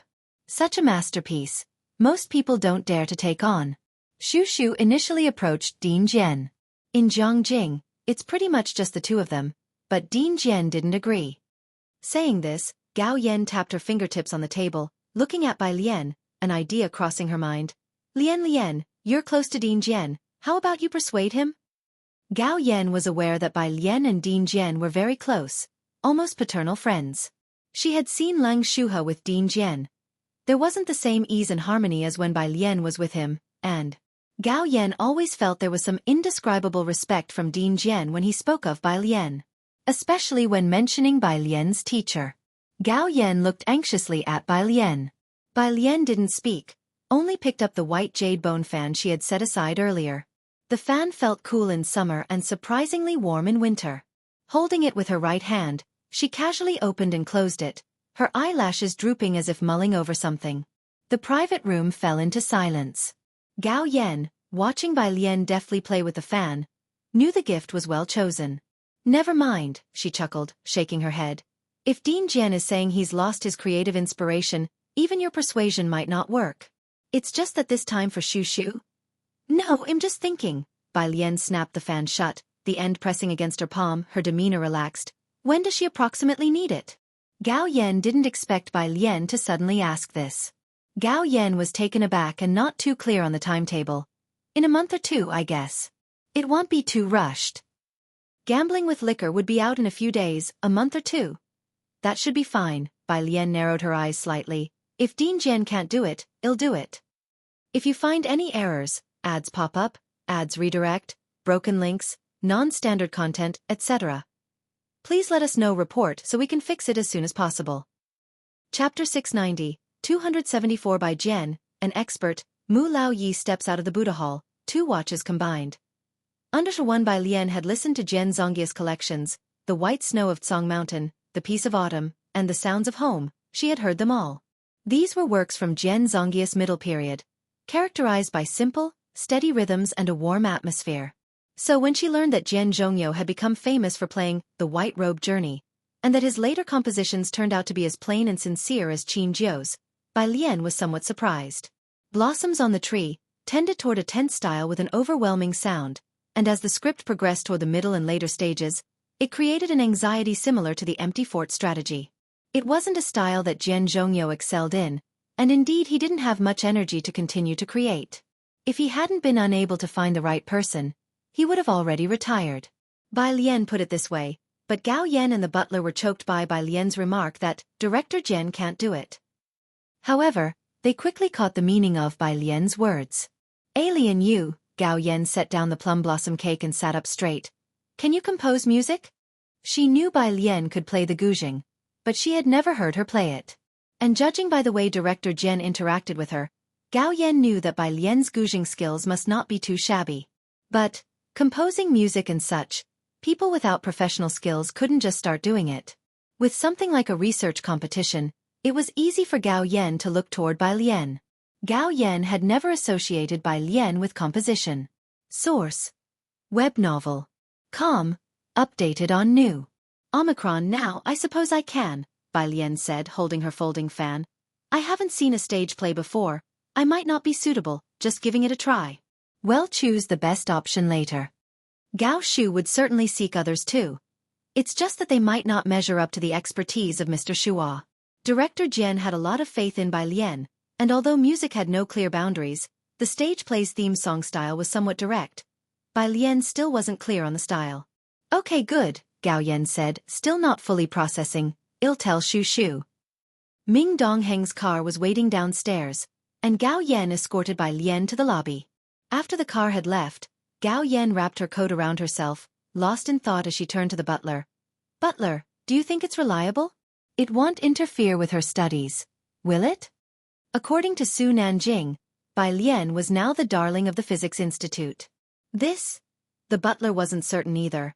Madam, Miss Bai Lian said she wants to try, so let her try.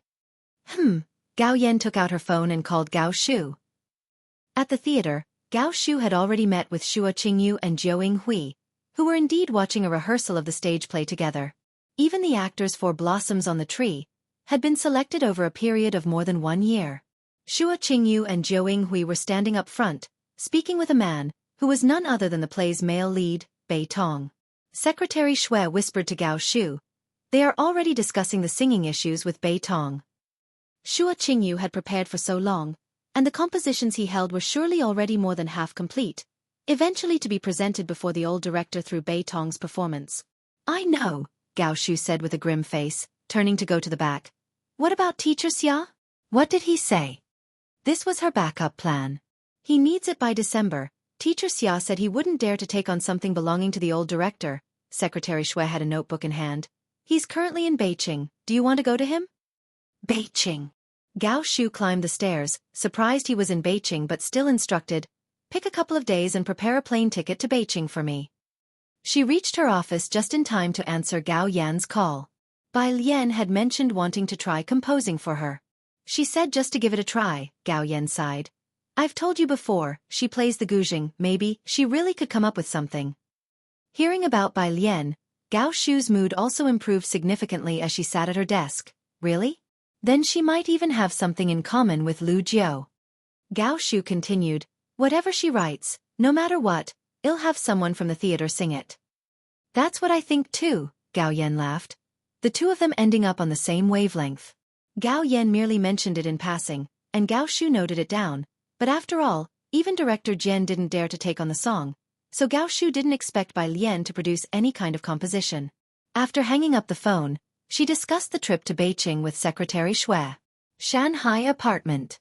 When Bai Lian got out of the car, she saw workers busy in the yard of number 103, installing transparent glass on the wall and roof. Miss Bai, it gets cold in Jiangjing during winter. Ming Dongheng got out of the car and stood behind Bai Lian explaining, putting up the glass will make it like a sunroom. Jiangjing winters were indeed cold. Bai Lian nodded slightly, but remarked that it was much better now than before. In the past, winters in Jiangjing were truly cold, almost like a mini ice age. If you find any errors, ads pop up, ads redirect, broken links, non-standard content, etc., please let us know report so we can fix it as soon as possible. Chapter 691, 274 by Jian, an expert, Mu Lao Yi steps out of the Buddha hall, 2 watches combined. Under 2103, Ji Hang and Lance weren't there, as the old rascals had gone fishing in the afternoon. In another month, Jiang Jing would be ready for ice fishing.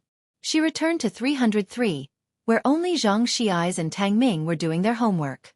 Xiao Han wasn't there, as she had joined Ji Hang and the others to film the fishing scene, and Ning Xiao had been called away to help Zhou Wenqing. Now in the Tongfeng class, the most outstanding ones weren't actually Gao Yuan and his group. Bai Lian was in a league of her own. Beneath her, it wasn't Liang Wuyu or Gao Yuan, but Ning Xiao, with Tang Ming and Gao Yuan even further down. As the quality of the students in the Tongfeng class was so high, Zhou Wenqing also had some thoughts. He preferred Bai Lian, but being in the same physics institute, and seeing the abnormal behavior of Dean Huang and academician Ma, he too had come to understand over these 2 months and didn't dare to approach Bai Lian. Lian Jia, seeing Bai Lian return, Tang Ming lifted the draft paper in his hand. Haven't you done this problem from the challenge bank yet? Bai Lian walked over and glanced at it. A math problem. She took off her coat, picked up the remote, sat down on the sofa, turned on the TV, and searched for a drama. It's similar to the Boyuan class problems this time, on my desk. Tang Ming pushed open the door to Bai Lian's study.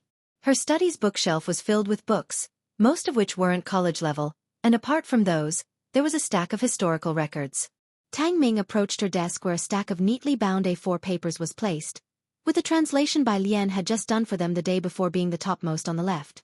He flipped through and found something that looked like Chinese drama scripts underneath. Thinking it was Yen Lu's script, he flipped another page and finally found the Boyuan class papers. He pulled it out, closed the door, and left.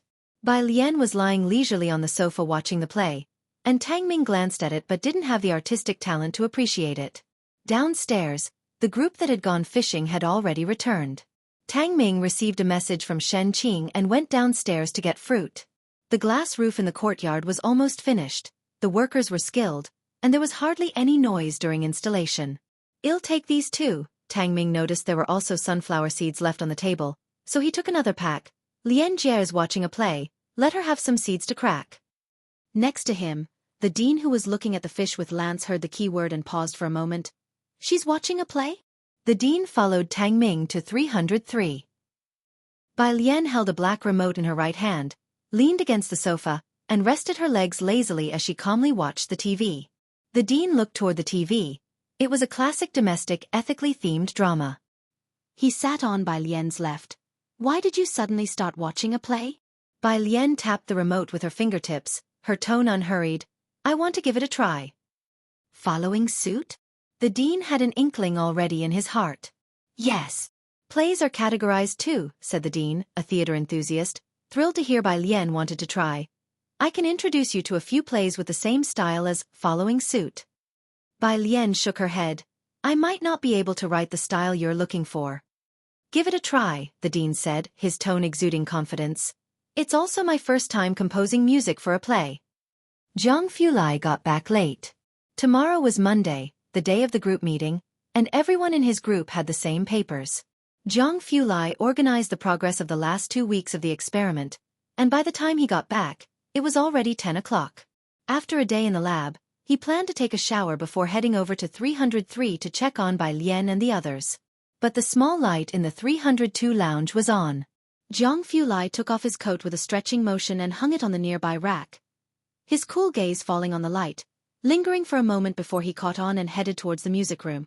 The music room door was not tightly shut, leaving a crack, but the soundproofing was excellent, and one could not hear anything even while standing at the door.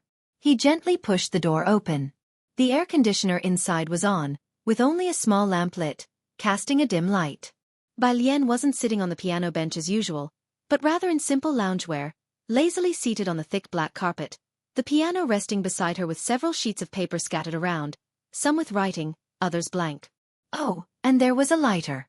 She seemed a bit lazy, her slender fingers too lethargic to pluck the strings, so she just picked up the lighter next to her, clicking it intermittently. Zhang Fulai was somewhat fastidious about cleanliness. She had only brought a lighter with her. The pale blue flame reflected in her deep black eyes, casting a long shadow of her eyelashes. Seemingly noticing someone at the door, she turned her head, sat up a bit, her hair casually pinned up with a few strands falling onto her brow. She put the piano down and stood up. Looks like I've been idle too long, you're already back. If you find any errors, ads pop up, ads redirect, broken links, non-standard content, etc., please let us know report so we can fix it as soon as possible. Chapter 692, 274 by Jian, an expert, Mu Lao Yi steps out of the Buddha Hall, 2 watches combined. Underscore 3. Something came up at school, what did you have for dinner? Zhang Fulai approached, bent over to pick up the scattered papers on the ground, embodying the elegance of a clear and breezy moonscape. A new batch of graduate students was about to start, and the school actually wanted to ask if he would take on 2 more team members, but no one dared to mention it to him. Working under him, unless they had talents like he won, few could keep up with his pace. Those who were too dull, even a glance from young Master Zhang seemed a waste. It was fish caught by my grandpa, and today, Chen from the office cooked. Bai Lian still fiddled with a lighter, watching him organize things neatly and place them onto the nearby bookshelf. Your aunt saved 2 pieces for you, and there will be soup for you to bring tomorrow. All right. Zhang Fulai had little interest in most things. He came from an esteemed background, yet lived more simply in the lab than academician Ma. He was indifferent about almost everything. Even Ming Dongheng and the Zhang family couldn't casually enter such a secretive place as his lab. He even had a special pass but disabled it because he found it bothersome. Only when he was in Shangqing, having dinner with Bai Lian and Zhang He, did Zhang Fulai not eat at the lab, and that was when Ming Dongheng arranged dinner for a while. But now, Shen Qing and Ji Heng always made sure Zhang Fulai brought a lunchbox when he went to the lab, mostly large dishes and stewed soups made by Shen Qing. My aunt added something extra to the soup, Bai Lian said lazily as she stood beside him, watching him organize the bookshelf, her voice pausing slightly at the mention of the addition. Zhang Fulai turned slightly and reached around her waist, his fingertips tensing as he bent his head down, eyes lowered, and asked in an orderly manner from a close distance, "What extra?" "It's what Tang Ming and Ning Xiao drank." Bai Lian's gaze was towards the door, wondering if Zhang He might suddenly return. Zhang Fulai bent his head down, kissing her from behind the backlight. His arms bent around her waist, seemingly cold in demeanor, yet his tense arms held strong power. The slightly rolled-up sleeves revealed faintly protruding veins. "What are you thinking about?" It was some time before Zhang Fulai spoke again in a steady voice, his gaze faintly toward the door. Xianyao fingerprints weren't recorded. Room 302 had only Bai Lian's and his fingerprints. "I have half a month off in January," Zhang Fulai reached out, brushing the hair that fell on her neck behind her ear. "Let's go to the snow mountains, there's an ancient site there too." Taking such a long break, Bai Lian looked at him. "Aren't you researching dark matter anymore?" "There's no rush," Zhang Fulai chuckled, looking down at the qin still on the ground. "Why are you so late in the music room today?" He recalled Bai Lian's schedule. Yan Lu was in Beijing preparing for a new play, and there was no intention to release new music. "I wanted to try composing for a stage play," Bai Lian replied to him. Zhang Fulai thought for a moment about Gao Shu and narrowed his eyes slightly. Monday. Early morning. Mu Yining got up early. She lived in an outside house and only steamed some breakfast with Dong Xiaobai. Dong Xiaobai set down the milk for her, and the two discussed the matters of Saturday. How many distinguished guests? Not many. Mu Yining sat beside him, took a sip of milk, and then spoke. The Gao family won't come, but Elder Chen and President Su will arrive on time, along with my business partners. That was almost enough. Mu Yining's partners were also among the top circles in Jiangjing. It wasn't as grand as Elder Zu's birthday celebration, but there were still many who were eager to get in. These crab roe buns are really good. Dong Chuan and Unshaken will go together, Dong Xiaobai said. Dong Chuan, Dong Xiaobai's nephew, his mother a member of the Zhang family, was already set to be the heir of the next generation of the Dong family. His standing in the Dong family was significant. Otherwise, Dong Xiaobai wouldn't have accompanied Ren Unshaken on her last visit to the Dong family. Hearing this, Mu Yining straightened up. He's coming? Dong Chuan didn't usually mix in these circles and had a higher status than other Dong family members. Being so distinguished, he shouldn't be interested in the affairs of the Mu family's side branches. Why would he come? Unshaken requested it. Dong Xiaobai held his chopsticks. She's returning to the clan and asked Dong Chuan to accompany her just to make an appearance. This Ran Unshaken, she really has good luck, Mu Yining exclaimed. With Dong Chuan showing up, even the main Mu family lineage wouldn't dare to speak ill of Ran Unshaken. If Dong Chuan is coming, we need to notify the butler. After all, he is no ordinary person. Dong Chuan was influenced by his mother. His last relationship was with a girl of artistic temperament. Dong Xiaobai spoke, then suddenly remembered something. Isn't Unshaken supposed to transfer her household registration this Wednesday? If you find any errors, ads pop up, ads redirect, broken links, non-standard content, etc., please let us know. Report so we can fix it as soon as possible. Chapter 693, 274 by Jian, an expert. Mu Lao Yi steps out of the Buddha Hall, 2 watches combined. For it's confirmed, these are indeed the people of the Mu family. With such a vast family enterprise, the wealth left to them is innumerable. Together with Mu Lan, Mu Yining also picked up a crab roe bun with her chopsticks. Taking a bite, the juice burst forth. The crab roe was fresh and delicate, the crab meat tender, and the soup profoundly rich. Even for Mu Yining, who had tasted so many delicacies, this was a particularly dazzling experience. The last time Mu Yujun visited the Mu family, she began to disdain the crabs they ate during this season. Every year, Jiangjing could only provide so much to this elite circle. In recent years, the Mu family actually hadn't gotten their share of the food or dim sum, while the Gao family, with mountains at their back, still managed to get some. After Mu Yujun brought them over, Mu Yining only saved one for the old master and sent one to Ji Hang. Now, tasting this crab roe bun, she was also quite surprised. Such quality in a crab roe bun was rare even in her childhood, during the Mu family's golden age. After breakfast, the housekeeping aunt cleaned up. Mu Yining got into the car and called the floor butler to inquire about the source of the crab roe buns. Learning that it was sent by Ji Hang, Mu Yining was very surprised. The Ji family was becoming more and more mysterious to her. Wednesday. Bai Lian was still in the dining hall eating when she received a call from Su En. Alien, good morning. Driving. Su En sounded cheerful. After exchanging pleasantries with Bai Lian, he went on to tell her about Ji Mulan's request to transfer her household registration. Xueqi was registered under the Su family, and the Su family matriarch wouldn't allow him to transfer it. But Su En still decided to inform Bai Lian about the important matter of transferring registration. Aha, I got it, Bai Lian said after swiping her card, picked up her breakfast, and handed the card to Tang Ming standing beside her. Tang Ming, with utmost respect, received Bai Lian's card with both hands, not daring to let his gaze linger on the 3 characters, Jiang Fu Lai, printed on it for too long. Ding Wenyang had perfectly integrated into their group. As long as Bai Lian was at school, they would all flock to dine with her. Seeing Tang Ming showing such reverence for a card, he was somewhat puzzled. Brother Tang, you're a contestant with 2 million points now. One of the top students of the elite Tongfeng class at Jiang University was showing undue respect to a card. Brother Ding, you don't understand. Tang Ming thought back to Monday morning when the young master Jiang heard about his points and gave him a humph expression. He said gravely. Tang Ming swiped the meal card. Ding Wenyang stared at the balance on the meal card, exclaimed, then realized. Of course it made sense to show utmost respect to the god of wealth. After getting their food, the The two sat down opposite Bai Lian and Yang Lin. Ding Wenyang saw two foreign language books beside Bai Lian, which he often saw and found unsurprising. His eyes drifted to the paper above them with strange symbols that he had already learned from Tang Ming were called reduced character scores. "What's the big boss been up to recently?" Ding Wenyang asked, biting into a bun, poking the Tang Ming beside him for answers.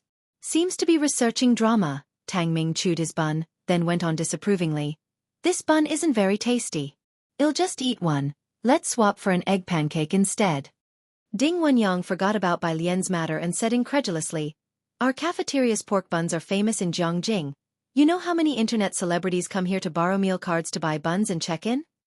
The food at Jiang University's dining hall was indeed famously delicious. Many food bloggers had become popular by featuring the delicacies of Jiang University online. Tang Ming silently nibbled on his bun. "I'll bring something even tastier for you next week." At the Jiangjing Public Security Bureau, Xueqi parked his car. He saw the waiting floor butler at the entrance. "Mr. Su, Miss Mu Lan," the floor butler smiled as he introduced the people beside him. "This is Miss Wan Xian, and this young master is Dong Chuan." Both parties had heard of each other before. Dong Chuan stood tall, wearing a windbreaker, his eyebrows and eyes slightly deep. "Mr. Su." Young Master Dong, Xueqi had heard Mu Yining speak of Dong Chuan. Not only was he the heir to the Dong family, but his mother's family was also formidable. Xueqi was very polite. Ji Mulan had recuperated for 2 months, and her health had mostly recovered. However, today she wasn't wearing high heels, only a goose-yellow coat with a hat perched on her head, regal and dignified. Her gaze swept past Ren Wanxian and settled on Dong Chuan, addressing him with equal courtesy, "Young Master Dong." The officials at the Public Security Bureau and the floor butler had all been arranged by Mu Yining. Special staff led them to queue up. To transfer their household registration, take photos. In less than half an hour, everything was done. Ren Wanxian lowered her head to look at the floor butler's household registration book and remembering something, asked him, "Bai Lian didn't come?" "If you find any errors, ads pop up, ads redirect, broken links, non-standard content, etc. please let us know report so we can fix it as soon as possible."